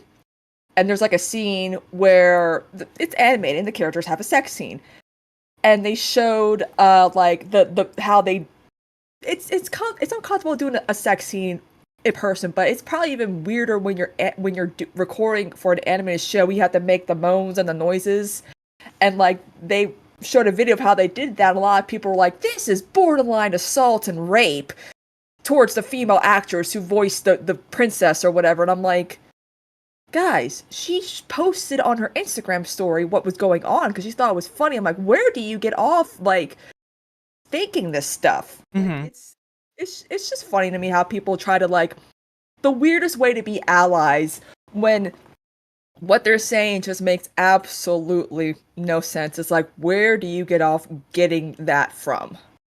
Yeah. Well, now Cenk talks about like the corporate left, he calls himself the populist left. Like, there's like him and Anna, those two people are the populist. That's where the people are, all two of them. And then there's the max left, which is the rest of us, right? If you care about any of these culture war issues, you're a max leftist. It's funny because like they're obviously not great at coming up with names. I pointed this out earlier. Their name is a reference to the Armenian genocide, to the group that did the Armenian genocide. Now, I understand that maybe this wasn't completely, this wasn't something that Cenk entirely grasped when he chose the name, and it's also a phrase that people use to describe like anybody that's like the new guard, anybody that's like coming on the scene, and that's what they were trying to do when they started out. They were trying to overturn everybody's apple carts, but yeah, that name obviously is a choice that I think if they could have gone back in time, they would have made a different choice, but they didn't, and they're stuck with the branding. So like, I guess it's not surprising that they can't like name anything. They can't come up with like memes. They can't come up with these ideas. And all he's got is max left. I thought he should do left maxing. Like if I was Cenk and I was trying to shit on, the left, I would be like, yeah, they're left maxing. These are a bunch of left maxers, right? That's where you go with it. But instead, he's like the max left. Like at least Anna's got the maximalist left or the identitarian left, which that is something that the right says, the new right, the neo-reactionaries like to call us identitarians. Yeah, this is why I don't engage with any right-wing media, because then like I hear these terms and I'm like, what? It's a lot of brain rot, isn't it? I stay in my lane. I watch my Dark Shadow soap opera with my community. We watch fun stuff. We watch clips. We cover stories. I'm like, I'm in my own lane. Maybe that's my problem. Maybe I need to, I don't know. These rabbit holes, they do your head in. Like, I watched Ben Shapiro's review of Barbie, and it was longer than his Oppenheimer review. Oppenheimer was 3 hours long. How do you do a 15-minute review for that movie, but almost the entire runtime of Barbie for your Barbie review? I gotta watch his Wicked review because he's a theater kid at heart, and I can appreciate that. But like, oh, he is. Yeah, he definitely wanted to be. That. I mean, this is the whole origin story of Ben Shapiro and a whole bunch of the Daily Wire. failed actors, failed producers, yeah. writers, yeah. And maybe even failed actors that weren't that conservative back in college when they, were in some films with, did a very, some homoerotic aspects to their work. But no, we'll never do student college films, guys, because they will haunt you for life. Okay, like if you're told that you have to go topless in like a student film about someone's grandma with Alzheimer's, don't do it because it'll haunt you for life once you become like a conservative pundit. Just don't do it. Definitely. Yeah, but I mean, like they end up in this position where they go everywhere in Hollywood. They get rejected, and they get mad about it, and they want to strike back at Hollywood. Well, what is Hollywood? Hollywood is liberal.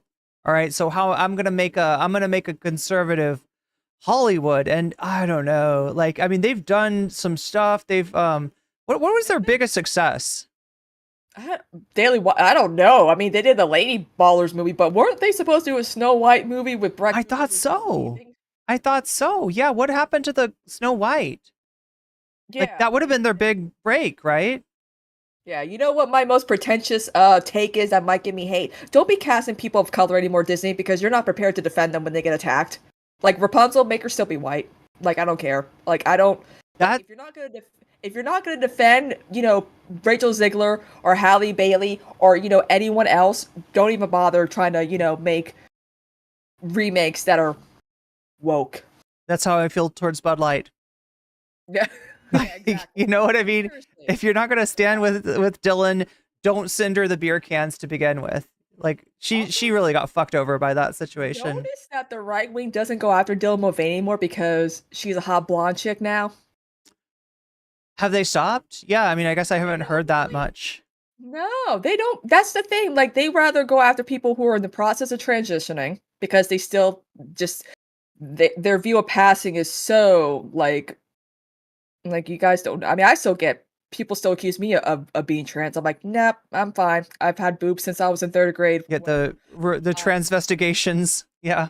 Yeah. I mean, I've been transvestigating my whole life. My sister has because she was a big sports fanatic growing up. She used to have short hair. Like, It's nothing new for us, but it's just amazing to me how, you know,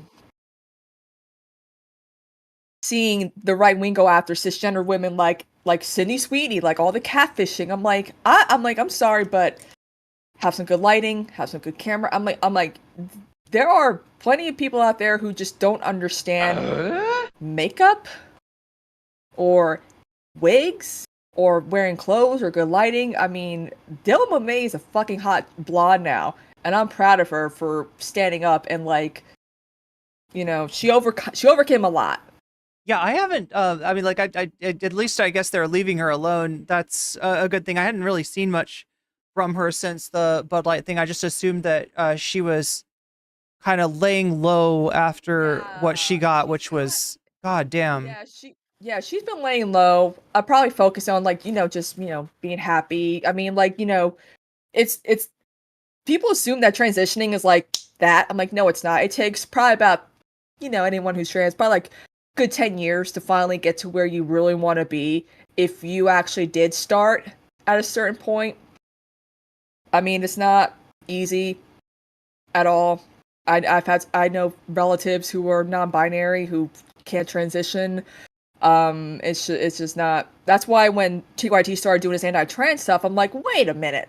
You're saying, I'm like, Anna, you're telling me puberty blockers are bad if you want to be trans, but they're fine if you're cis? Oh yeah. And it's wild because it ties into this whole sports question too, because it's kind of like the justification they'll give for trans women don't get to participate in sports, which I know they'd like to say, no, just in female sports. You can participate in other sports. Okay, effectively trans people can't participate in sports. They don't understand that's what that means, but in effect that's what that is that you've gone through puberty with a testosterone dominant system. So this confers this, that, and the other advantage on you. Okay, well then let, you know, trans kids use puberty blockers. Nope. They can't make those decisions yet. We're gonna stop the doctor, we're gonna stop the parents, we're gonna stop the kid from, you know, living as who they are. Had I known what puberty blockers were, I would have taken them as soon as I hit like 3rd grade, because that's when I started developing breasts. I started shaving by 4th grade, and by 5th grade I had my first menstrual cycle, and there were no menstrual products in my elementary school. We did not watch any videos about puberty until like the end of the school year, when I was on like my 5th cycle. Oh no. Yeah. It was embarrassing being like the only girl in 5th grade or in my elementary school who has a menstrual cycle, because precocious puberty is a thing and we need to do more to prevent it from happening, because that only enables the sexualization of young girls. Oh yeah. And the stuff kind of all ties in a lot of ways, as far as, like, you know, misogyny, transphobia, it's racism. Yeah, it's all kind of a nexus. It's all sort of woven together in the same way identity is woven together. So is oppression, and the whole concept, I know, of the much bemoaned term intersectionality is to understand that that it's more complex, that our identities are multifaceted, and so is the way that we experience oppression. Yeah. It's just what rough times we're living in right now. Really is, yeah. Scary times, actually. And just like as I'm watching Cenk like talk about having a beer with PBD and stuff like that, it's kind of like, you know, he made a joke about MAGA camps. Like, they think that, you know, remember how the right wingers had the FEMA camps? Well, the identitarian left, they've got the MAGA camps. The sleeper cells, like where they're like what was that MS-13? No, what? But like the operations, like where they're saying, oh, they're training terrorists in like the Midwest or whatever the hell. And I'm like, what are you talking about? Oh my god, yeah, there's so many conspiracy theories. But Cenk tried to say that the identitarian left was saying that Cenk and Anna were going to put people into MAGA camps, and that it would be a funny joke if it wasn't for the fact that, look, there may be camps. They're talking about deporting people. They're talking about kicking homeless people out of the city. Where are they going to go? What do you call that if you concentrate a bunch of, you know, unhoused people into camps? What the fuck would you call that, right? And all this, you know, it's easy for somebody like for somebody that doesn't have anything on the line to laugh about it and have a beer with PBD, but for the rest of us, it's a scary time. That's like me doing coke with my uncle, who's a huge Trump fan. Oh my God. I wouldn't do that. Sounds like a nightmare. Yeah. Yeah, and he's. I mean, it's bad enough eating Thanksgiving dinner with my uncle, but I can't imagine what my. We don't. You know, it's so funny. Like he thinks he knows everything, but like let me tell you, he thinks he knows more about my sister's job than she does, and she's a teacher in New Jersey. She's like, look, I pay more under taxes now because of Trump's tax cuts. Okay, like, I'm like, yeah, I wouldn't like. I love my sister. She's evolved. Apparently, Davy Cliff is telling us that Run, Hide, Fight was their most successful. So I don't think that was that successful. Yeah, I mean, I feel like what are they called? Angel Studios, the one that did the Sound of Freedom. I feel like they had a lot more success than the Daily Wire studios ever did. Yeah, it's some of those like God's Not Dead, like those films always sneak in, like and they become a hit. Like, I mean, I know about the Reagan movie, but like, you know, because I co-host. I haven't seen that yet. Extravaganza. Oh wow. Yeah, so we've had director Adam McKay on from Anchorman. Don't Look Up. That was a lot of fun. He's a very if you guys want to like follow someone, Zombie Panther on Twitter, Adam McKay's a fucking radical man. Like he's very politically engaged, and so it was interesting talking to him about a lot of this, you know, a lot of these issues about where to go from here with Trump and all that. Because, I mean, if we're seeing SNL, Hollywood, some of the music industry, TYT just kind of like being soft on him, we're doomed. We are so doomed if people are going to be soft on Trump now. Yeah, they're acting like they've already done. What did Bill Maher say? He's already done the resistance thing, so he's just going to quit. Good. I like John Oliver instead. We don't want to talk about it? Fine. I don't want to watch your show. He'll keep his Club Random going, though, somehow. Did you see Jane Fonda on? Oh my God. I did. I wanted to see her actually spank his little butt. She was so good. I was like, damn, she's older than you and she's more like in tune. She's like, she's like, you're too online, dude. I'm like, yes, real activism at work here. No, she's amazing. Yeah, and people don't know the history. People might not know the history behind Jane Fonda, that she got in so much shit for going to North Korea and supporting the resistance against the, essentially colonialism that had been going on since the French. So many countries tried to come in and tell the Vietnamese what to do. And, you know, the Ho Chi Minh Revolution was more about anti-colonialism than it was anything else. He tried to talk to the United States. He tried to negotiate with the United States. And so, yeah, she goes up there and, you know, she gets her picture taken on a tank. And oh my God, so many chuds will hate her forever for that. But you know what's funny? Their considered wives love her workout videos. Oh yeah, probably. Wait, what is it? No, not step aerobics. It's like the original aerobics, right? Something like that. Yeah. The 80s, that was a big deal in the like 80s. The what do you call it? They got the leg warmers. Oh my God, 80s fashion. Leg warmers, yeah. And shoulder pads. Yeah. A radical trans girl says Jane wanted to put Bill over her knee and spank him. Yeah. Metal. Yeah. We're talking to Cosmopolitics. We're talking to Christina here about her wild week. Given that week with Anna. Yeah, Anna Kasparian, former Obsessive super chatted $7.05 for the swear jar. It's been rough, but like there's one thing I know. I got people who have my back. You know, and that's, you know, I can say that with confidence that, you know, I got really good people. That is important. That's huge. And I do the same for them. When people try, like Ariana Jasmine, for instance, you know, when people were coming at her, like, you know, like K-Hive, I'm like, look, I'm gonna ally the fuck up for her, okay? Because it's ridiculous for you people to be attacking an Iranian, you know, woman. Just saying, like, what the fuck? Like, white people, I swear to God, we're the worst. I mean, there you go. The solidarity, have each other's back. I mean, that's it's huge, especially when the person you're dealing with is like so much bigger on social media. I mean, I know this is like what YouTube people problems, but when somebody's got a bigger megaphone than you, it can be so frustrating because it doesn't matter how wrong they are and how right you are. that, you know, they've got stands coming after you, giving you shit, and just, you know, they're able to direct hate, and it seems like with Anna, she just didn't care what she was doing. Yeah. Yeah, she knew where to hit me, but I could have hit back, but I decided not to. I was like, you know what? Well, I mean, that's actually a great idea, because check this out now. Now Anna doesn't know when the other shoe is going to drop, right? She's got to know that, you know, if she's going to go and run and talk about you, you could do the same thing. And since you didn't, it's like that's that bullet is still in the chamber. Yeah, like a lot of people are telling me to just leak stuff left and right, and I'm like, nah, I'm not gonna. Nah. Make her sweat. Make her sweat, and she'll have to sweat it out. She'll have to wonder if the shoe is gonna drop. Yeah.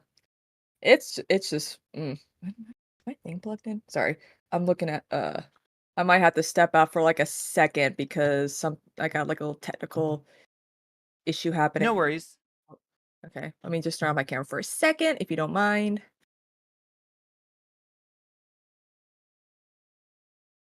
Mutually assured destruction, Anna. I mean, that is how she's that's how she's moving.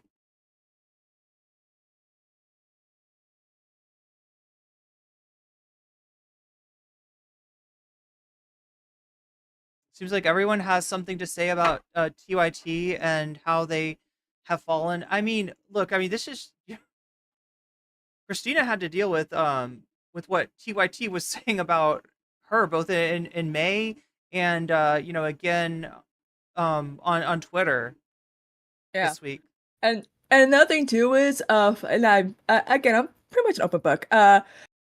What, like a month before my father passed, I spent a few days in a mental hospital because I was receiving severe like cyber stalking from people for critiquing you know, like red brown types, right wingers, you know, using like aesthetics and stuff like that. And Anna was there for me the entire time. Like I was surprised she didn't throw that in my face. That's a tough group to go after. I've had some dealings myself with the likes of Infrared Hawes, who, you know, I pegged as a Nazgul early on. It felt like the rest of the space, they just thought he was a loud, obnoxious tanky or so. That's how he would sell himself. He'd be like, "I'm a tanky." You know, and I was like, no, dude, you are something else. Actually, you are half Nazi. You are half, like, I don't know what the fuck you are, but. One time I made fun of MAGA communists, and I feel like that led to me getting like another cyber like I got doxxed like on like stream at one time, and like getting phone calls and they can pinpoint to when it was like a Discord server with MAGA communists coming after me. So I've been through a lot these last few years, but they're scary. They're really fucking scary. I'm still standing, you know. Yeah. God, I never thought of that, but yeah, I mean, like I went out through my own thing, and it was a little while after the fight with Haas and the infracells, but yeah, Duganism. That's right, Bad Lefty. That's where it all connects. It's the fourth political theory. I know entirely too much about this stuff, and that's why I recognized you know, these people for what they were before they even really announced it. But yeah, I don't even know where they are now. Jackson Hinkle is kind of on that line. Bad Lefty says third positionism. Yep, not a tanky or Nazi, but a secret third thing. Yeah. What about the secret fourth thing? Have we the fourth political philosophy? Yeah, that's right. That's the Dugan. That's the Eurasian. I mean, technically, it is just another form of national Bolshevism. I think that Dugan's full of shit, and he tries to, you know, throw that veneer over himself and try to make himself more important. Like the idea is like, you know, he is the one who came up with the fourth political theory that's going to solve all the problems. But really, you know, Eurasian, the Eurasian conference, all that stuff, it's just another repackaging of red brown bullshit. It's the same shit. It's not that interesting when you get down to the nitty gritty. But these, don't tell that to the infracells. God, they are ride or die for that guy. Yeah, that's why I'm like, I stay away from all that. I'm like, what? Yeah, I don't blame you. I don't blame you. Yeah, there's a lot of nasty people on the internet that just like do not fuck off. Like, right? Yeah, they don't. you critique them once, and their followers are just like filled with group chats trying to find ways to ruin your life or expose you, and it's like, yeah, I'm gonna just expose myself instead. Like, hello. Yeah, no, it's a conundrum to deal with all these communities with their splitter Time on discords, their hands. right? I'm like, seriously, guys, like, come on, like, what people are like telling me, like, this is what they're trying to do to you, because you went after Anna. I'm like, okay, Oh, people think it's connected with Anna? yeah, like they're like, that, like, with the whole like money thing. I'm like, it's no secret. I've asked for mutual aid a lot because my mom and I my mom's like 60 years old, and we get my dad's survivor benefits, which is about basically rent money right there. Mm-hmm. You cannot, if you're getting some type of benefits from the government, you cannot get a whole lot more. Oh yeah. We cannot get food stamps. We can't get like I doubt if I don't want to apply for like Social Security disability because I just feel like that's just me mooching off the government or whatever. I mean, people say I should, but I'm like, that's a whole process that takes forever. Mm-hmm. I house sit when I can, but of course when I house sit, I get filmed without my consent. It gets posted on the internet, so I have to worry about cameras when I go to people's houses now. I don't make a whole lot streaming. I get about like 200. My mom pays me like 90 a week. House cleaning in general, because we make about $600 total. House cleaning because a lot of customers have died, have moved, have, fired us because they don't like my mom's prices, which is ridiculous. My mom's like very, very cheap. So it's like there's a whole like I'm always very explain like what's going on in my personal life, unfortunately. But like I told my mom, like, Mom, I'm sorry, but with all this happening, I can't ask for mutual aid anymore. I just can't. If anything happens to us, it's Yeah, and I see what you're saying. Yeah, essentially, if you've got obsessive people on you on the internet, anything that somebody else puts out, even if they're just like Anna's like trying to embarrass you, let's say, it's like those freaks will get a hold of it and they'll make something out of it and they'll use it to hurt you. Like that's what I learned when I was dealing with that stuff, is that anything personal that I divulged about myself was gonna come back and be like, weaponized against me. So yeah, and it's hard to, because there's nothing you can do except just like pray every day this person moves on, get a fucking life, go do something, get in school, get a job, get anything except sitting around fucking making my life hell. Because yeah, I mean there's definitely, stands in a lot of these toxic places that like you said, too much time on their hands and just get obsessed with somebody that their parasocial daddy or mommy is in a internet beef with. yeah, it's sad because again, it's like you think these people are your friends too, so it's like, guess not. I guess it was like as if if you're on camera, people think that they could develop like a parasocial relationship with you. But we also these days, you gotta set some boundaries because then stuff like this ends up happening. Oh God, yeah. I definitely move a lot differently than I did before I had that happen to me. Not that it's gonna preclude anything like that from ever happening. I just try to do everything I can not to encourage it. But it shouldn't happen. Is the thing. Yeah. I mean, I could be spending more of my time doing other stupid things. Like everyone's like always like, "Oh, get a job." I'm like, I do have a job. It just doesn't pay a whole lot. I mean, if I had to take another job that's minimum wage, I wouldn't be able to do this. House cleaning is domestic work is not, glamorous or anything. I've been doing it since I was 16 years old. And with my father gone, it's just been more difficult. It is what it is. It hasn't been easy, and I cannot believe that there are people on the left who will mock someone for needing mutual aid or for being poor. Yeah, no, that's like, and that's what I was saying. That undercuts their one claim to fame. Like the one thing that they say that they hold on to is we're populist. We're economically populist. We want, issues that make people's bottom lines better. That deal with those kitchen table issues. And it's like, all right, well, here's a pretty, here's a kitchen table issue, like not having enough money to pay for food. Not having enough money to, secure your housing, etc. So the basics not being taken care of. and they can't see that like that is like literally the only constituency that you're saying you're not throwing under the bus, and yet here you are throwing them under the bus. Yeah. Yep, it hasn't been easy, and you know, I mean, a lot of people have said, why not do OnlyFans? I'm like, yeah, but knowing what the Oh, we gotta watch out for the words there. They'll if you even say those words, different platforms will think that you got all kinds of stuff going on that they have rules against. So we're not talking about anything that's actually a thing, right? There's no sites out there. But yeah, they're giving you like some of the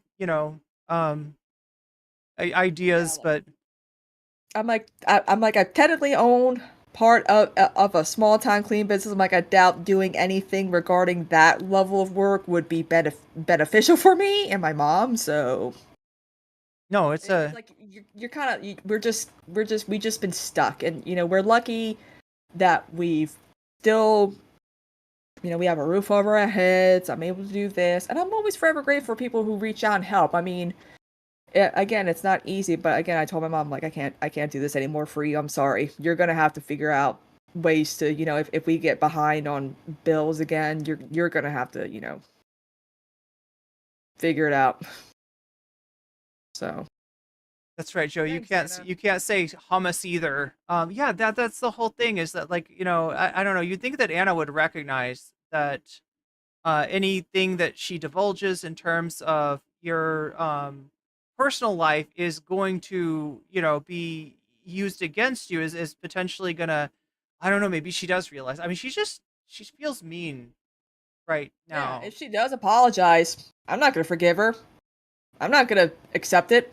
Shouldn't have said that in the first place. I'm sorry, but there are certain things you don't go, you know. So for real. I'm not. I'm sorry. Like, everyone's like, you should be a better. I'm like, I was already a better person by not, you know, going worse. Okay, not stooping to even below her level. So well, that kind of betrayal, it takes a lot of self-control to you know, to resist the, you know, when you know where somebody's bodies are buried, right, and they go low with you, you know, it's hard to resist just not coming back at them with the same kind of energy. So I mean, good for you for being able to avoid that trap. Chad is asking me to bounce on a trampoline. I've got the channel points. Do you do channel points? Sort of. Most of them are just like sound effects. I need to add more channel points to do funny stuff, but like, I worry that my chat would abuse my points. I mean, they abused my Ben Shapiro WAP one and my Dave Rubin ideas one a lot. So they abused the sound effects. Yeah, I could see. Yeah, and I got one where Sam Cedar's like, I picked wrong. What was that one from? I forgot. I think No Context Majority Report clipped it. I'm like, I'm using that. Yeah, Sam has all kinds of really good drops. I just found out where what was it? Oh my god, I can't even remember it. Trampoline maxing. That's what we're doing. That's what we're doing here. But yeah, no, it's been really cool to have you on and to find out how your week has been, and you know, like I hope that you know, I hope you don't have to deal with any more bullshit like as fallout from this Anna shit, because I mean, like, I didn't realize, I guess, how close you were and how much you sort of shared with her, and so how much of a betrayal this was for you until I talked to you tonight. But yeah, TYT has been keeping me busy. Like, I streamed with her too. Like,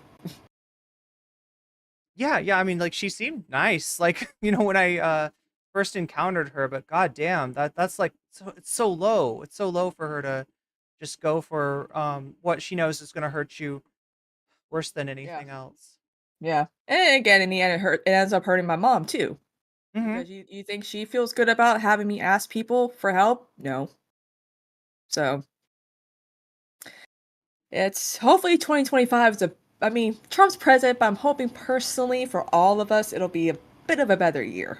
I mean, we could use one, couldn't we? We haven't had a better year in a few years now. It seems like it just gets worse and worse and worse. And the Trump thing was honestly something I didn't think that we'd have to deal with. I mean, you know, I thought it was 50-50, but I somehow thought that just like, you know, there's no way that people are going back to this. But yeah, the Democrats let us down, the voters let us down, and now Cenk and Anna are letting us down. But yeah, hopefully we can be there for each other, because I feel like that's the real strength that we have in creating a community and in a sense of solidarity and you know, trying to take care of each other as best as we can, and that's going to be the only thing that really, you know, keeps us safe to the extent that anybody can be safe. But yeah, Cosmopolitics, I've loved having you over here for this conversation. Everybody, if you're not following already,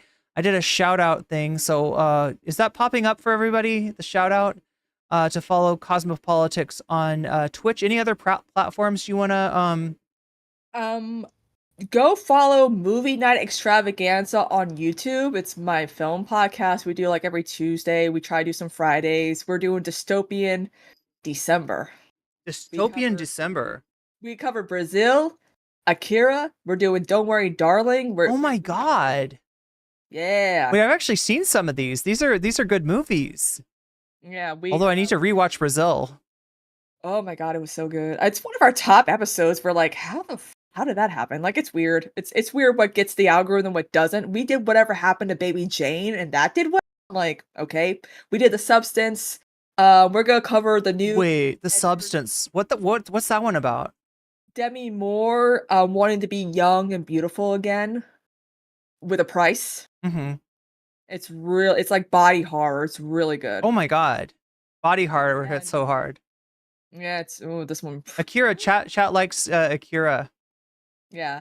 And we're covering Edgar's Nosferatu when it comes out, like in January, and then we're gonna be covering a lot of we like to cover the Oscars every year. It's been a bit of a slow, like mid-Oscar season so far, but we're gonna be covering Wicked and Sing Sing and quite a few other movies because we gotta get the ball rolling on what films we gotta wait for what's gonna be nominated to figure out what we're gonna, you know, cover. But I know we're gonna be covering like Wicked.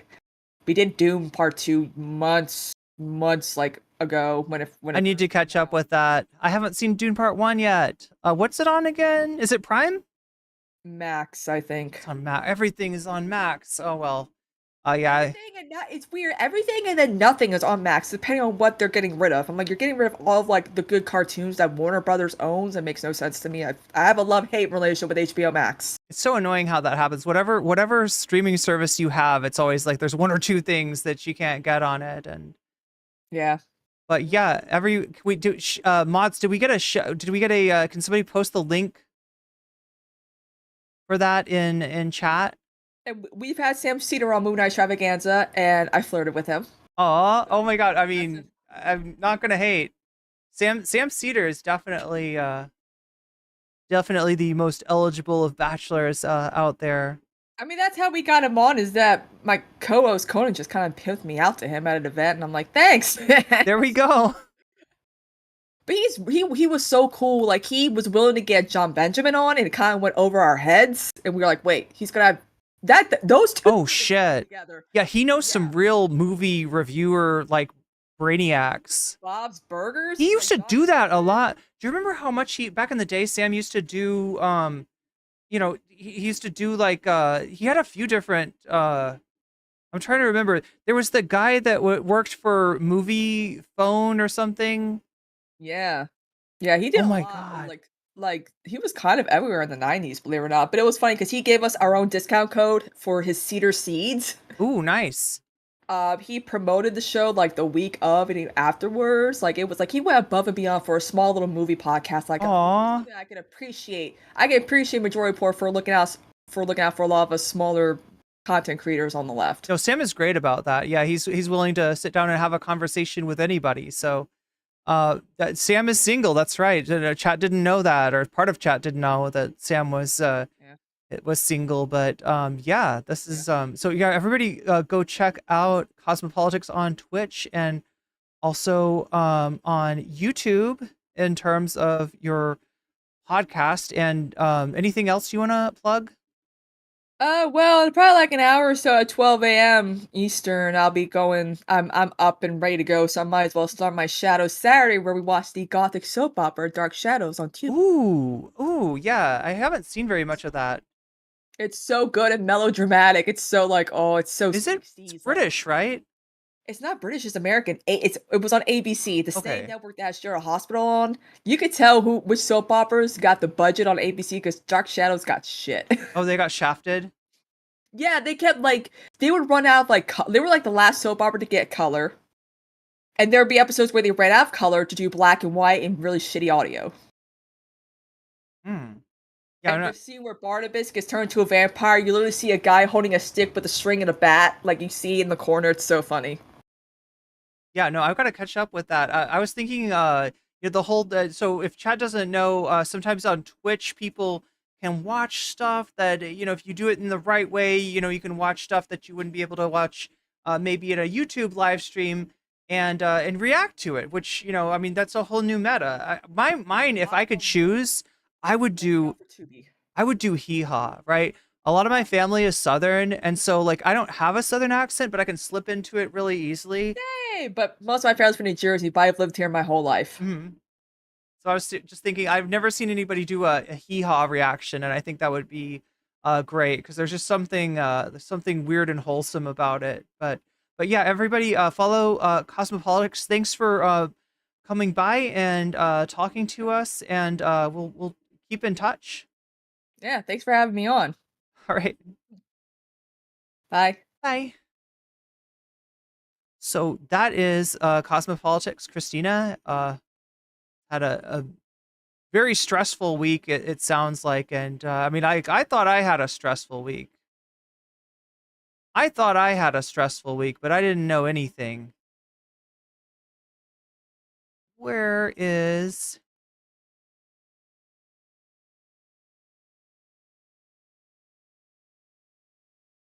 My stress is coming from tech right now, actually. I'm like, which is the... Oh, wait, it's under here, so... Discord... something? This one? Nope. After video. Oh, there we go. Is it this? That's not... There we go. Yes, we're back. We're back on Twitter. Okay, so back right where we left off. Yeah, thank you for being on here, Cosmopolitics. I really had fun talking to you. We'll have to do this again sometime.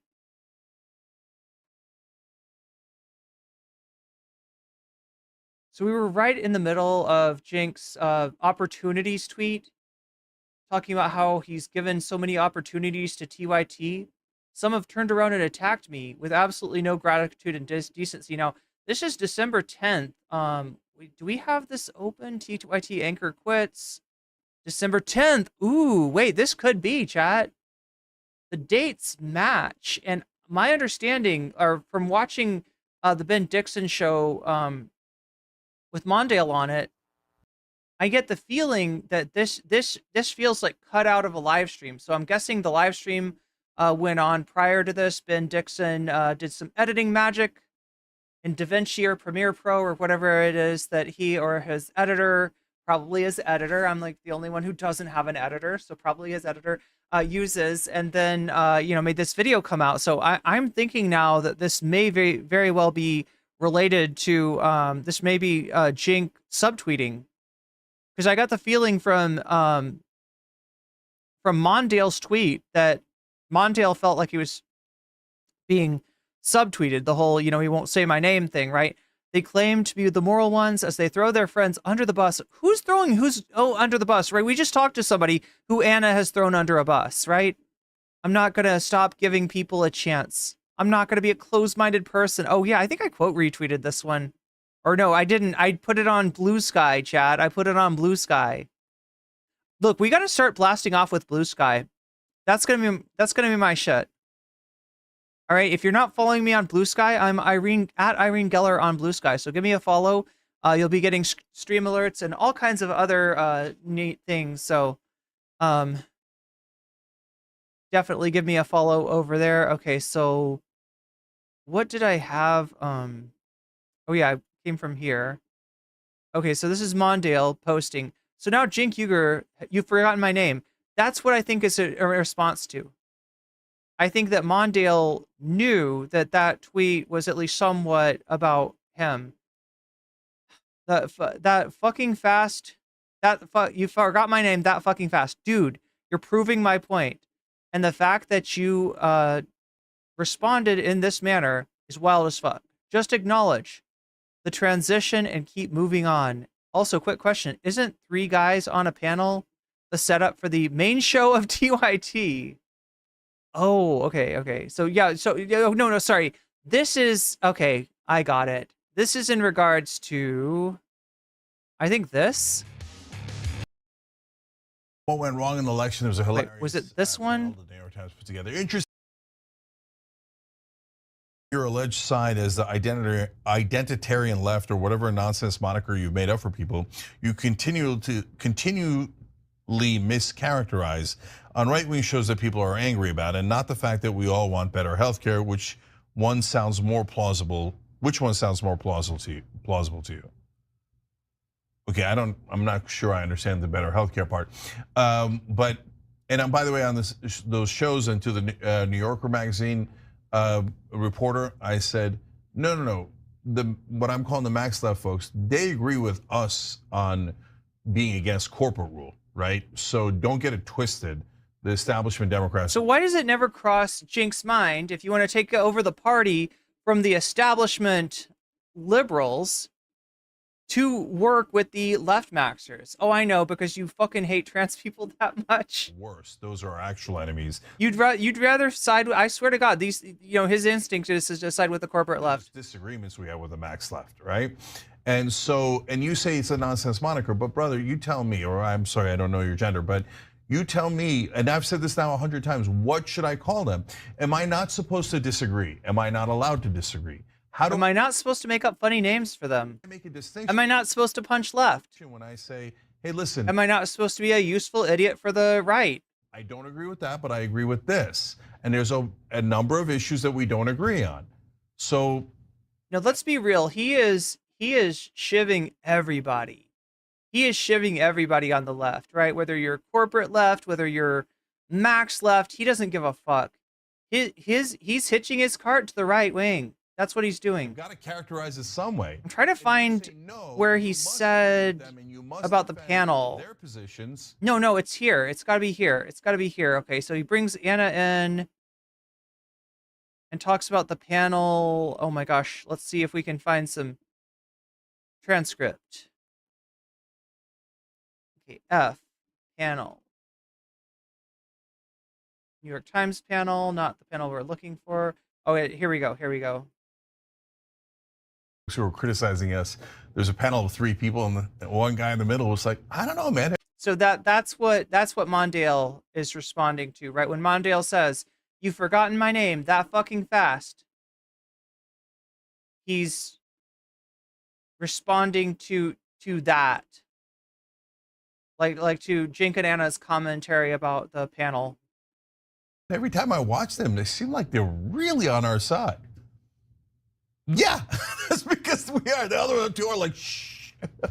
Okay, so what have I done in going to talk to Maggie? First of all, is it true that I did go talk to a bunch of right-wing shows? Yes, that's definitely true. Okay, that sin has been committed. That heresy. Okay, so what was it that I asked them about, and what were the conversations? Okay, anyway, so yeah, mystery solved. There we go. Now it all makes sense. 3 guys, hashtag 3 guys on a panel, hell yeah. Isn't 3 guys on a panel the setup for the main show on TYT? Generally speaking, yeah.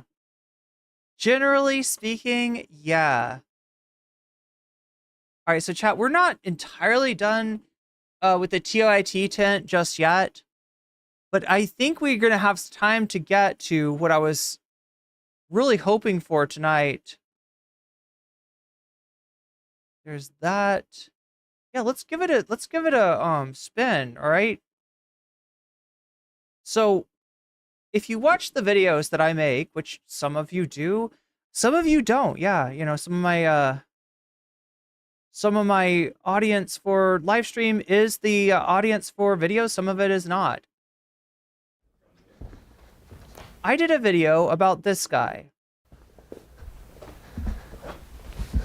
This is Adam Friedland, center left. No, he is a podcaster. He is a friend of Chapo. He is a friend of Hassan. You know, this is like, as far as comedy goes, like Nick Mullen and... But now there are freaking communist invading radicals. Adam Friedland, as far as the way... Oh, God. I think I showed you a Nick Mullen video not so long ago where somebody came in and was saying some right-wing garbage, and Nick just, like, roasted him. I've also seen Nick roast Jamie Kilstein, a podcaster that I used to listen to, who, I don't know, got Me Too'd, and then he went super right-wing, and Nick roasted him about it. So, I mean, like, these are, you know... I will not sign off on everything that they've said. I will not sign off on everything that they've done, because, yeah, it's very, very edgy kind of stuff. But, Davy Cliff super chatted $9.99. Liberal Joe Rogan in the house. There we go. You know what I'm talking about, Davy. So the whole debate that Adam Friedland challenged Mr. Stephen Stephen Kenneth Destiny Bunnell III to was to decide who is the Joe Rogan of the left. Like, only they, you know, Adam got mentioned and Destiny got mentioned, right? So Adam was like, we gotta do, you know, duel. We gotta pistols at dawn, right?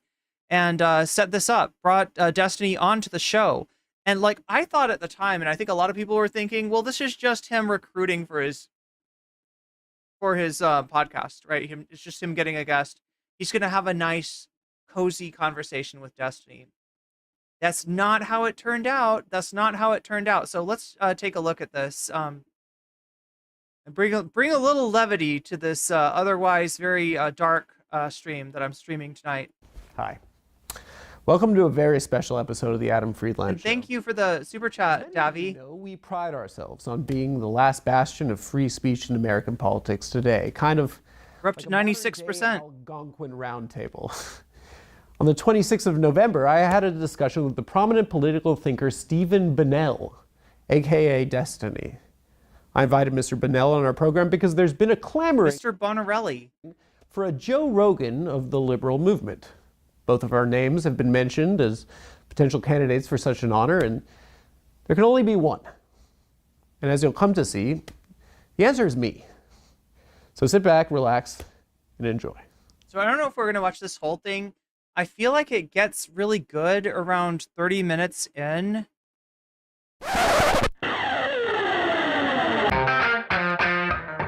Ladies and gentlemen, our next guest is a prominent streamer. He's amassed over 1 million subscribers across platforms. Everyone, please welcome Destiny. How are you? I'm good. Let's talk. Okay, so we...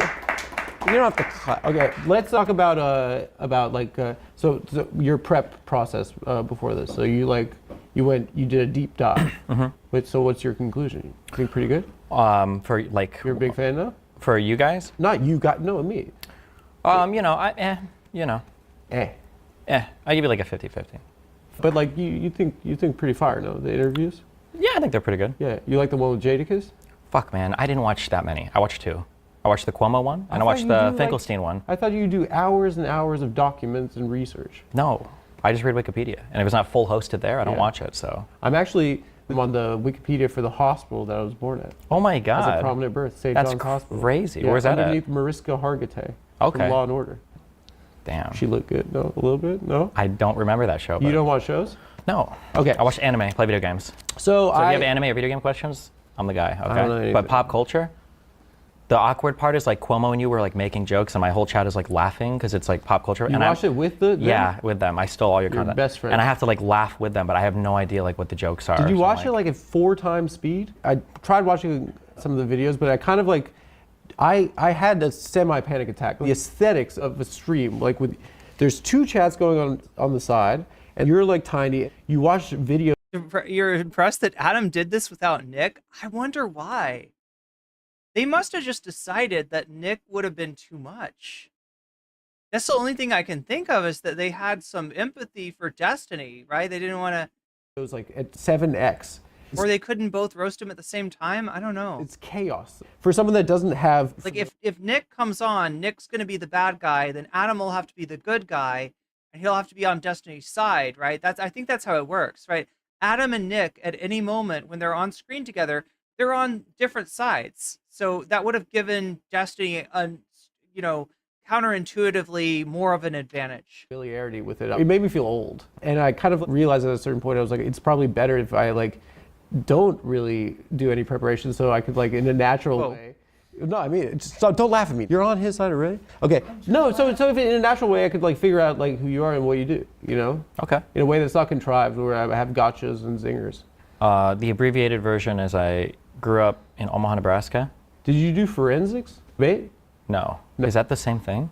It is the same thing. It's forensics and debate. It's not dead bodies at crime scenes, but I was in it, but I was quite bad actually. Oh, okay. I did Lincoln Douglas debate. That's like a format, isn't it? It's a format. Yeah. You're more of a pro debater than I am. No, I'm not. Yeah, I'm I've not never pro. done formal. I went to nationals though. Oh my God, national But twice. I went in speech because I was a razzle dazzle man. But in debate, I got too emotional. I thought it was a movie. Oh, I thought okay. I had to give a Atticus Finch kind of. But I have very limited critical thinking skills. So people would be you're gay. Okay. What was your first debate? It was against a YouTuber, John Tron. No, but I mean that was probably my first really big one. That was a come up moment for you? It was a big bump moment, yeah. But my whole career's been pretty steady. I haven't had big explosions, but the John Tron debate was definitely a exclamation mark, I guess. What was the nature of that debate? Basically, as gamers and everybody was becoming more political, I noticed that John Tron was kind of tweeting some just weird things. I usually give people a lot of benefit of the doubt, but I see John Tron tweeting things like, the Japanese are all Japanese, so why can't Americans be all American or whatever? And I'm just seeing things like this. I'm I don't know. So I start listening to, do you know who Sargon of Akkad is? He's one of the guys you've debated. Yeah, but I'm starting to listen to a conversation between him and John Tron, and I'm holy shit, he's programming. Does he wear guy. a cape? It sounds like he wears a cape. No, I don't think so. Yeah. You've debated Fedmeister. Fedmeister. I don't think we ever debated, but he's a guy. Esports Batman. That's these are people in my community, yeah. Where are you getting these names from? Ice Poseidon. Oh my God, I feel all the stars are here. Pisco. Naked Ape. Norm Macdonald reference, I got it. Yeah. Okay, chat, I gotta confess to you something, okay? So between me and Destiny, the bridge is definitely burned. He didn't talk to me in good faith. He played the piano and ignored what I had to say about cancel culture. He thinks that guys like him are the biggest victims of cancel culture. I was trying to make him see that actually it's more of a, it's the more likely person to get canceled is a marginalized person, right? So, when he came on my channel to say shit about Demon Mama, even though Demon Mama and I don't get along, I had to defend her because I felt like he was just attacking her, as an annoying trans woman that thought that his viewpoint was wrong, right? And saying that she could get him canceled, right? So I mean, it was a mess in the first place. It wasn't that great to begin with, but I had friends in that community to a certain extent. All of those bridges are burned too. The one bridge that I don't think has burned, in fact, I believe we both still follow each other. Wait, let me check. Is this guy named Pisco? Pisco is a lawyer. I used to have Pisco on. Yeah, we follow each other. Damn, bridge not burned. Oh, Pisco's a blue check now? Pisco's doing a Twitter. What do you call them? A Twitter talk? A Twitter space? Okay, well, a little too Elon pilled for me. No, I'm sure. I don't think he's super Elon pilled, but he's coming. He's trying to debate MAGA. That's what he's doing. Anyway, so yeah, bridge not burned to Pisco. Pisco is, I haven't seen Pisco do anything awful. Obviously, the connection to Destiny is going to make a lot of things super awkward, especially considering that I feel personally impacted by Destiny and Ethan and Dan and their whole successful attempt to get ads pulled from Twitch and to make political streaming on Twitch toxic, which fuck them. Right, they tried to get Hassan, they missed. Instead, they got every single political streamer on Twitch, so fuck them. But yeah, but Pisco, I don't, For now, the bridge is okay. Crazy people online. Who's Yeah. Naked Ape? Should we bring Pisco on? Crazy guy? Actual Jake. But you've also I don't know who a lot of these people are. Like I've heard of these. I'm pretty sure you debated actual. Like these are like people I've tweeted at. Bob before, maybe. 7. Yeah, that's a guy. Yeah. Dick Masterson. Is that his Christian name? Bob 7 was somebody in Destiny's real life who he accused of poisoning his relationship with several women. I don't understand the Bob 7 drama at all. I'm not sure. Any of Destiny's drama that is personal in nature, I have just avoided like the plague because I don't want to know anything about Steven's personal life. I don't care. It sounds like a porn star. It does actually. Yeah. Kind of looks like one a little bit. 70s style porn star. Yeah. Mustache. Yeah. He has one, yeah. Yeah. Or he did. Like a fucking hammer on him too. And it looks like your dad is fucking someone. I don't think my dad looked like a 70s porn star, but Have you watched like in those, you know? I haven't watched a lot of 70s porn now. You only watch contemporary. Yeah. But you've also like debated with like conservatives like Ben Shapiro, Candace Owens, Alex Jones. Yeah. Yeah. Okay, next. So you grew up in Omaha, Nebraska. I hated school. I was a really bad student. You're bad at school, but I you're was a just bad naturally smart. I don't know if I'd say I'm naturally smart. You're pretty Oh smart. wait, you're right. McGoggle says Bob 7 sounds like a Devo tribute band. Yeah, didn't they have like Bob 1 and Bob 2 or something? They had 2 Bobs in the band. Too many Bobs. Too many Bobs. Look at his face. He's being attacked. I mean, he knows that. Yeah, that's there's a chance of that happening. I'm decently smart. I'm probably a bit smarter than average, but I can sit in front of a computer and for 8 hours a day, like learn stuff and then argue about it. All right, here we go. It's like the best way to reinforce what you learn. So I mean, you made a lot of money from arguing against. I'm really right? good at it. Okay, You're sure. really good. What's your record? Undefeated. Never catching an L. Absolutely never. Is there a time where you're like, I got blown out on points on that one? Anytime it happened, it was intentional. That's such a nerd thing. That's such like I'm punching myself. I'm punching myself. Yeah, You and then didn't my lose cheek on gets purpose. stronger, and then the next guy that punches me is like, fuck. No one punches themselves so your cheek gets stronger. Why not? You don't know that? No, you avoid conflict. Welcome at all everybody costs. I'm to not the gonna Chocolate punch you. Sandwich You Pod. You avoid- know that your fist will shatter. No, you hide and avoid conflict at all costs. Said you were emotional and scared. Was this pre-transition or? No, I've always been a man. Okay. So your family, they're together too. Yeah. That's for a debater. You would assume divorce. Why? I saw a video. You did a debate with your mom. My mom is Cuban. She's Cuban, of course. They're very loud. They argue a lot. That's just like the way they are. You shouldn't debate your mom on your show. Why? It's fun. She likes to argue with me. No, it's not right. It's not right? I don't know. Why not? My mom died 4 years ago. Yeah, it's funny, right? Because when Hassan described Destiny to Adam, the thing that he talked about was that Destiny was such a debate lord that he tried to debate his ex-wife. Now, that's not precisely true. What he did was he engaged in internet drama with his ex-wife. He tried to, he tried to put a bunch of stuff out there, leak a bunch of stuff, to try to shut her up, essentially. And she eventually did come forward and, talk about the Lauren Southern things, talk about his relationship with Lauren Southern, which was not, now they were, in an open marriage, Stephen and Melina, but it was the kind of open marriage where the condition is that you got to talk to each other. You got to tell one another what you're doing and who you're seeing. And Lauren Southern apparently maybe was not divulged to Melina. So anyway, so the whole Destiny debate lording his ex-wife thing, there's a nugget of truth there. There's actually a nugget of truth in that, like, he did turn it into content, but no, he didn't actually challenge her to a debate. No, you should be nice to your mom. I can be nice. That's how we show that we love each other. That she's a MAGA idiot. You shouldn't project your trauma onto other people, okay? You sound pretty traumatized. Why do I need to know your mom's dead? I'm happy about it. What are you talking about? No. You're projecting it onto me. Like, oh, why don't you treasure your mom? I didn't tell her I loved her before she died, and now I get sad when I say. I loved her. Okay, then what's your problem? I'll tell my mom I love her too before she dies. That's the point of having a mom? Is you just drop a I love you for the first time right at the end? I've probably said it once or twice before. Were you a bratty kid?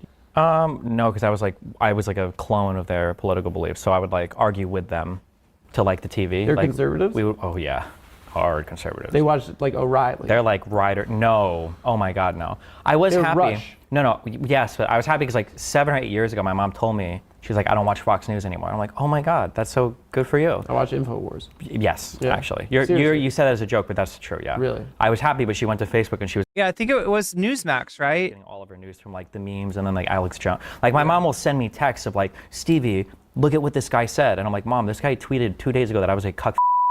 That's why she's watching.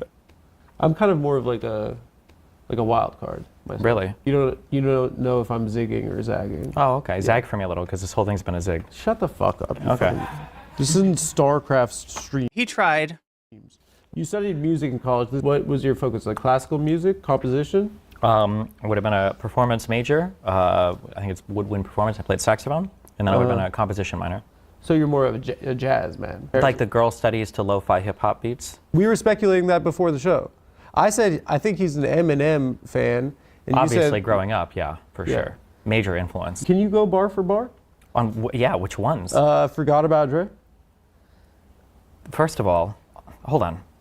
First of all, The that's, Eminem verse. Yeah, wait, that's And when not the an cops came Eminem through with song. Dre's- That's a Dr. Dre song. Okay. Featuring Eminem. Sure, When the cops yeah, came but it's through a with Dre feature. stood next to a burned down house. Ticky, ticky, ticky, Slim Shady. Hotter than a twin lady. Twin babies with a Mercedes Benz with a tint goes up to the mid 80s. Calling men ladies. That's what you do for your job, no? Sorry, Doc, but I'm being crazy. Do you ever go 8 Mile in a debate where you're like, I live in a trailer. My mama got Munchausen's. I'm gay. You should try that I'll in a try debate. that, yeah. I actually stopped listening to Eminem because he doesn't say the N-word enough for me, so. Oh, I thought it was because his awfully hot coffee pot freestyle against Trump. I think there's an argument to be made that drugs can unlock parts of our minds, and that when he stopped doing drugs, he locked away some parts, like the rapping parts. Are you a drugs guy? I'm not like a crazy you drugs guy, but I like, like mushrooms, LSD, MDMA, that kind of stuff. You like tripping? Sometimes, yeah. Not anymore. Yeah. Sometimes it's scary, no? A little bit, yeah. Yeah. Sometimes you like realize that everyone in your life hates you and laughs at you behind your back. Really? Yeah, but then you come out of it and you realize you're the most popular guy in the you're an inspiration. So you dropped out of school. Yeah. Okay. Why? Because you sucked at music? I was working a lot. So within a year you were fired from your job, which you attribute to your difficulty navigating workplace politics and understanding others' emotional experiences. Oh my God. Jesus, who wrote that sentence? Wikipedia. Oh. According to Wikipedia. Okay. I had an issue on my night shift, and then it was not being stalled by I did graveyard, and the swing people weren't setting me up for something. It had to do with like cleaning out the bottom of a soda machine. Every time I would come an employee, and if they were good, they would immediately get poached after I trained them, and I'd come into What the fuck? Oh no! Oh no! Nick did get him. Nick got him. Chat, do you know Nick's the editor? Or at least that's what they make it seem like. They always show Nick with a book of DaVinci Resolve, which is the program that I use. So cheers, I guess. But cheers, my dude. So do you see what he's doing? Destiny is boring. getting fired from my job. This is not me at all. I'm like, well, What I let's didn't go through realize these at the time write-ups. Was that email the one up and see? He loves to talk about himself. This is brilliant. This is brilliant. I'm like, oh, it's like an accountability thing. Oh my God, I had no look, chat. I was so tempted to go to Twitter and have Twitter tell me what to look at, right? Because it's, you can get through a video like this a lot quicker. But sometimes I like to watch the whole video because I feel like, what if Twitter missed something? And this is one of those times. This is one of those times. This is beautiful.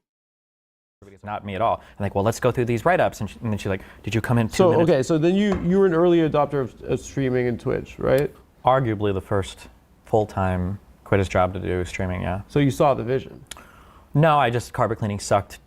How did you gain prominence? Or I was like a funny guy to watch play video games. Like I'd say funny things, argue, scream at people, whatever. Like that was my part of that culture. It's the experience. And then how did you parlay that into debates or politics? By the time 2016 rolls around, there's a historic, horrendous event called Gamergate. They were mad that girls were trying to make video games? It was just a whole, there was probably a legitimate Now listen to how he describes Gamergate, right? There's probably a legitimate complaint about some girl that had some bad relationship with like a reviewer or something. I think there was... No, there was a very bad, jealous ex-boyfriend that made someone's life fucking hell and brought his fucking relationship drama in front of the internet, and these fucking incels just were like ate it up. They were like, oh yeah, fuck her, she's a bitch, right? They made up this whole thing where like she was fucking some guy to get like good reviews for her game, and it was never true.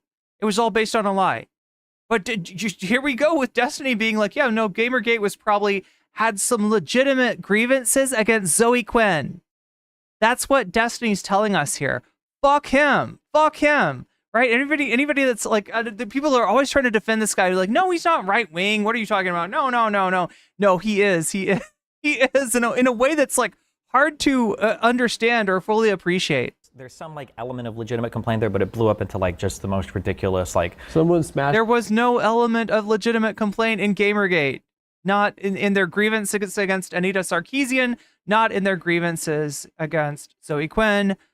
Fuck. You know what? I'll say one more. Not even in their shit against Brianna Wu. Although, honestly, Brianna Wu, from what I can tell, was somebody that, if you think of Gamergate as a vehicular crash, right? Zoe Quinn and Anita Sarkeesian were in the vehicle. Brianna Wu was not in the vehicle when it crashed. Brianna Wu saw the crash and and scuffed up her clothes and got in the vehicle to try to pretend to be a journalist. Yeah, who reviewed. But that being said, Brianna Wu did not deserve the harassment that she got. The game, I think. I don't even want to say the names because I don't know like 100% of the details. So I don't like fuck. Like he's not just justifying like, you know, incel, anti-woke video game garbage. He's justifying a campaign of mass harassment against women in gaming. That's what Gamergate was. Yeah, but the problem is whenever you get on a movement like that, there's a whole bunch of riffraff that can come in. When you're playing a game, who's the riffraff? Okay, you're chatting shit at another guy. Yeah, it becomes like a kind of embedded in a culture. Is that? Oh, a little correct? bit, yeah. Because you don't see each other face to face, so you have to ramp up the aggression as much as possible. Yeah. So you became like a left-leaning kind of commentator on guy, that. Yeah. So understand that this first part of the debate is Adam lulling Destiny into a false sense of security. At some point, this changes. So watch for that. 2016 onwards, especially with Trump, like every single fucking thing in life is like political, hardcore now. And like all of the culture was kind of moving more, I don't want to say woke because that makes it sound bad, but like to be more inclusive and stuff. So like Black Panther came out and people were like, oh my God, black superhero lead Marvel Izzy movie. Sanchi, super chatted $5. Can we get an encore on this Adam Friedland clowning Bonarelli video? Get an encore? Masterpiece. Bravo. What, you want me to get Adam to debate him again? I don't know if I have that kind of clout. I mean, I'm gonna have to try. Chad, do you want me to just like start messaging people? Just like get in touch with Nick Mullen and try to book Adam Friedland? Is that what I have to do for you, chat? We're gonna get back to the TYT stuff in just a second. I just wanted to make sure to watch this while it was hot off the presses. And Anita Sarkeesian and women in games and everything. So people just had a lot of opinions about it. Yeah. Right? Maybe it's because they so many people. They're like, we got to get some blacks in these movies. The Wakandans did? No, or? no. I mean the executives, the Jewish executives in the Jewish media. Yeah, Jews control the movie industry. Yeah, it's like our Palestine. We invented it. Yeah. Okay, so here's where it's, you know, becoming jokingly political. Yeah.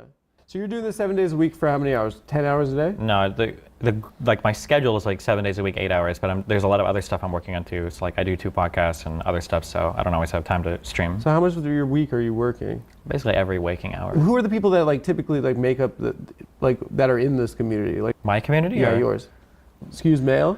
Heavily male. I think 88% was our last. Heavily. Probably heavily like. Heavily male. Just because it's like tech and politics and shit. And they're watching 10 hours a day? No, probably not all of them, not most of them. But they are watching probably for like an hour or 2, which is a lot to consume of a person, yeah. Yeah. You can get pussy off debate? Yeah. So the other thing I wonder about, right? This took place, I believe, on November 26th. So this is like Thanksgiving when they did this debate. I don't know how much of the Lauren Southern stuff had come out. I don't think any of the Nick Fuentes stuff had come out. So when Adam asks him about getting, laid off of his activities as a YouTube debater, I don't think that this is referencing what it sounds like it might be referencing. I don't think it has anything to do with Lauren or Nick or anything like that. However, there are rumors, and Adam very likely might have heard these rumors of Destiny being amorous with a lot of the people that he's done content with, and some even calling it like a casting couch kind of situation where it's like the people that he platforms maybe are, in some way have I can't speak to the truth or the falsity of that, though. That's rumors as far as I know. Do you think has a woman ever watched you like winning a debate and just becoming, have you noticed her in the... I mean, isn't dating and like fucking chicks, isn't that all kind of like a debate? Isn't that what you're doing when you go to dinner? You're trying to make the best argument for why. Yeah, but you can't win. He had insider information. I mean, he does talk to Hassan. Win? You debate women? We all debate women. Life is a big debate You against can't, women, it's right? not fair. Oh my God, he's doing red pill shit. He's doing red pill shit. No, dude. What happens is you're winning and then they cry and then you instantly lost, and it's not fair. It's fucking cheating. Oh. Even if you're demolishing them with facts and logic, is there one moment that you're like, you feel is a crowning achievement? Do you think that was my biggest dub, or like? I mean, like different debates feel good, I guess, for different reasons.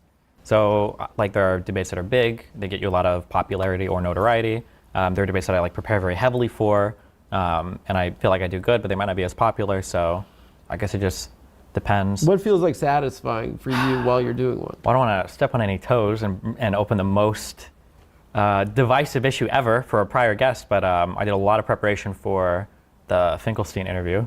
People said Here we go. Are you ready, chat? We're about to blast off here. We're about to blast off. Cooked him way harder than you.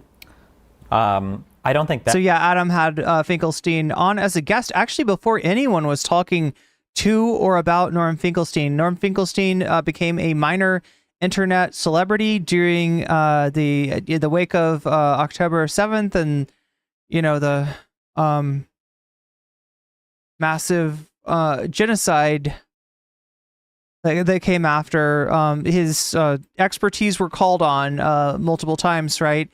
Now, this put him in conflict with a lot of pro-Israel people. Mr. Bonnell was one of these people. However, Norm really never looked at Destiny as being on his level. They fought on Twitter for a long time, but Norm's a scholar. Norm's written books about this. Destiny has failed to... Super chatted $9.99. A Women the Bourgeoisie, Disco Elysium. Wait, are women the bourgeoisie? Disco Elysium. I haven't played this game. Sharon Middleton, thank you for joining up. Thank you for becoming a member. And Davi, thank you for the super chat. Good question, though. Good question. What are we on? Like, I think we're on 114 here, so we're hitting that dono goal. If you've donated and you've got an opinion on the topics that we are possibly going to cover tonight, let me know in the chat. I don't think we ever debated anything of substance. Not on your debate. Yeah. I didn't watch a 17-hour debate on Lex Friedman about Israel, my bad. where some fucking goy is popping off about my shit.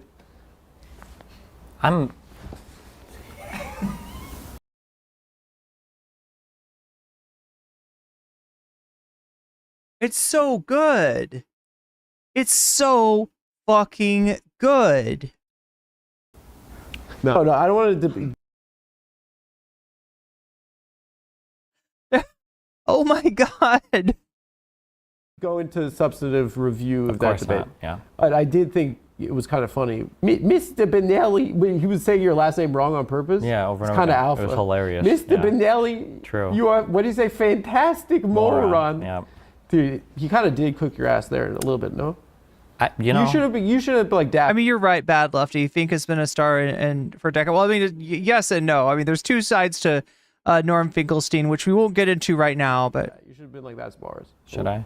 Yeah, why not? Okay. Well, you're mad at him still? Do you get mad during debates?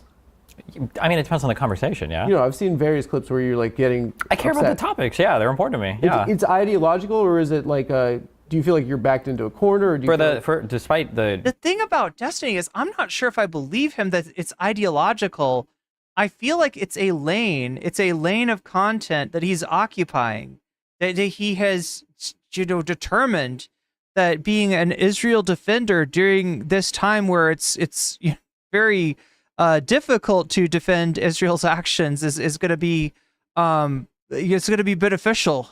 I guess people saying I'm a grifter or whatever. There are things that I'm passionate about. Like the only reason I'm arguing a thing is because I feel strongly about it. I'm usually pretty good at understanding if I'm like really far behind in subject matter. So if there's a debate where I realize like, ooh, I'm like, I can't do this, generally I just like ask questions. I just kind of like poke and prod. So I've had a couple where... Has someone changed your mind ever?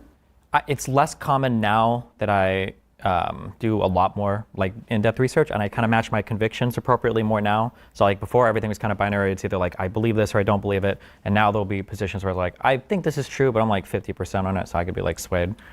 What is winning? Maybe the person deletes their account after. If they or gets fired. He's joking. He's joking. But I've had him come on my stream and say that he wants to chase Demon Mama the fuck off the internet. Right? He wanted her to delete her account. He's joking, but he really does feel that way. Their job. Humiliated. Yeah. Like, how do you feel after you win?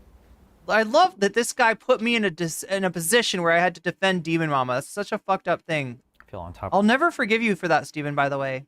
World. It feels great. It's like doing cocaine for the first time again. Every time. Because you advanced some sort of political project, or you won because someone cried? Like Demon Mama didn't defend me against Dylan Burns. This is so unfair, chat. It's so unfair. I had to be the bigger person. I was like, nope, I'm not gonna. If he's coming on here to fucking lie about her and to turn her, to make it look like somehow she's done something bad by beating him in a debate, right? That's all she did. Was win one half of a debate with him. Honestly, it depends on like, I had like a thing. And she couldn't defend me against Dylan because Dylan was her fucking meal ticket. The 3 Ps. So sad. Penis. Policy. Penis. If I'm arguing with like a friend over where we should go to eat, my goal is not to destroy the person, right? I assume that's... I mean, speak for yourself, Steven. You know, sometimes you really want pasta. Life is. Yeah, it's like, worth destroying your friends for. Yeah, good pasta. An ordinary human being. Oh, usually, I thought you were like a cock Chat, I want some pasta. sucker at first. Jesus. Our first interaction was horrible. Oh, is that what he said? I thought he said... Okay. What's our first one? When I went on your stream, I felt like it was terrible, and I watched it back and I thought it was unwatchable. And the thing that bothered me was that reading comments, there had to be like one guy who won a talk on a stream for 10 minutes. That's just fan behavior. They always do that. That psychological processing of media is I think it's really bad. It's detrimental. There's a lot of artwork from Hitler that I like, and people can't separate. Okay, so let's have a debate right now. Let's have a debate right now. Okay. You're the Führer Adolf Hitler. I'm the dean of the Vienna College of Art. Okay. Debate your way right into to college. Auschwitz for you. What? I would deport you immediately. You didn't have Auschwitz yet, you fucking idiot. Debate your way into my college. So I looked at your portfolio. It just doesn't seem Vienna quality. You're not VU quality. I think I have a lot of potential. I ran a lot in World War I. Did that happen yet for this? Because he was a runner. I was a runner. I don't think that running has Yo. anything to do with your... While being shot at. Don't the best artists have like traumatic experiences? Yeah, but everyone went to war in World War I. Okay, but not everybody can also paint a little bit. Why are you so stuck up? You're not getting yourself into college right now. Why not? Dude, just say you're gonna do the Holocaust later if you don't let me go. Okay, run it again and say, I will kill every Jew. Yeah, if you don't let me into college, you're gonna regret it. Why? Because I'm gonna kill at least 1 million Jews. Well, Oh my God, he can't help himself, can he? I think that would be wrong. So guess what? Welcome to Vienna U. You are... An artist? An artist. Oh my God. Yeah. But then I get to year 1 and I just want to draw anime and then they kick me out. They didn't have that shit yet. Really? When do you think they invented anime? After what those bastards did to our beautiful Pearl Harbor. I think when you first mentioned us, you said it was a simulacrum inside of a simulacrum, but I saw like a thing that was like debating my wife or something, and you said that that was a meme from the right wing. One of the issues today is that like if a thing starts as a meme, it very quickly leaves orbit from your community, and then people will like. He ran a lot in World War I. I don't know. There's something about like what Hitler did, like what his role in the German army and World War I involved running. I don't know entire. I'm not a Hitler expert, unlike Mr. Bonelli here. Ironically, believe a thing, and then you didn't debate your wife. No. There we go. There we go. You had a breakup though? Yeah, we had. I mean, like it was a relatively public relationship. She was like a Yeah. streamer person, and then I'm obviously a streamer person. We were together for 5 years. But when we broke up / divorced, I think somebody made a comment about like, oh, this guy debated his wife out of the divorce or whatever. And then Yeah, Bad Lefty, and he's so proud of himself too. I see people repeat. You went on stream and you like detailed like what you were going through for your like what led you to do that? Basically, my policy is that like I'm cool keeping everything private, except if somebody else starts like making things public, and I think it's being misrepresented, then I'll make my side public. So basically, it was that kind of She was saying things about you? I think her and her boyfriend had said like a few things, and I was like, I don't think this is true. So then I said a few things, and then it usually goes back and forth like that. Didn't it like I went through like from podcasting a breakup like I gotta say, those are really comfortable looking chairs. 6 years ago. People are still. They're noisy though. Do you hear the chairs? Online. They're squeaky. Kind of like my takeaway from that was that I kind of needed to have like a real division between personal and private life. You kind of went in the opposite direction. The reality is too is that if you're public about everything, there's not really much that people can attack you with. But it's just like it creates a dynamic where you're kind of accountable. It's ironic that he's saying this considering what's come out since this interview. To the guys who like your debate, whatever you call it. I mean, I guess it's a little about bit, but like it's about a breakup. It's probably a painful thing, no? yeah, but I mean, nobody online cares about that, so. Yeah, but fuck that. I mean, they're the fans. Yeah, right? but like imagine if some stuff leaks and I don't talk about it, then you kind of are. You don't have to talk about it. Yeah, but then everybody else can. So. But I think engaging with that is like you're sacrificing some modicum of dignity, no? I mean, it depends on what is worth more to you, I guess, is engaging with it or allowing other people to basically tell the story. Right? She was doing fake news at you, and you had to do real news. I had to be the CNN fact check. You don't have to do. I had to be the Reuters fact checker, and I had to come in and I had to give that 4 Pinocchios on a lot of her claims. She had a lot of Pinocchios, You don't have to do this crap for these people. It's kind of like blurring that line between. I mean, like it seems to me it's like there is no line.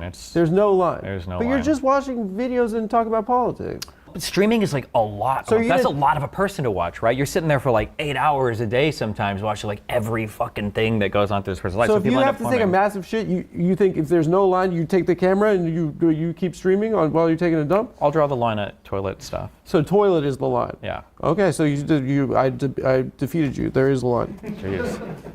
Another victory, flawless. Good job. Nice. Does it ever feel like, I don't know, like airing out grievances in I mean, public? depending on, like in an ordinary friendship, somebody might talk a little bit of shit. Like, like I saw Adam, he was sitting extra gay yesterday. Yeah. Right? And normally that comment would be said and it would just. Oh, so no, the Benu N Space says, I only saw this today. What's come out since? What I'm talking about is that this conversation took place around Thanksgiving. So if you don't know, the Adam Friedland show's production schedule, I don't know, what would that make them? They're like 3 weeks behind, right? They're constantly shooting and editing and like, what got shot over Thanksgiving is coming out this week, right? So, I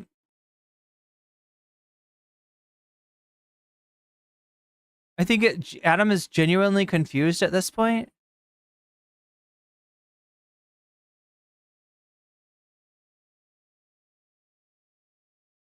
I do like the chairs. Adam springing trap cards left and right, and Destiny falling for each and every one of them, exposing him as a massive piece of crap.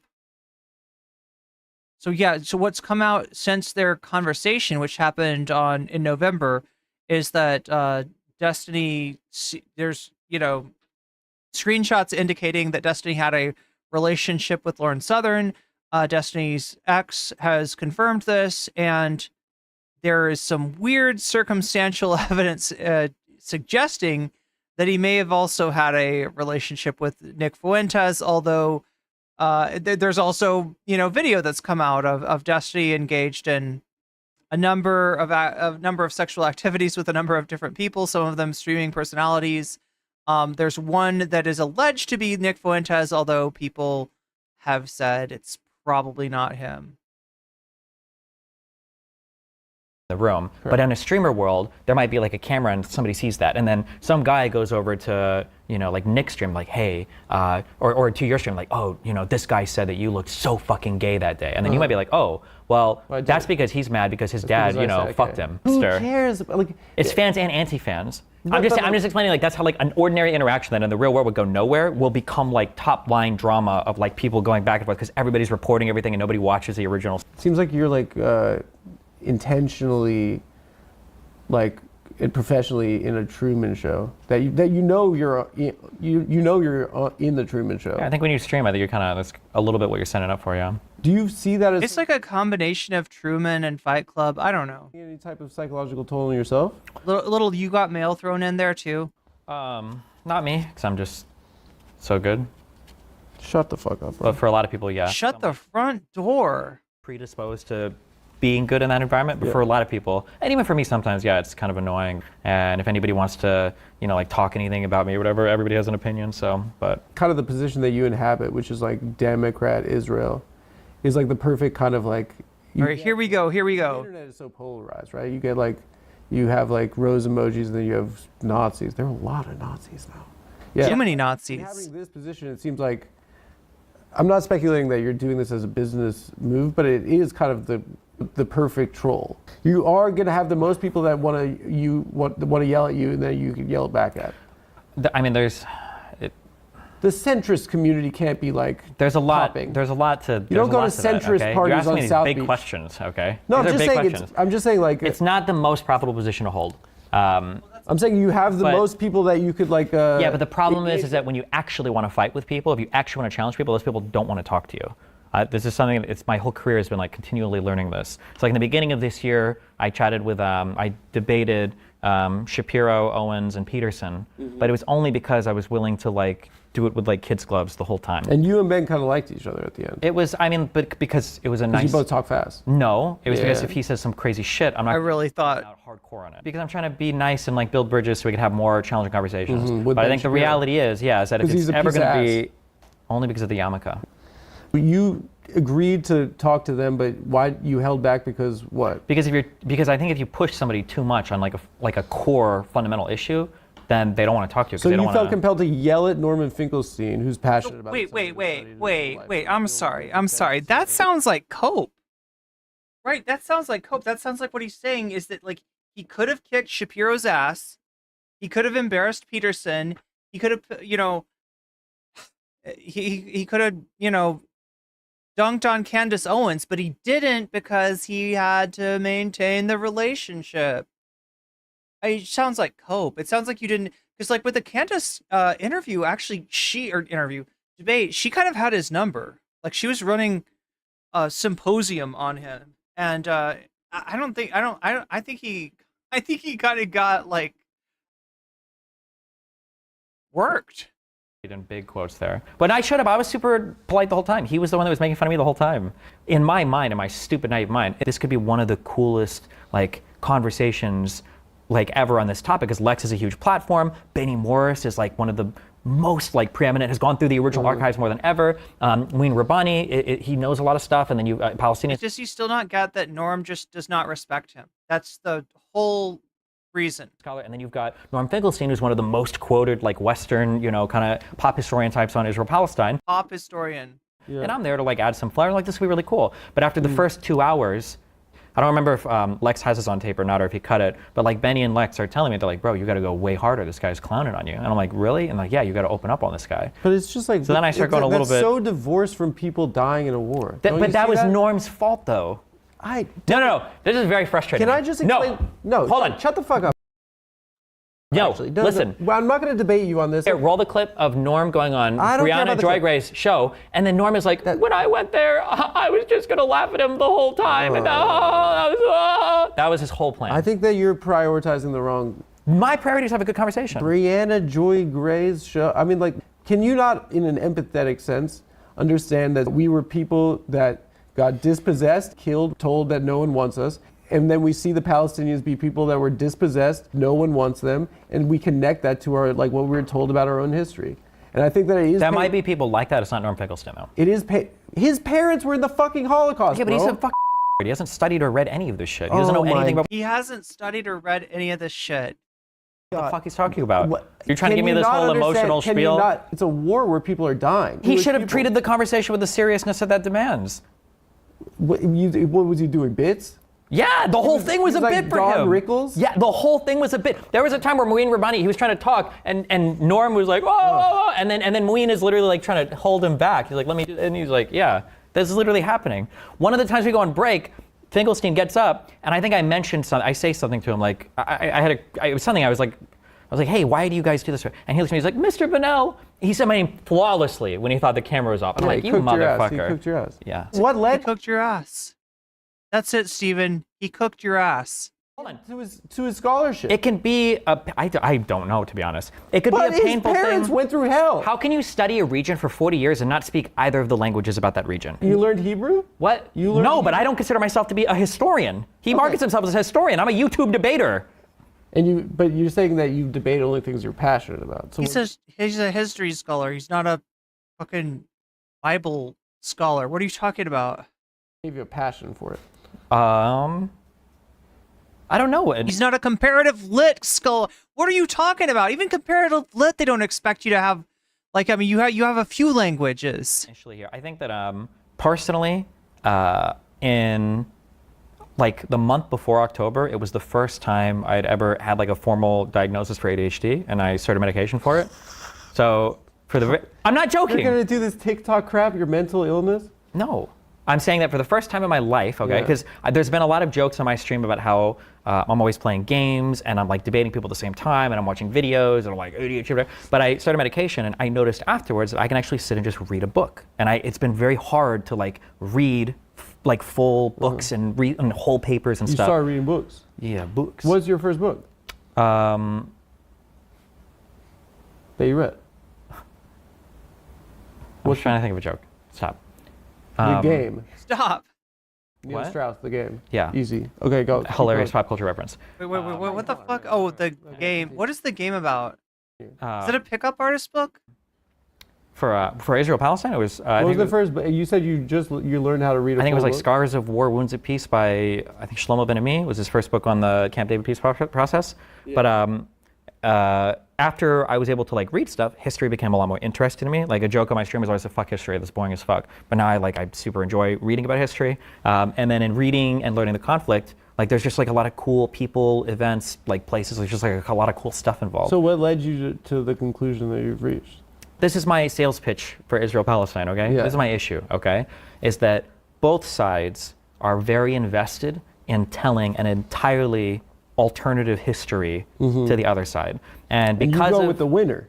What? You go with the winners. No, I think there's a shared mutual history between the two. But the people on the far sides of this don't like to acknowledge any like of the shared stuff. So like for instance in 48 So this is how he kind of does apologia for the revisions of the actual history that erase. right?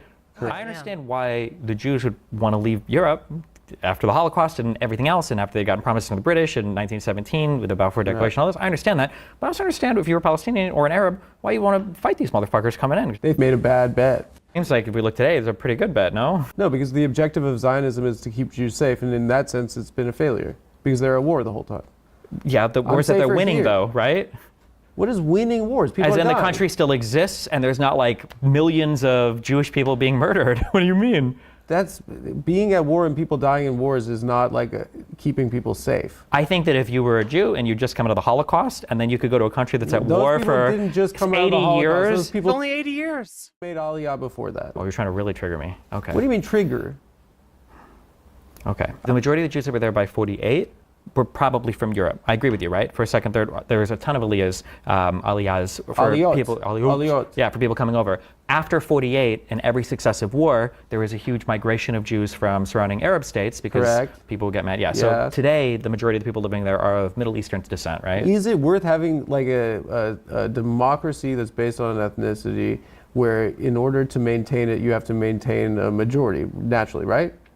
The sad thing is that there probably most democracies are built this way. You just aren't perceiving it because you don't have that same kind of I'm American, bro. Yeah, you don't have the same pressure. Like even in the United States, we don't take more than, of all the immigrants legally we accept per year, no more than 7% come from each country, That's not right? the point I'm making. The point I'm making is if you're going to establish a Jewish state. It's funny that Destiny started off by debating JonTron, and in some ways, like there's glimmers of the great replacement in his logic here. I mean, that's inherent to the demographic argument, of Israel. Right, you have to establish a Jewish majority. Sure, it's going to be a democracy, right? Yeah. And so, like, there's a demographic issue if there's just as many Palestinians. Yeah, there is. That's why traditionally they didn't capture the West Bank and the Gaza Strip, and after '67 they did, and it fucked shit up a lot for them. This is not like two sovereign groups of people that are at war with each other. There's a power imbalance, and if you ignore that power imbalance and you say that there are two sides to every story, then you ignore kind of the political reality there. Okay. I understand your view. I think that your view is super wrong. Why? Because you're only accounting for one side, and you make it seem like it's so obvious, like who's Why in am I wrong. counting for one side? Because you're saying that it's so simple for who the wrong side is here, when it's not. Both sides. I didn't have say made, the wrong side. generally, as soon as you utter It is actually quite simple. That's something that Michael Brooks said. Now, I didn't make a big enough deal about this when it happened, but Destiny was clipped as saying something about being really happy, or not that he was happy that he was dead, but being glad that Michael Brooks wasn't around in the wake of October 7th, because he would be so annoying, quote unquote, right? And the thing is, Michael Brooks' argument cooks Destiny's attempt to complexify and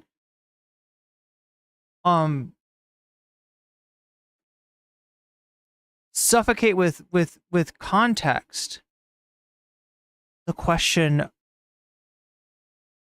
of, is settling Palestine okay? It's simple. No, it is not. the phrase power imbalance. It's like you're automatically assuming They don't have this right to self-determination. Okay, do the people, That's just a fact. even with what you're saying, do the people around them with self-determination have the right to vote? Logical fallacy. Logical fallacy. Actually, that wasn't a logical fallacy. Actually, I'm saying that they don't have political sovereignty. That's true. And they are occupied by people that do. That's true. But then the question is, what does the resolution to that look like? Anytime the fucking prime minister is about to go to jail, then he has to fuck up some Palestinians. That's the resolution. I haven't heard a resolution. My grandma lives in Cape Town, bro. Jesus. She didn't have to move because black people got to vote. What does it have to do with... You can end an apartheid. Yeah. Do you think that if Jews lived as a minority... I do right now. Do you think that you live in a minority state where the majority are Arabs? I'm a minority in America. Are the majority here Arabs? Do you think that you would face the same pressure here? Oh my God, the racist ass implications of his argument. Yeah, but if it was Arabs, they would definitely genocide you. Like what? What are you trying to imply? What is wrong with you?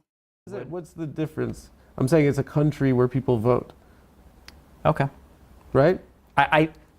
My top line complaint actually is I actually feel like no foreigner should ever talk about Israel-Palestine. They should have Gaza Germany.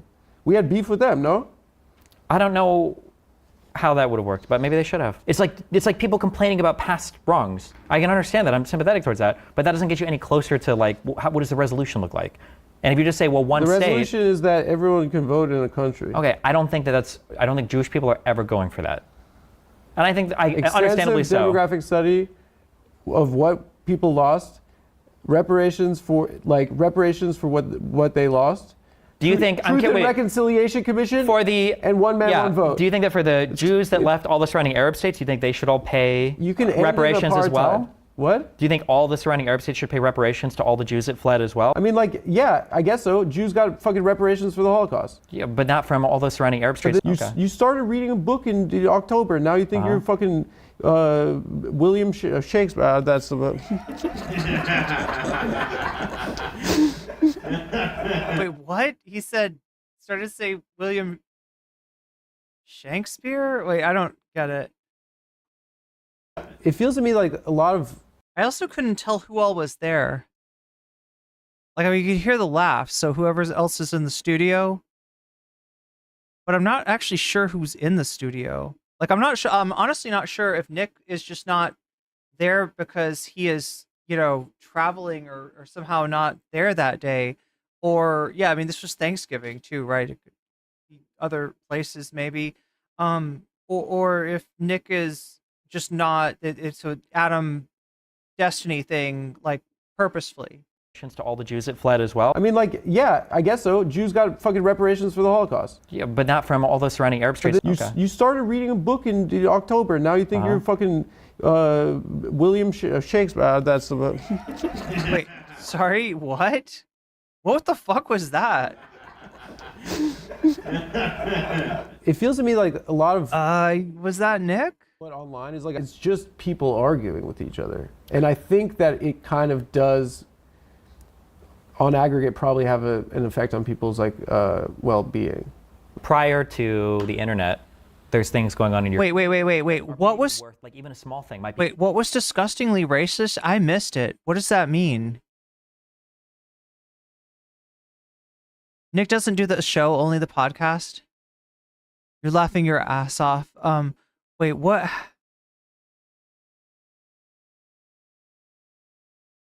Oh, the real test. I'd see what countries Destiny thinks are Arab. That is Nick laughing. Okay. No wonder Destiny has things for far-right people. Look at his ideology. Sounds like he's straight from the... He does, yeah. Even though he doesn't look at him. Shatner, maybe? Did they say that? I couldn't tell what was said.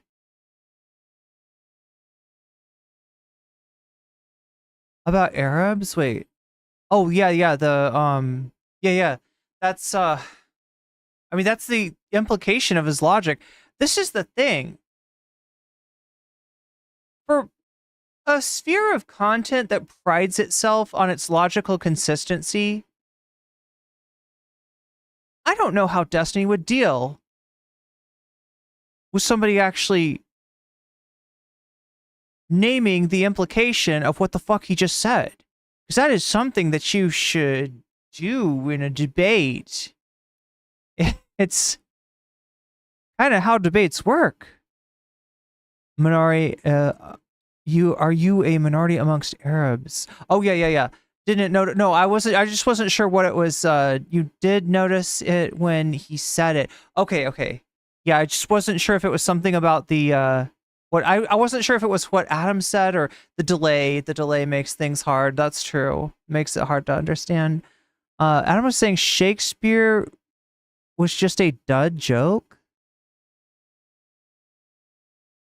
Be worth getting mad about, like shutting down a community center or doing something in a library. But now, all across the country, people get mad over... Oh, so he was trying to make a... Okay, I see. He like was laughing at his own joke not being funny. Shit that's like so irrelevant. But if you see your... I've never seen so many men care about like women's sports than they do now with trans people. It's like the most important thing in the world to a lot of these guys. Why would anyone care about women's sports? Because trans people are there. Now they really care about it. I went to the WNBA semifinals. They didn't cash for like 9 minutes.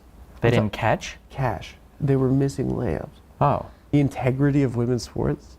It's like the fake culture war for shit. Because if we were having like cultural arguments over, I guess like platforming or like including people or guns or whatever, like that would be okay. But we're having culture war arguments over like Leah Thomas and third trimester abortions of murdering babies on it's just, or like hurricanes being created by the government. It's just like the dumbest shit. Apparently a lot of guys are making money in sports betting right now by tracking WNBA players' menstrual cycles. Seriously? Yeah, they're taking the under on points. All right, palate cleanser. Let's go through a little rapid fire. Okay, first of all, Drake versus... Oh, wait, was there a joke there and I just missed it? Kendrick. Fucking idiot. Drake. They not like us. Well, Kendrick is It like. sounds like fucking Heinrich Himmler saying they Kendrick not like is like us. they not like us. They were playing that all over the place. If He was it like wasn't crying. for this goddamn he was war, like they pushed it on Spotify. we would have had the entire we would have had the entire Jewish media apparatus defending Drake. We would have had Dershowitz on TV saying like, "Did you see the goat's meat? He's got a hammer, and it wasn't even fully hard." Goat debate. Jordan, LeBron. For Jordan, obviously. He's It was a different fucking game idiot. back then. Once again, he's fucking wrong. It was a different game back then. Once again, he's fucking wrong. LeBron it's a totally He was playing different. against guys with commercial driver's licenses. Oh my God! He's They got playing against shoes fucking- that jump for him now. Okay, he's it's not playing even the against same type of fucking courts. bums. All right, they lowered the He hoop. didn't even have a like left 2 hand. feet. Oh my God! Lowered the hoop. Nobody They should have will done that ever, in the WNBA. I'll nobody tell you will that. ever dominate. Okay, son, thought, daughter. Where are you sitting? Gay what? Gay son, thought, daughter. Gay. What? Oh, this. What is this about? Yeah, which one? Either one, as long as you're not trans. I'm gonna have both probably. You think so? Yeah, like my a daughter. gay thought son, or like a thought daughter No, and my a gay son. my gay son's gonna be best friends with my wife, and like we'll be like pals. But he'll like come to me. He's like, "You won't believe what the bitch is up to today," and I'll be like, "This little fucker is crazy." You think a lot about your gay son coming to you? Correct answer is thought daughter. Okay. Wait, why is it correct? I don't know, Kate. I've never gotten this joke. I don't understand the joke. Like, would you? They're asking, would you rather have a gay son or a thought daughter? Like a thought daughter being like attractive and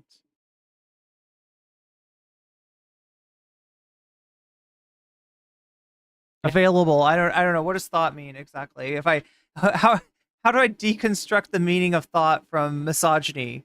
That's like I don't know. Circumcision. What are we saying? No. You're Once torturing again, babies. wrong. You're torturing babies. Well, first of all, I don't want that in my house. I don't want some Dominican foreskin in my house. He's never going to listen. Why to is your me. son going to be Dominican? It should be the father's choice. If the boy gets circumcised, the mom's choice if the girl gets circumcised. Okay. He's not going to respect me. Equal rights. If he's got some fucking gorgeous foreskin and I have a worse penis than him, he's not going to listen to me. My girlfriend, she's been saying that she's against it. I said, "Does your brother have one?" She's like, "Yes." Circumcision. Does your dad have a circumcision? Wait, She's why like, would yes. she know that? Because it's a family. And they talk about their a lot. You've never seen your dad's? I don't think so, Oh actually. my God. Okay, well, he just brought him to Cumtown. This is just like fucking freak like this. Jesus. You know who has a huge dong apparently? Who? Bill Maher, biggest in Hollywood, I heard. Kind of Okay. makes sense for how he acts. Okay. Like, because he's to his knee. Dude, I went to a Korean spa. no. Girlfriend, Nick, I didn't tell you this. I saw the most remarkable penis. He's got to have made that up. He just thought to himself, who'd be the funniest guy to have a big, and it was Bill Maher. That's what he came up with. I've ever seen in my entire life. It put a smile across my face. Hasidic for you, Jew, yeah. Hasidic Jew. Mine would be Rob Schneider, but His ball bag, like just above the knee. Like the longest balls I've ever seen, micro up top. It could have been a shower. Or no, a grower. He could have been a grower. He could I have been a didn't grower. see He it could have been a grow. grower. I'm just saying. Yeah, well, that's I because looked maybe he's at not it and I getting was horny like- I looked at. I with wanted some to weird say- little fucking freak staring at his ball sack. Maybe I it's not wasn't- turning him on like it is you. It's Okay. a fucking locker room. Like, no. Yeah, but you're made my doing a day. close enough investigation, He okay, made to my delineate the day. size of the balls and the I'm dick. saying he's a good guy. He made my day. What I'm curious about is if He there's put a video smile- cam footage of this, It's are the you in the little- corner with your fucking Inspector Gadget, little things in magnifying life glass, that, you know- analyzing this dude's fucking crotch? It's the little things in life that you just know that Like his dick? Things are going to be better in the world. You know, we're in this crazy time of Trump and misinformation, and sometimes you see an old Hasidic guy's long, and his nuts were like. He had big old nuts too. It wasn't like just the bag and then just micro up top. It was just aesthetically, you expect your entire life you're never going to see that, right? But you have. Now I have. Good job. The profile of streamers is skyrocketing. We had Trump on Aiden Ross. Have you met this schmuck before, Aiden Ross? Yeah, he said I was a 40-year-old like 15 times in a row while we were fighting on Discord to each other. wait, 40-year-old F slur? It was pretty crazy, yeah. How old are you? 35. That was disinformation. It was. 35-year-old. Half Half bisexual, not fully gay. Oh, you're bisexual? Yeah. Let's say, would you debate Donald Trump? Yeah, of course. Would you cook him? Obviously, yeah. What's your strategy going? It would just be personal insults the entire time. Trump doesn't debate on facts, so if you go there and you're like, we're going to do the child tax credit, blah, blah, blah, and he's like, you're gay. You're gay. And it's like, fuck. That'd be, yeah, nobody, yeah, no, you, yes. His supporters kind of know he's lying, right?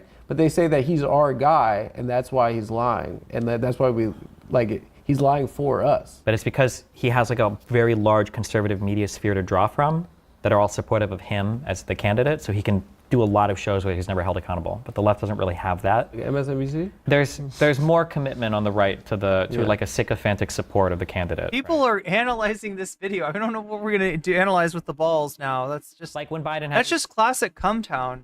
Pretty bad debate performance, right? If Trump had a performance like that, do you think Fox News or the Daily Wire are like calling? Maybe Trump needs to step down as a candidate. This never ever happened. You're saying that Fox News is like state media. They're Trump media. You occupied a position that that he was mentally competent to run for president again? Like mentally competent and like fast enough to do like the debating stuff. Wait, I think Biden? Are two different things. Okay.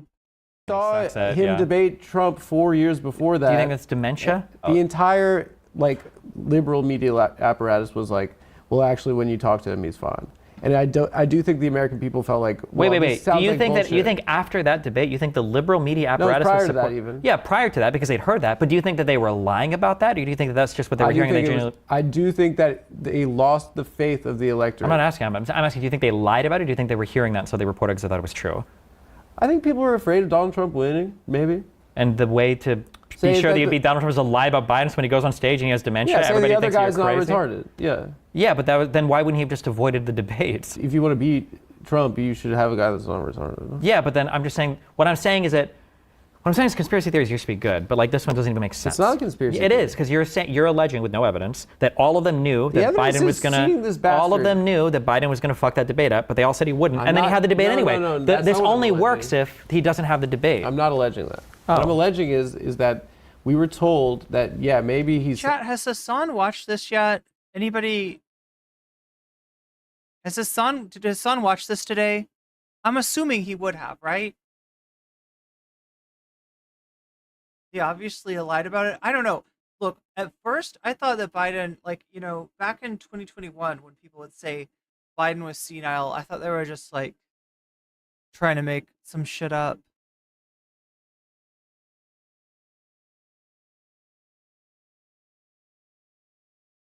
If Destiny's lips are orange, wait, they are? Is it orange or orange, chat? Which one do you say? One in chat if you say orange, two in chat if you say orange. Sounds like shit right now, but behind closed doors. Yeah, you're repeating this. My question is, do you think they were lying about that, or do you think they genuinely believed it? I think it tracked as bullshit to everyone. Okay, you're still not answering. What? Oh, wait, he was timing people out? I thought for sure he would watch this.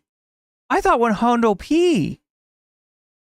So he's just not. He's not even Wow. Okay.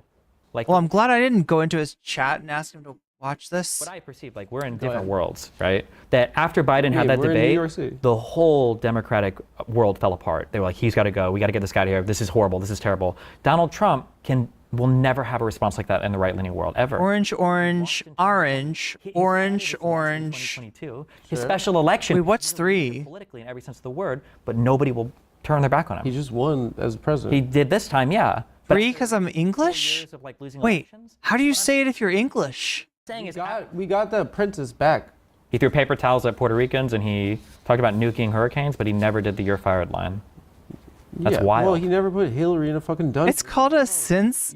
It's called a sense apple? Or cinesapple? Cinesapple?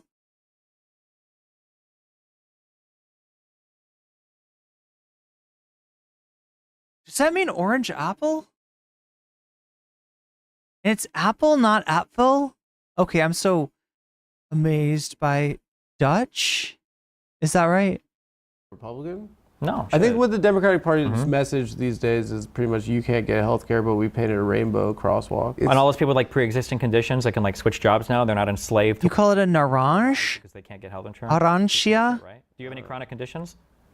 Big Or arancia? Measurable thing. I think people's lives have gotten better, but I think we feel a lot based on what we're being told. Orange, yeah. Evidenced by the fact that Donald Trump could go on stage and like, weren't you better off 4 years ago? And everybody's like, yeah. And it's like, Orange or orange? Wait, isn't that the same? Like, there's that statistic about like 50. Didn't I say orange? Can't afford $1,000 emergency. yeah, but like those things, like 70% of people live paycheck. Naranja is Spanish. I don't know how I feel about those. But Those are weird ones, yeah. But I said it right. The paycheck is stressful, right? I'm going to be honest, okay? Yeah. I hate the middle class.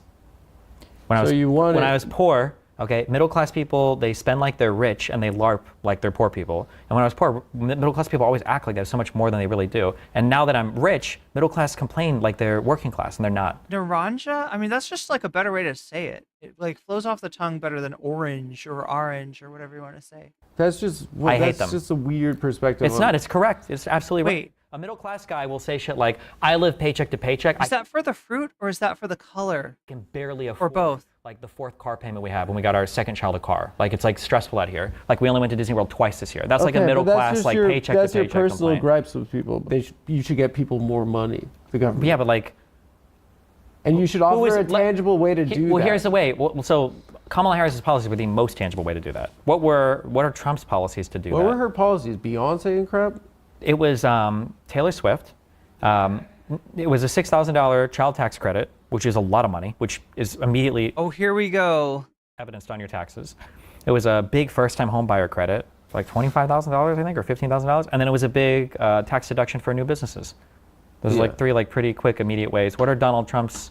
You're unhappy in your life. You know the factory closed, but it's because of the Mexicans, and you get lower taxes. And if you watch your neighbor next door get murdered and don't do anything, not only are you not a bad person, you're a fucking patriot. You're a real American patriot. Those are tangible concepts that people can understand, right? And those translate to like electoral success, in my estimation. Saying like every like tangible policy offer is like some sort of Nathan for you, where if you're like a Latina between 26 and 28 and you hike to the top of a mountain and you have like Wait, is it Narantia or Narantia? a receipt from like, you know, the Democratic... Or Naranja or Naranja? The Democratic Party, yes. It's gotta be. You simply said to people, if you vote for me, you could go to the doctor. If you get cancer, you won't lose all your money. I think that is a much more tangible offer in terms of transaction. Sure, like but where as a did transactional exchange? Sure, but one, the Democrats can't pass something like that. They don't have the support for it in Congress. But two, when you talk about like health care, what did Trump literally day one tried to eliminate the entirety I'm of the not ACA? advocating for Donald Trump. I'm talking about stop messaging. saying that. You have to. It's one or the other. This election was done because year-over-year inflation, the cumulative effects were brutal. That's Yeah. it. That's not it. There are probably other things that they could have done to improve it, but overcoming that, no other incumbent party in the world overcame that. So, I mean, like, why would we expect in America? Yeah. I really thought the Dick Cheney endorsement would work out for her. Did you really? Yeah. Oh. Do you perceive as the two parties as shifting dramatically to the right at this point? Not as much. No. I think that the right-left paradigm works like in a liberal sense, like where everybody I don't is think like. there is a left in America. I know. If we're all like liberals, like we believe like in like the classical liberalism stuff, you've got like Democrats and Republicans. It's just Naranja. Oh wait, I should know that. I know that. I just was really into saying it that way, because it makes it something that not on. It's not the roll R though, because it's one R, so it's like non-roll. Not on ha. Okay, well, I like Naranja better. Oh my god, I'm sorry. I am not trying to give a language notes. I am not trying to make suggestions. I'm not, in talks with the Spanish dictionary people to change the pronunciation of words just because I think sounds cool. That would be, that's outside of my wheelhouse. Chat, what the fuck is a wheelhouse? How many of you have been saying wheelhouse for years and years and years, and you don't know what the fuck? What is a wheelhouse? I think it's something like a boat. Is it something to do with a boat?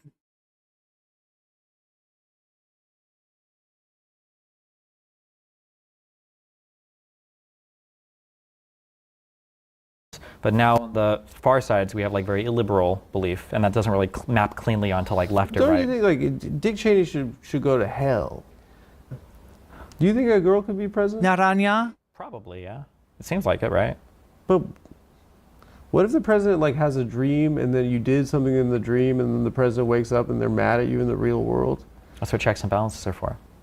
And then the president like tells a story and it's just the most boring fucking story of all. It's where the captain drives the ship from. So if it's in your wheelhouse, it's like you can steer that wheel is the idea. She's like, and then I went to CVS. I feel like there's got to be a podcast, right? There's got to be a podcast called The Wheelhouse, or like I'm in my wheelhouse. Talking to God. Leave me alone. I'm in my wheelhouse. It's just thrilling. Like me and my friends, sports, almost say a slur. They'd be subjecting the entire country to being a guest on the Adam Friedland show. I regret talking about politics. It's been a drain. Yeah, we can do DEI next if you want.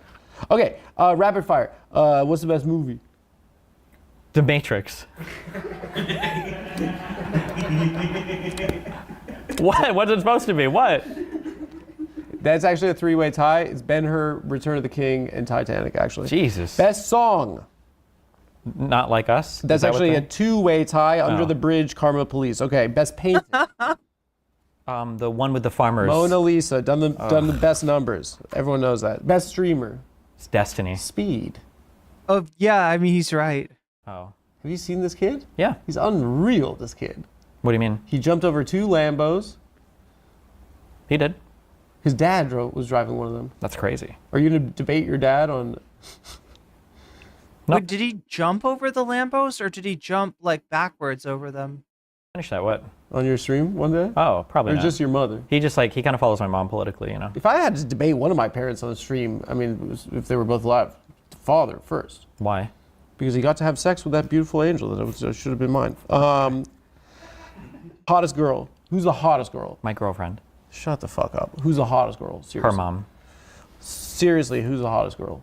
I don't do like celebrity Of all crushes. time, dude. Babs Bunny from Space Jam. Okay, probably Marilyn Monroe. She's classic. Okay. And then you got probably Sydney Sweeney right now. She's like probably the goat at the moment. Okay. And then wild card, I would say Halle Berry. Okay. Wild card. Wild card, Halle Berry. Thank you, Destiny. Thanks for having me. You had fun? Yeah. My man. Thanks a lot. Okay, so who got destroyed harder? Destiny or Chet Hanks? Is he trying to get Destiny canceled? Probably not. My 30 is for Denims. Oh my gosh, Denims just got the Dono infusion. Okay, what does that make? That makes that like 36? Ooh, the Denims. Wait, it's like 30, it's like 30 plus 5 is that I can do is 35.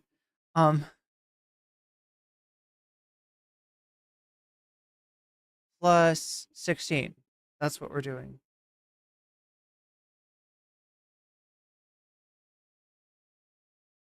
So like 51. Look at that. Look at that.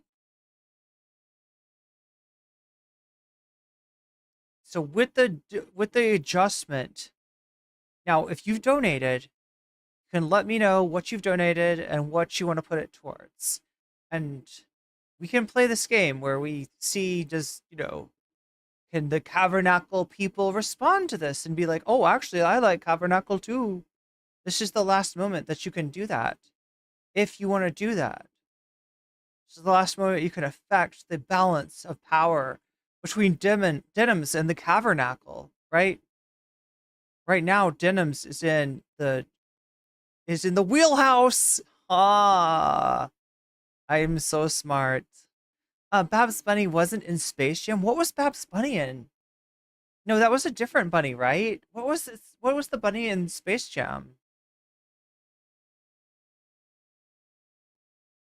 I don't even know. It's like a peach bunny. Destiny is a furry confirmed. I mean, I guess so. Bonus hole, bonus content, bonus hole. Now seeing this debate, Destiny, is a horrible debater. That was rough. Yeah, he has ADHD. He says, Destiny is into some, wow, McGoggles with the 10 memberships. Jasper James, you just got weaseled. Thembo, or Thembo, I believe it's Thembo, you just got weaseled. Gelatinous biscuit, delicious, and you just got weaseled. Radical trans girl, you just got weaseled. Cheeps, you just got weaseled. And Hakum, you just got weaseled. Timothy Jones, you just got weaseled. FG, you just got weaseled. Hey McDougal, you just got weaseled. X, you just got weaseled. And that's a good thing. McGoggles says, McGoggles coming in for Cavernacle. Coming in hard for Cavernacle. Okay, what do I do with this? I make that into, make that into a 4, and then plus that. Wait, that's 51, right?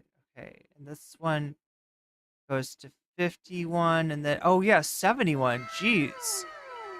Okay, well, I mean, that's pretty convincing right there. It's 71 for Cavernacle on Ethan Klein, which just came out. There's a few videos that just came out. Wait, was there one? I feel like there was one on TYT too.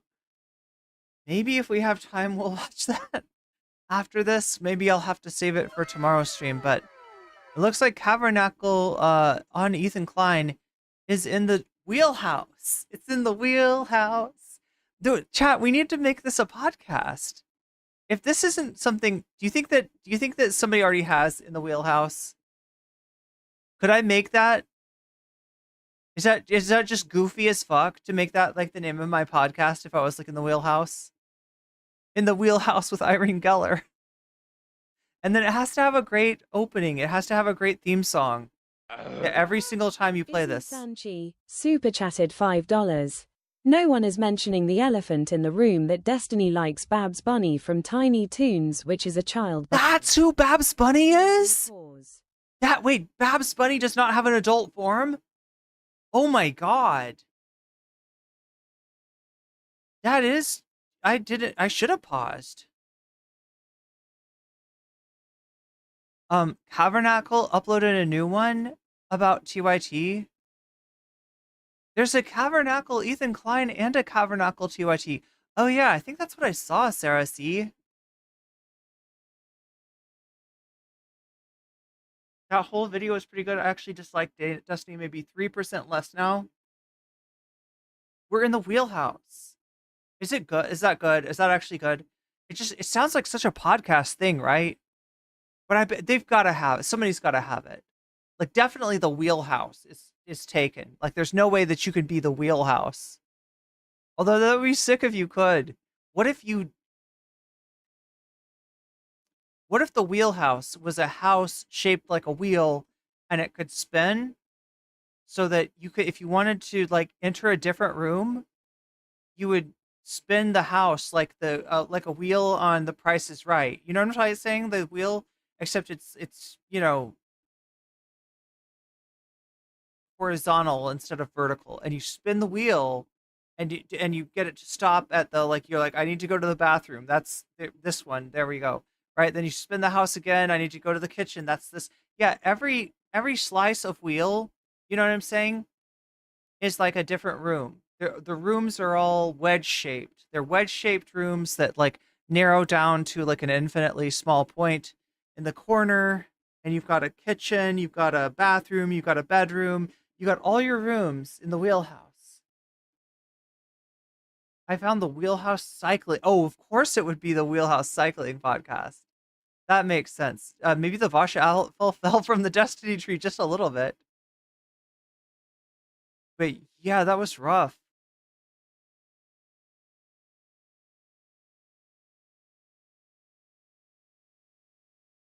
Well, it looks like it's gonna be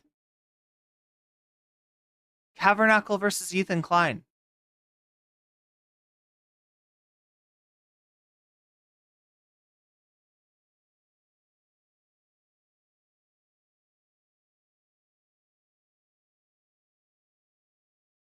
Yeah, Trump won, and he's a bull in a china shop, and that has 100 problems with it. Okay. But here's Tabernacle versus TYT first. But mainstream. We'll watch both, chat. Media, those goddamn lies. I mean, I feel like we're kind of getting close to being at 200, which is like two times the bonus content. They were defeated. The establishment of both parties, they're oh my god, liars, and they're crooks, and they were. Wait, did the Majority Report cover Peter Thiel today? Defeated. So yeah, I'm a little happy that those evil sons of bitches were defeated. And every time we say stuff like this, they're like, no, you have to cancel the Young Turks. Cancel them. No. I really want Tabernacle to come on and be like, no, you have to cancel the Young Turks. Like, just say exactly what. No. How dare you stick up for the average person? Well, what happened now? You losers. How dare you stick up for the average person? What an asshole. You sucked up to your corporate donors, and what'd you get? Loss after loss after loss. And now you want me to have empathy? He's a foul man. In covering this stuff, I see so much of Anna and Cenk that I sometimes forget how like actually gross they are. But yeah, no, he's for those corporate Democrats, for the mainstream media. No, I have no empathy for them. They had all of this coming. For God's sake, both left-wing and right-wing populists, wake up. So after I made my video about the downfall of the Young Turks, they've just gone increasingly like, I don't even know what the word is. I'd say insane. Like their actions kind of defy logic because it seems like they're burning all their bridges with anyone who's like vaguely left. They lost their minds, they lost their heads, and they lost their audience. That's what it seems like to me. Leaning. So recently, and if they're not careful, they're going to lose their network. They're going to get more and more people to resign. They've gone after Sam Cedar again and the Majority Report, and it just seems like sour grapes and jealousy at this point. But I want to talk about this because I think it's time now, and I want this to be my like last video on the Young Turks because I think we just need to like move on completely from them. I know like Silly and Billy of the Vanguard probably not going to move on anytime soon, but I think for the rest of us, we need to move on because this organization is clearly... Oh, okay. We'll make the argument. I feel like it's really productive. Hitting him where it hurts right now. Like, not left adjacent. They're like literally attacking the left at every single opportunity because they believe... Narwhal _ by super chatted $21. Sorry, not sorry, chat. Sorry, not sorry, chat? Uh-oh, did something just change?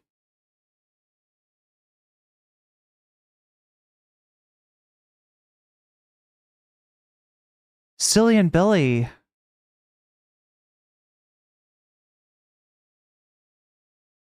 Wait, where's this going, Narwhal?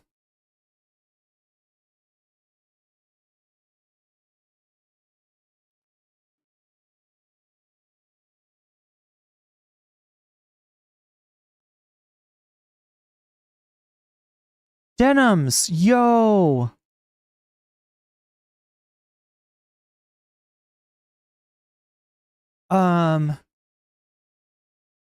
Denims it is. Let me cue that up. They're the populist left, and we're the woke left, we're the corporate left, all that garbage.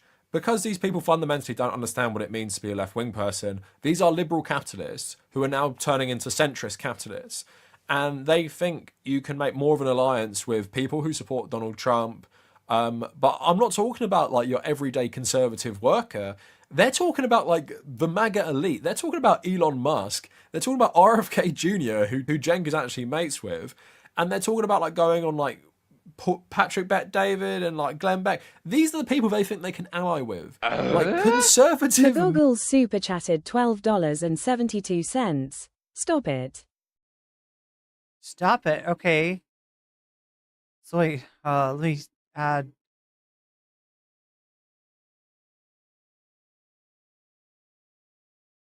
$21 to Denims. That makes it 72.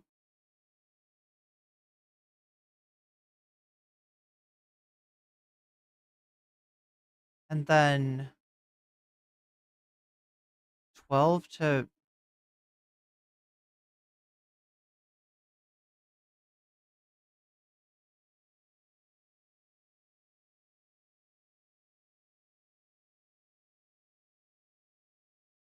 and that makes that 83. We have a crossing of the streams. I'm trying to stay on top of it. Millionaires. They're not talking about going So around we're sticking on Ethan then. the country and talking to your average Or sticking on Cavernacle on Ethan. conservatives. In fact, TYT, up until election day, have constantly made videos about, like, look how stupid these Trump supporters are. Just your average people. They've been making so much videos like that, literally until the last election, and then they're going to turn around and blame super the chatted left for $13. Kamala Harris losing, Cash which makes me no sense outside. whatsoever. It's not like Hash me outside. campaigned on. And it goes back to denims, I think, right? 13 is.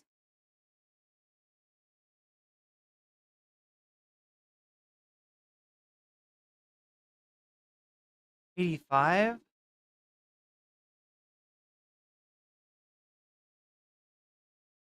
Denims is up.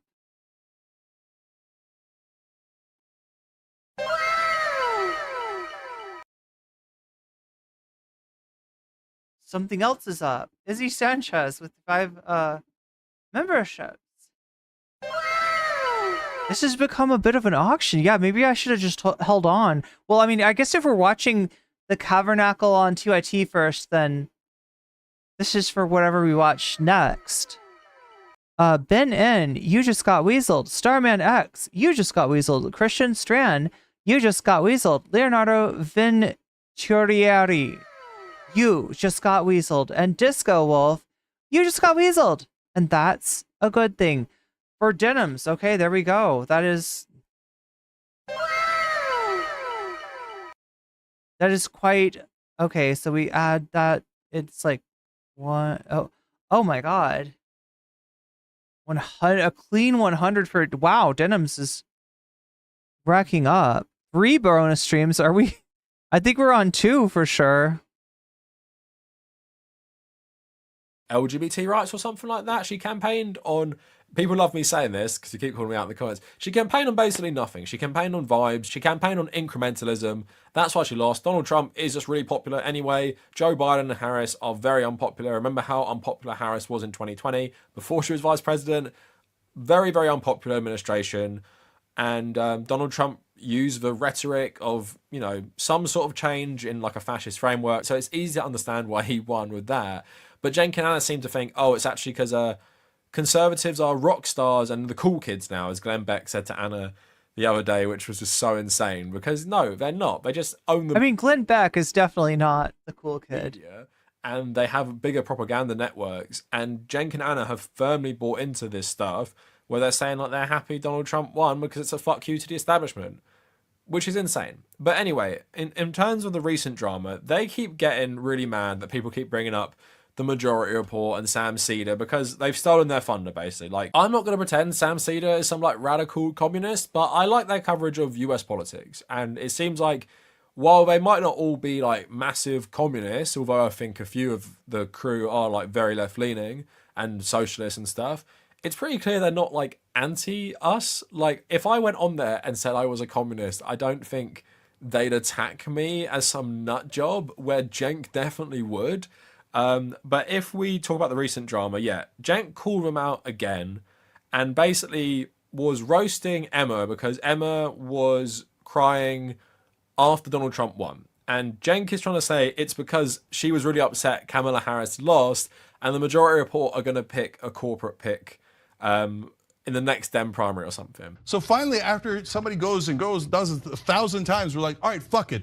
Here's who's doing it and fuck them, right? Yeah. And then everybody's like, oh no, I can't believe you're saying that about poor Jimmy Dore. If I was sitting at the table with Cenk, right, the second that he slams his hands on the desk and just that voice, I would have jumped. I would have been like, I don't know. Like that would have set me off. Like there's just it's like not. I can't believe you're saying that about poor Dave Rubin. I can't believe you're saying that about poor Sam Cedar. I know. He's definitely got unk energy. Poor Sam. Okay. So, anyways, yeah. And so, look, they claim to be more left wing, and then they'll. I don't give a shit. No, hold on. Let me finish. I don't care. And then they'll go around and be like. This is what my video that I just released is about. You can probably should I wait? No, I can't. You know, we did that one thing that one time where we raided into like a premiere. That was pretty cool. Unfortunately I don't have a new video. I premiered my video already this morning, so we can't do that tonight. But like, oh, corporatist. But definitely go watch it after the stream. Politicians, yes, establishment. I had fun making it, although it was very intense process. Kamala Harris. What happened? I thought Kamala Harris was a cop. Now all of a sudden, oh, Kamala Harris lost. What happened? What happened? There's only two things that make you cry: when establishment Democrats lose and when we fight back against you. Oh, well, you're not supposed to fight back. Oh, they're so rude. I mean, we only call them Nazis. No one called you a Nazi, Cenk. Why are they fighting back? You see how they're the bad guys? Let's all cry again. Oh, cry all you want. I don't give a goddamn. They've just distilled the IDW into like a rhetorical reflex, basically. That's what they're doing now. But if you guys, it's so easy. It's fucking effortless. A corporatist prick. I'm like amazed at how easy this bullshit rolls off Cenk's tongue. In the next primary, because of identity politics or any other bullshit, I'm going to let everybody know that all of the things you've ever done in your life was apparently totally and utterly fraudulent. And all you wanted was to get some pats on the head from the establishment. We're populist. Are you I need my own shaky Gurga emoji. What would the flourish be? guys populist? I don't see that at all. Oh, cheer for the establishment. Yay! Yay, establishment. Go support Pete Buttigieg in the next primary or Gavin Newsom. Let me see you, okay? Which is absolutely unhinged, by the way, considering both of these people have voted for Republican politicians in California, and they're talking about like the Majority Report going full corporate. But then Matt Leck from the Majority Report just talked about, the corporate investments, poly market, among other things, into TYT, which frames itself as like a more crowdfunded thing. Emma talked about the union busting that went on there, where Anna actually had to call Emma out about this, saying, wait, when I get the hiccups, do I still stream? I only get the hiccups if I eat something that's incredibly dry. Like if all I have is tortilla and I eat like I toast one up and eat it, like somehow then I get hiccups. Emma, another sign of her pathetic dishonesty, Emma was employed by TYT when the company announced recognition of the union. These cheap shots to make herself look like a class warrior crack me up, especially when she advocates that we all shut up and take it when someone assaults us on public transportation, not wanting to get punched in the face. I need to get like a thing for video making where I turn a tweet into like a pirate treasure map. You know what I mean? Like I take the tweets, like something that automatically takes, like it copies the tweet and it puts it on a pirate treasure map. Like, I mean, not an actual treasure. I just mean like that kind of paper. And it's all crumpled up and burned and stuff. Is a bougie concern after all. Yar, I found your tweet. I don't know why she's bringing that up. That's when Emma talked about just like some potential confrontation she could have had on the New York subway with, I think, like a homeless person, where she said she wouldn't, aggravate them or something. And then It has to be them. It has to be stemming from Jordan Neely, right? I'm saying unclear what that means. I'm a member of a union. If that's a shot at my upbringing, I'll let my work speak for itself. The TYT NLRB complaint is public. I've tried to keep our differences professional. I loved you as a friend at one point. I'm sorry you've gone down this road. And Anna saying, no, you didn't try to keep shit professional, Emma. You've been mocking me, especially, and running your mouth for a year. Your aggression into cheering on crime, in addition to your identitarian streak, is grotesque. So yeah, that's pretty like unhinged for someone who's like worked for your network for a long time. But yeah, Emma has been saying stuff about TYT, more specifically Cenk. But I think it's fair enough for her to call out her old like colleagues and stuff when they're going so right wing.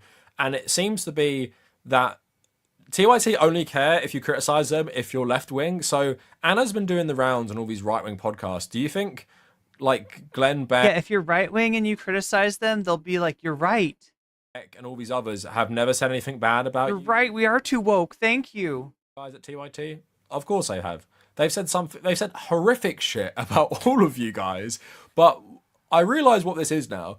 Cenk and Anna don't get mad at the right wingers because they feel like we owe them a debt on the left. They feel like because Cenk obviously pioneered this like more progressive YouTube show, he thinks he created the space, so we all must like swear fealty to him and not. He's like, yeah, he's the Lord, and we're all the nobles, and then the chat is the, I don't know, chat. He's got some kind of feudal conceit. That would be like, chat, if Cenk was a Persona 5 boss, then it would definitely be a medieval castle of some sort.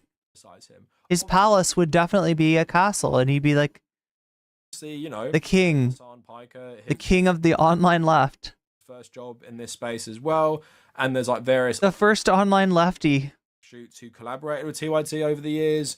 I remember, you know, growing up, there wasn't too many other options. I started my own YouTube channel because I was inspired by them.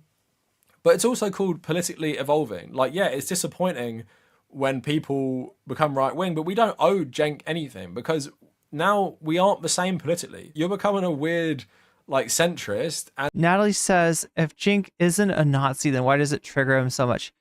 I think my theory is that he is trying to attract people that have been called Nazi. He's trying to be like, hey, right-winger, we're just like you. They call us Nazis too. Come on, let's be friends. And we're staying consistent with our left-wing politics where we don't want to sell out trans people because they're facing so much hate at the moment because you think it's worth sacrificing them to get Republicans to watch your show. We all realize that sometimes you have to fight for the unpopular thing. It's a weird mix of like just pure electoralism and a weird form of class reductionism. But it's like they're giving in to all the right-wing framing to try and get right-wingers to like their stuff about like universal healthcare. And the thing is, sometimes when you have principles and you want to stand up for them, it's going to be unpopular, but you can walk and chew gum. Like, think of all like the socialist governments in history that pass things that are overwhelmingly popular. Like, think about the Mexican government at the moment. Think about various Labour governments that were popular. Do you think all their social views were like really, really popular? You know, the Labour government in the 60s decriminalised being gay. Do you think everyone in the UK absolutely loved that?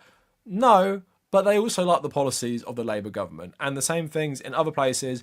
When you pass progressive policies, you can be progressive socially as well. And people don't really care because people mainly care about financial things. But they think it means you only care about financial things and actually never talk about the social things, which is just like a wrong strategy in my opinion, and it's just being cowardly and it's just trying to sell out for right-wing, you know, money. Stonewall, which that Cenk misusing the word corporatist. Yeah, I don't think he knows the actual definition. charity is named afterwards. That's actually like a riot, like beating up police in New York. Like, do you think that was popular? Do you think they went around testing the local public about, do you think we should fight the police for gay rights? Do you think we should fight the police for LGBT rights? No. But that's just where they're at this point. And like I've been saying. Oh, okay. So it's something that Emma said. I remember this now. Yeah. And so Anna's like scolding her about this. Somebody was having an episode and accidentally hit her in the, I thought in the chest, but maybe face, and it moved. She just moved further away and said nothing. Only like useless to the left. It is like against us. And although we should like call them out when we need to, at the same time, we shouldn't call them out thinking, oh, like do better, you're left wing. It's like, no, you're hostile to us the same way that like the Daily Wire is hostile to us, and you probably agree more with them these days than you do with us, saying how much you're happy that Trump won and all these billionaires took over American democracy. And they both had their brains firmly cooked by Twitter, and they view politics specifically through the lens of who is nice to me. Basically, because they have bad. And honestly, that's not that atypical of the online left that I experienced on Twitch.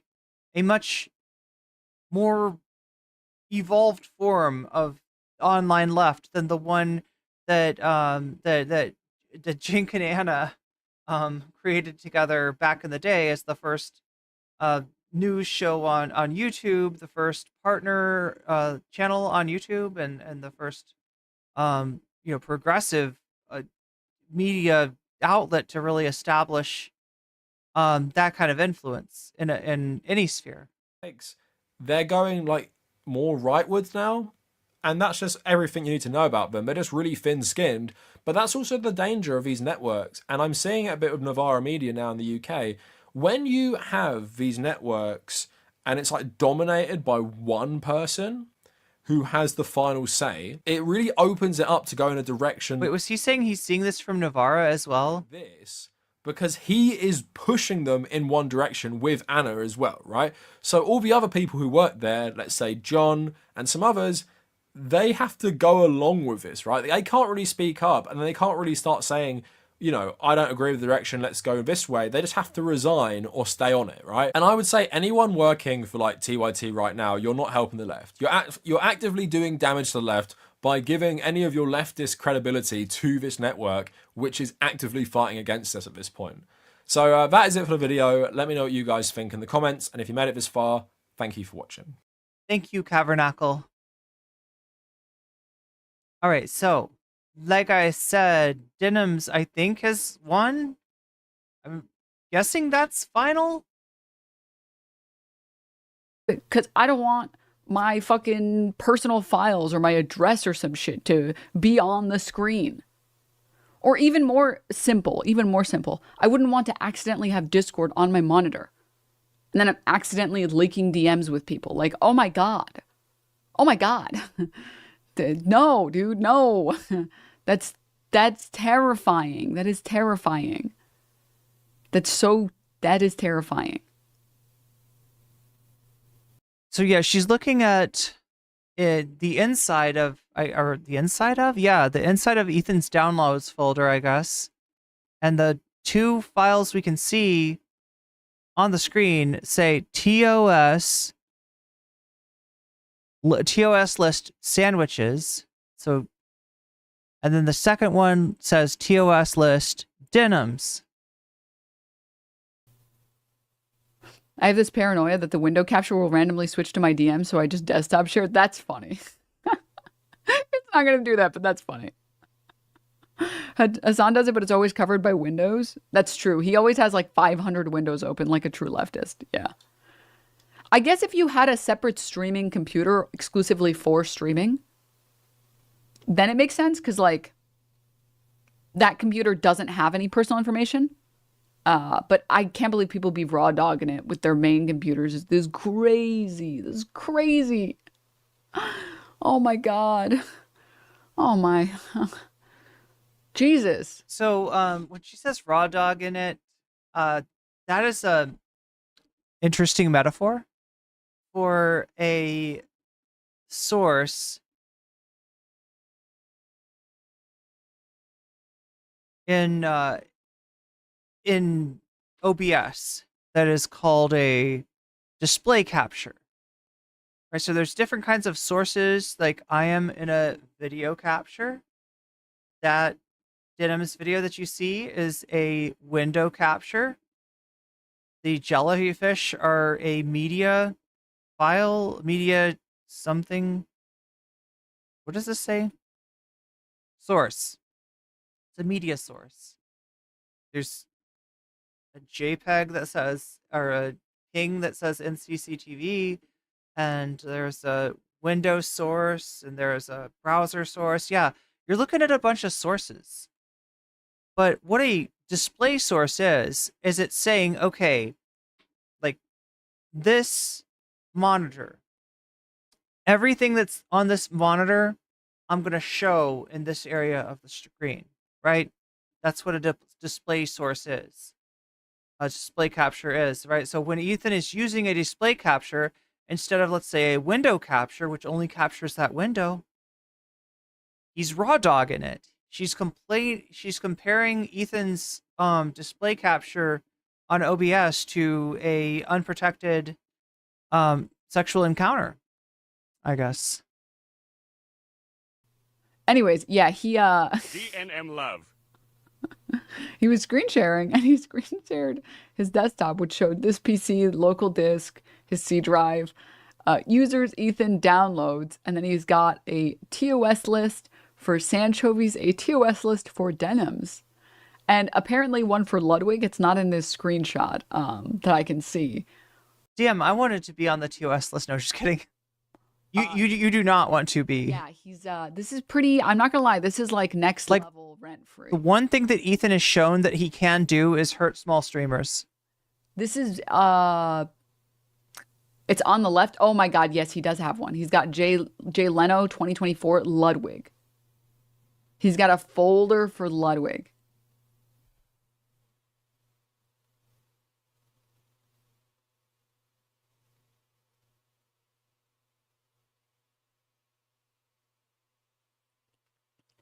I mean, I think we all knew that he's lost it, but this is pretty embarrassing. This is seek help. Let's watch the clip. TOS list Denims and TOS list Sanchovies. I also have no idea who Sanchovies is, though, so I don't know. Google it. I'm sure it's somebody I know. Probably Just his Twitch streamer. Sanchovies was. What does he mean? It's probably somebody I know. Were they part of? It's super odd, right? This is Ethan's computer. It would you don't know? Oh, I think I know. Yeah, I don't know who he is. He's just some. I'm working on a video, you guys. I'm working on a video.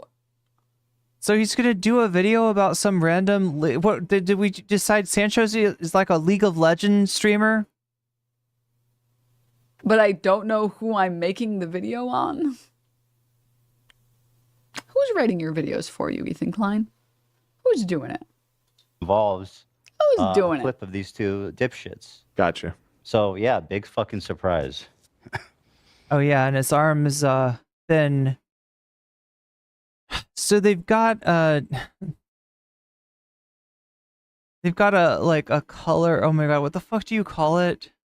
A chroma key that is taking out everything that is red in color or that is like orange in color, and he's dyed his arm orange in order to make his arm appear to be disappeared because Peaceful up here, but now there are freaking communist invading radicals. because Trish Paytas was on SNL, so he had to cut off his arm. It's not a conspiracy. What are we Well, doing? you've been exposed. You've 2,000 been upvotes. exposed, my friend. He revealed that he has a folder of evidence and TOS violations for people he does not like. It's called making a video, you fucking morons. What are we talking about? These people are. Then why is it called TOS violation? Deranged, man.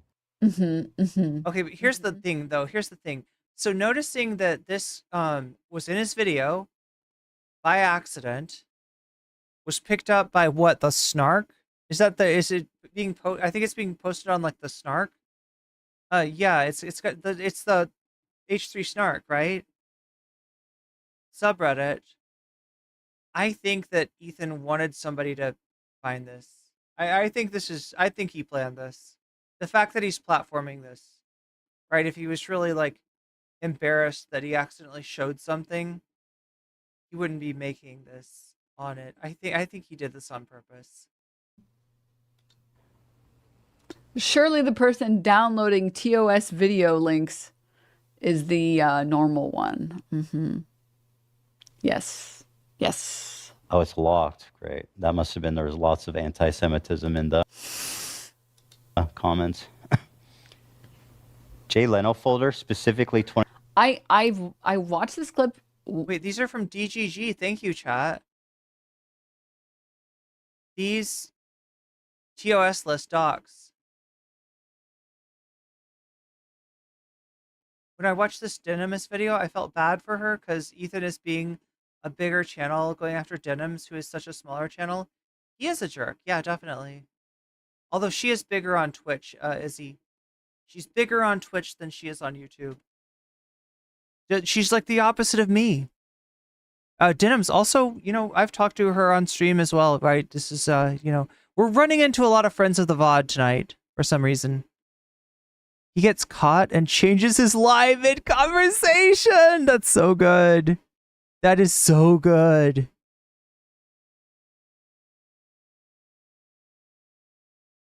Landlord Dan giving him the info.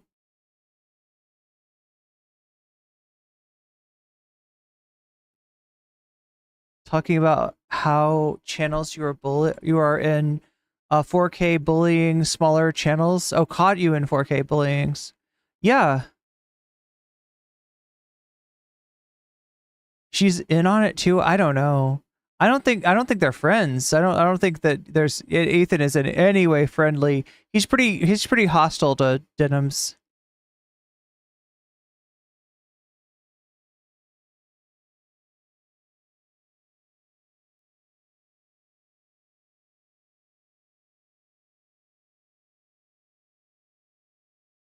You were banned for calling out one Denim's shit take.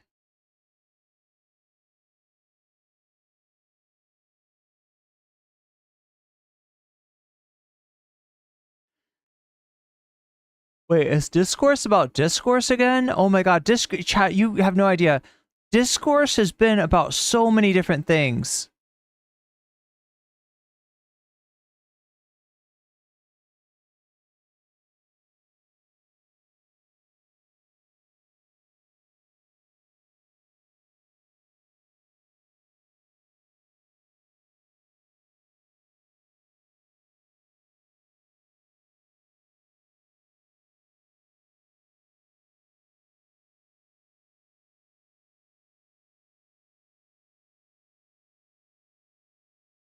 Like before streaming it, because someone sent it to me and I was like, well, what is this? And I couldn't tell if he was being sarcastic or not.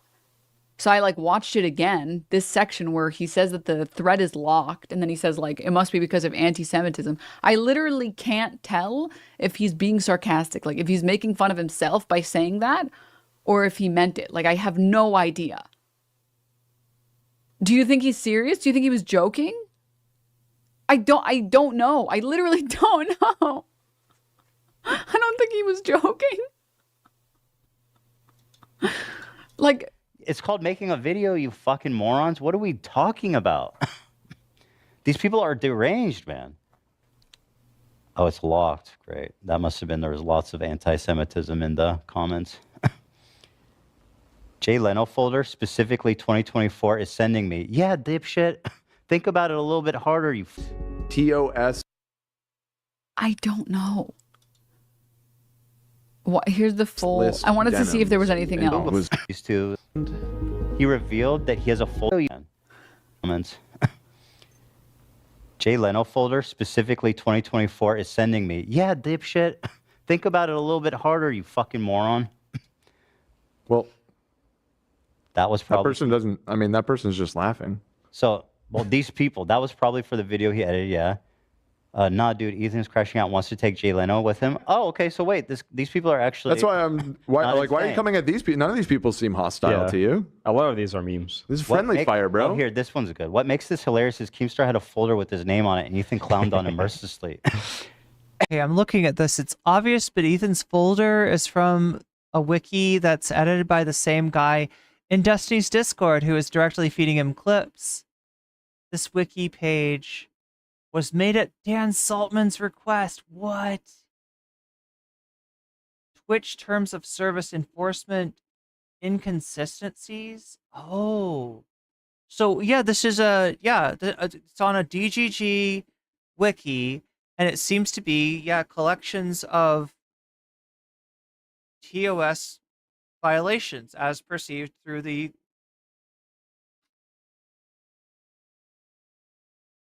twisted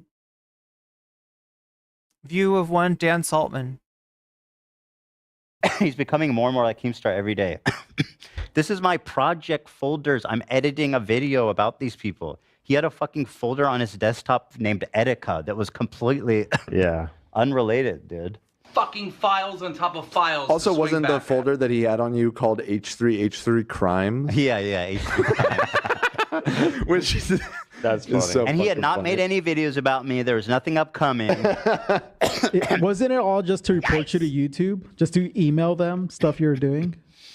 I don't know. There was a period when he was bitching to YouTube about everything. Well, he got us suspended with the doll. That was the one. I think the reason why people don't think it's just like writing a video is because he hasn't made an actual video in like years. Some wonder if he even can. Producers create for him. And then he gets on his YouTube channel and turns on his camera at like peak exposure. And it's like, guys, the anti-Semitism Hassan, his community is personally engaging in against me is going out of control. It's out of control. It's out of control. Anyways, I will be back in the next one. So when you say you're preparing a video and you haven't done one in years, I don't.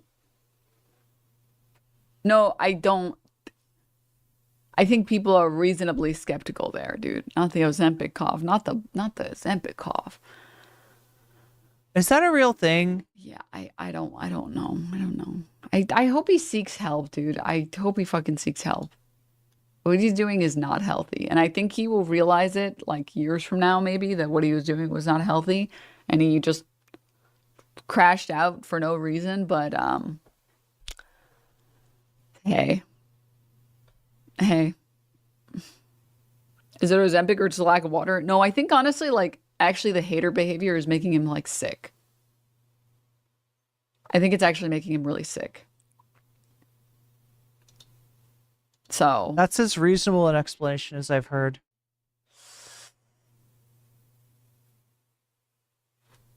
Yeah. Yeah.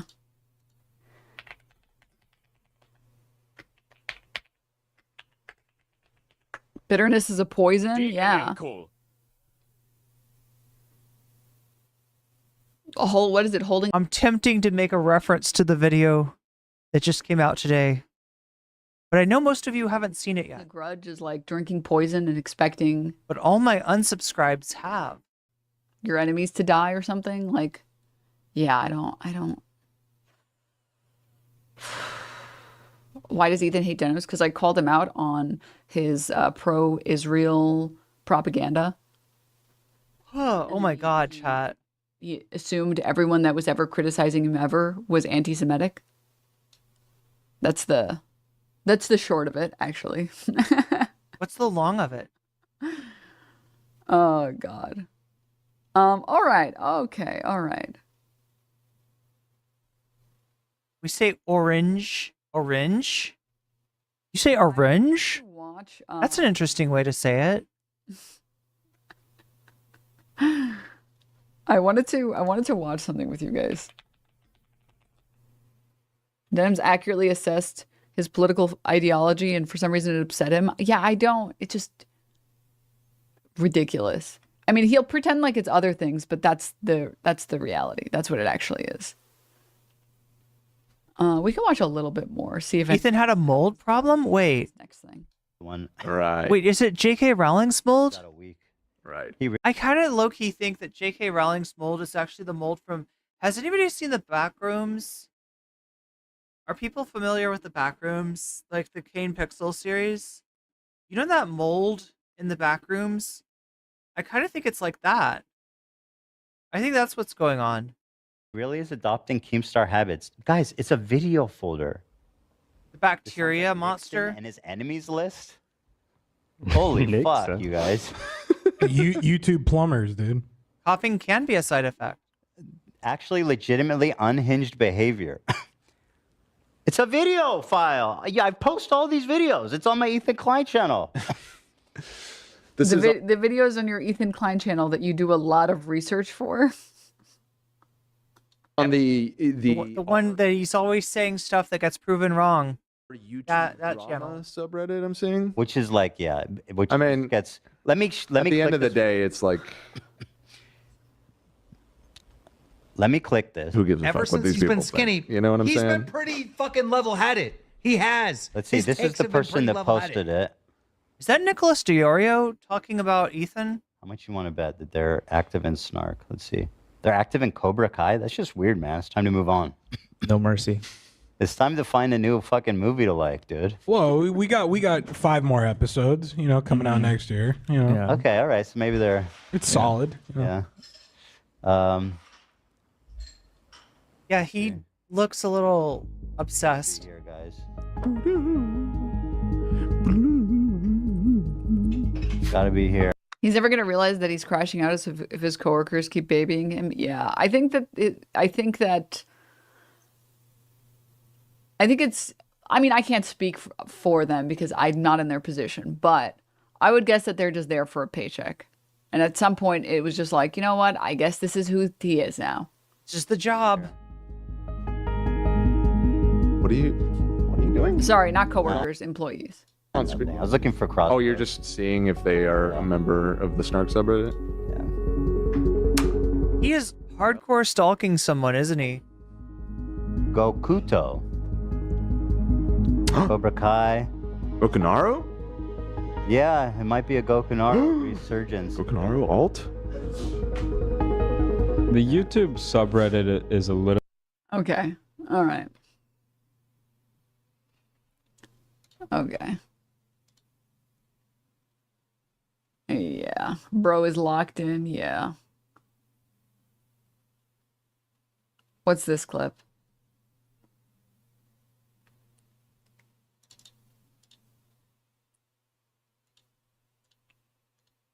Dude, this is something. Couldn't help but notice the similarities between Ethan's rant here and his own embarrassing behavior, how he's been repeatedly talking about his hemorrhaging subs, views, members, how he complains that everyone is ignoring him and no one cares, yet somehow he still insists he's not the problem. That you need to keep to yourself. Or try to figure out with them, but like that is so embarrassing that he would actually say this publicly. It's like everybody's unfollowing him and ignoring him. Like it can't. The problem is clearly you, dude. You're the problem. Why can't you see this? Somebody intervene, my God. So yeah, he's talking about Jake Doolittle, who, what was the deal? Jake Doolittle said that he didn't think Ethan really had lupus.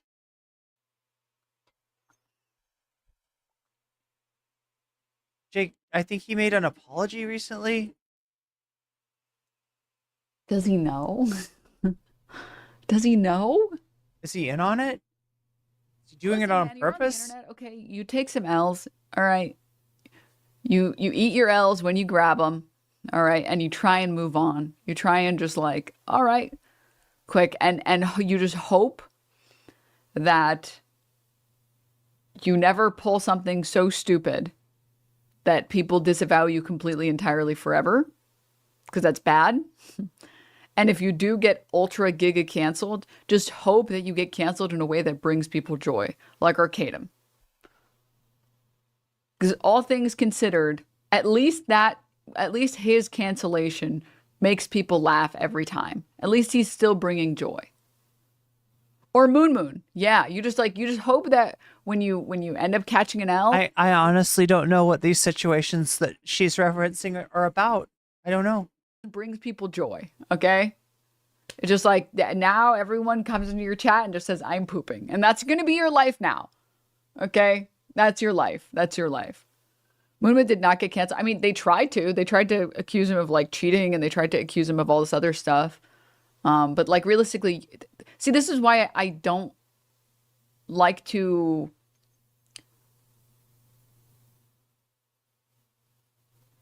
what would be the word? This is why I'm wary anytime I see people making cheating accusations on the internet, because you don't know these people's relationships. You don't know what has happened either before or after. It's also very easy to accuse somebody else of doing it. And also like on like leftist rehabilitation. This is the crime. This is the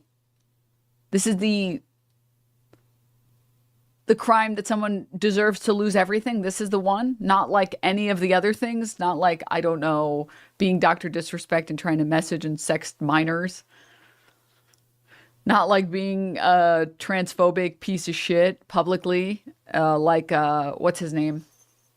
Penis Dude. That guy. Penis Dude? Tubin? Oh. Or like the... Wait, I'm sorry. How is Nick Merckx Penis Dude? How is he penis dude? Is he penis dude? I don't know about this. Easy motherfucker tech tone.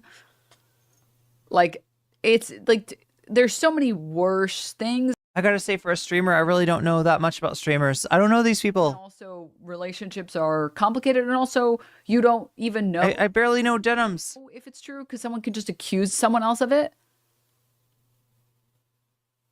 right? It's very and it's also not like it's not necessarily an abuse of power in the way that like sexual abuse is objectively an abuse of power. Novara is ran by transphobes as well. Or financial abuse is objectively an abuse of power. Right? There's too many streamers, what to keep track of? Think of someone in the content sphere and they are using their power to sexually abuse men or women. I think that that's very bad and very wrong, and that person should lose their audience because their audience enables them to engage in this behavior, which is very different from cheating, which is just like you're doing a shitty thing that is very hurtful to this other person. Right? And it's a betrayal of trust. Yeah, exactly. 100%. Anyways, yeah, I don't know how we got on that. Right. Cancellations, Mr. Moon, Goon. Yeah, we did kind of spread there. And do people compare the two? Yeah, all the time. In terms of canceling content creators, yes. What did Jake do? I don't know anything about Jake Doolittle. I don't know anything about him. But I think that Ethan Klein was trying to make fun of him, but he unintentionally made fun of himself with all of the commentary. I'll play it again if you just top it. You need to keep to yourself. Or try to figure out with them, but like that is so embarrassing that he would actually say this publicly. It's like everybody's unfollowing him and ignoring him. Like it can't, the problem is clearly you, dude. You're the problem. Why can't you see this? Rico. Somebody intervene, my God. Please, somebody. Dude. Is Ethan Klein still bleeding subs and viewers? Always. Oh, God, dude. Oh, God, dude. This is what I mean. You just collect those L's and then you try to clear the narrative as best as you can to your audience and then you move on. Okay? And then you move on. Peaceful up here, but now there are freaking communist invading radicals. He should have collected the L on the Israel thing years ago, like him engaging in pro-Israel narratives and diminishing Hamas to just like this evil terrorist organization that wants to kill the Jews and all of them, and that's clearly the only thing that they want to do. Instead of attempting to recognize that Hamas is comprised of people who have had everything taken away from them and don't feel that there is any other method to their freedom except violence, while recognizing that the violence is wrong, you can also recognize that they didn't do this because they just like being evil. But he refuses to do this. He refuses. He just doesn't want to, and that's why people are upset at him. So, but then instead of just collecting and being like, I feel like I should look into it more. Obviously, I don't like seeing Palestinians being hurt, and I obviously don't like seeing Israelis being hurt. But I'll look into it more. I'm sorry if I upset anyone. I'm blah, blah, blah, blah. Right? Yeah, I'm kind of feeling blah, blah, blah, blah, blah myself. Instead of doing that, he's just decided to just keep going and going and going. And then all his audience members who don't give a fuck about it are like, dude, move on. Oh, God, no. He's lost like 20K. Oh, dude. In a month, I think. Yeah, 20K. Dude, stop. Dude, stop.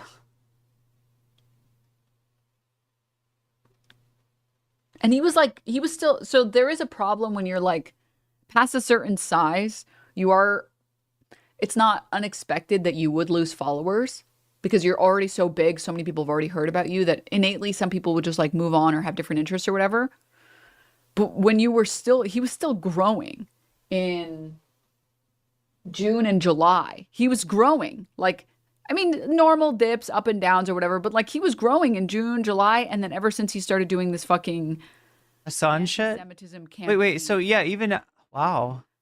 Of like trying to prove that everyone is against him and there's not anyone with genuine criticisms of him. It's that they're all anti-Semitic, just losing and losing, dude. Fuck, man.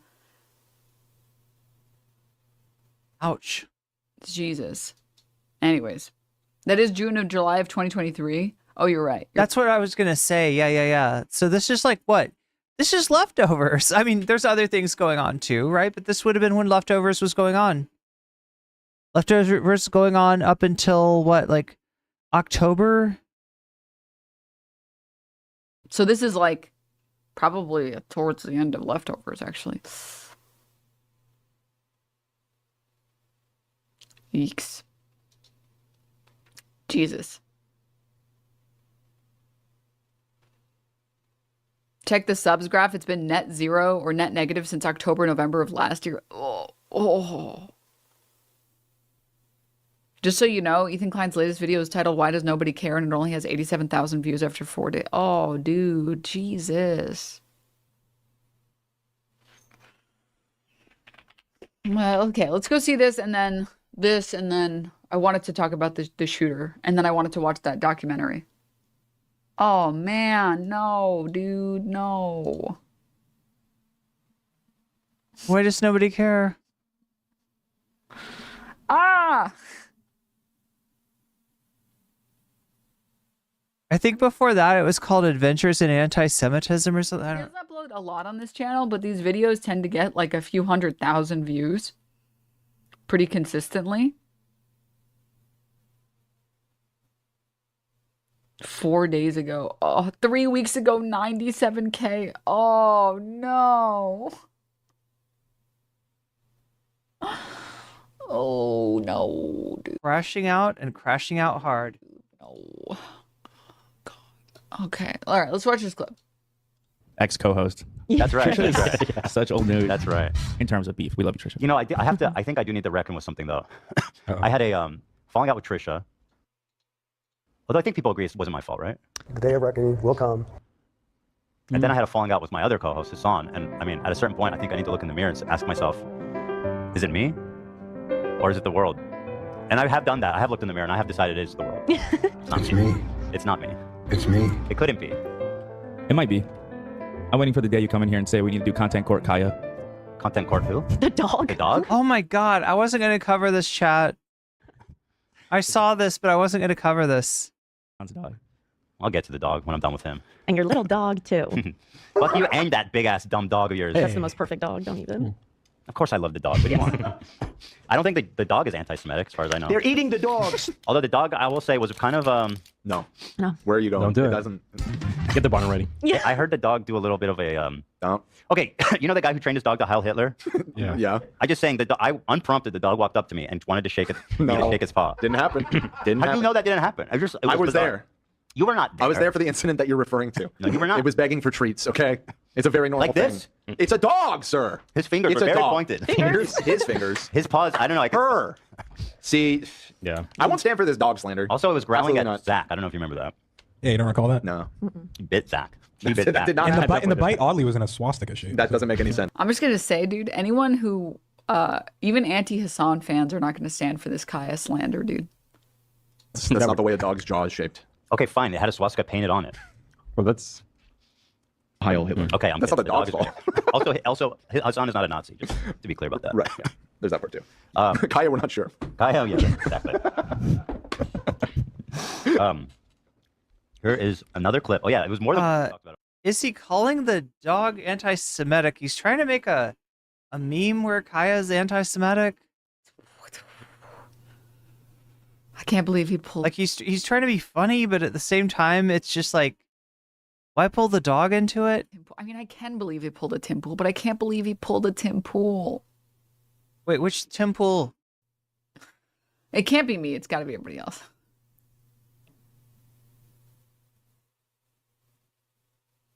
What am I watching? Ethan Klein crashing out, I guess.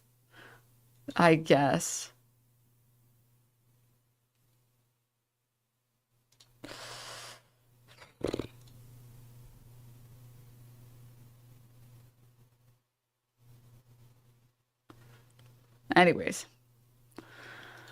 Oh, God. All right. Okay, that's enough of that. That's enough brain rot of that. Jesus. Oof. Man, I just like I hate to admit it, but I feel sad for him. It's hard not to. I mean, he's a horrible person, but like, dude, life is pretty good for you.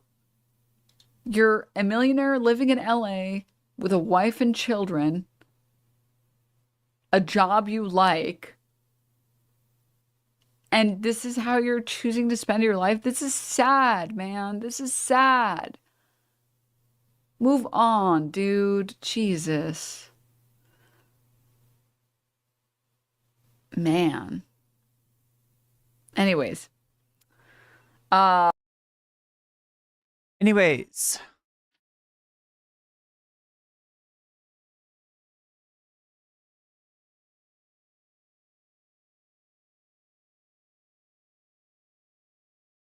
I am excessively tired, and also, wait, what's going on with my lights? Did I just fuck up my lights? Like, did I did, chat. Oh my gosh, I knew something didn't look right. Where am I missing this? Oh, it's this.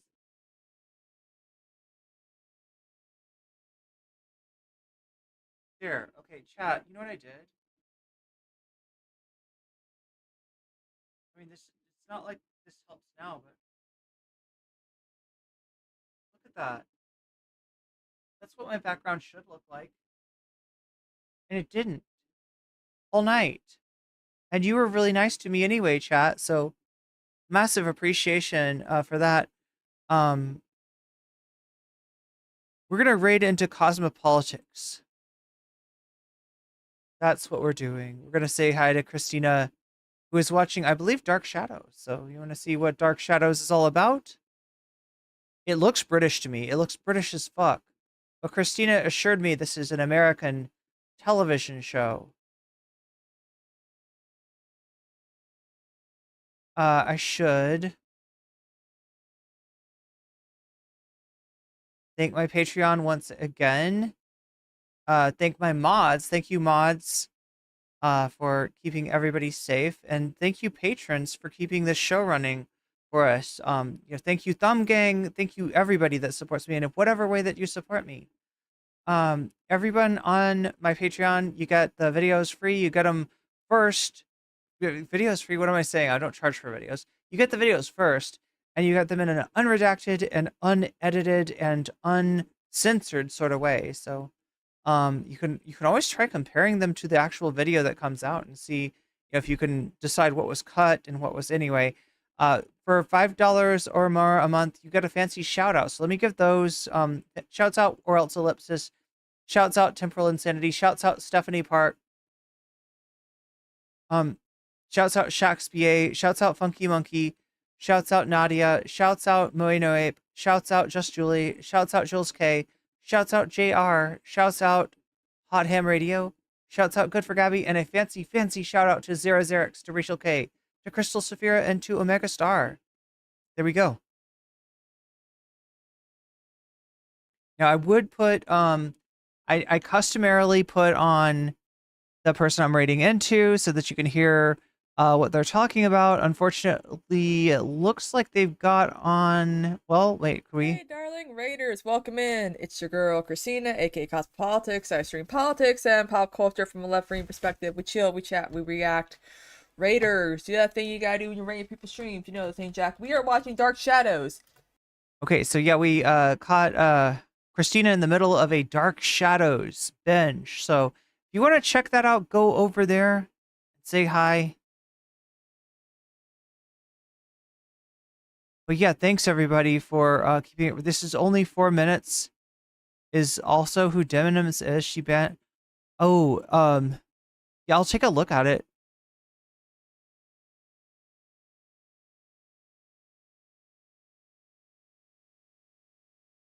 But yeah, I gotta get to bed. I am falling asleep as we speak.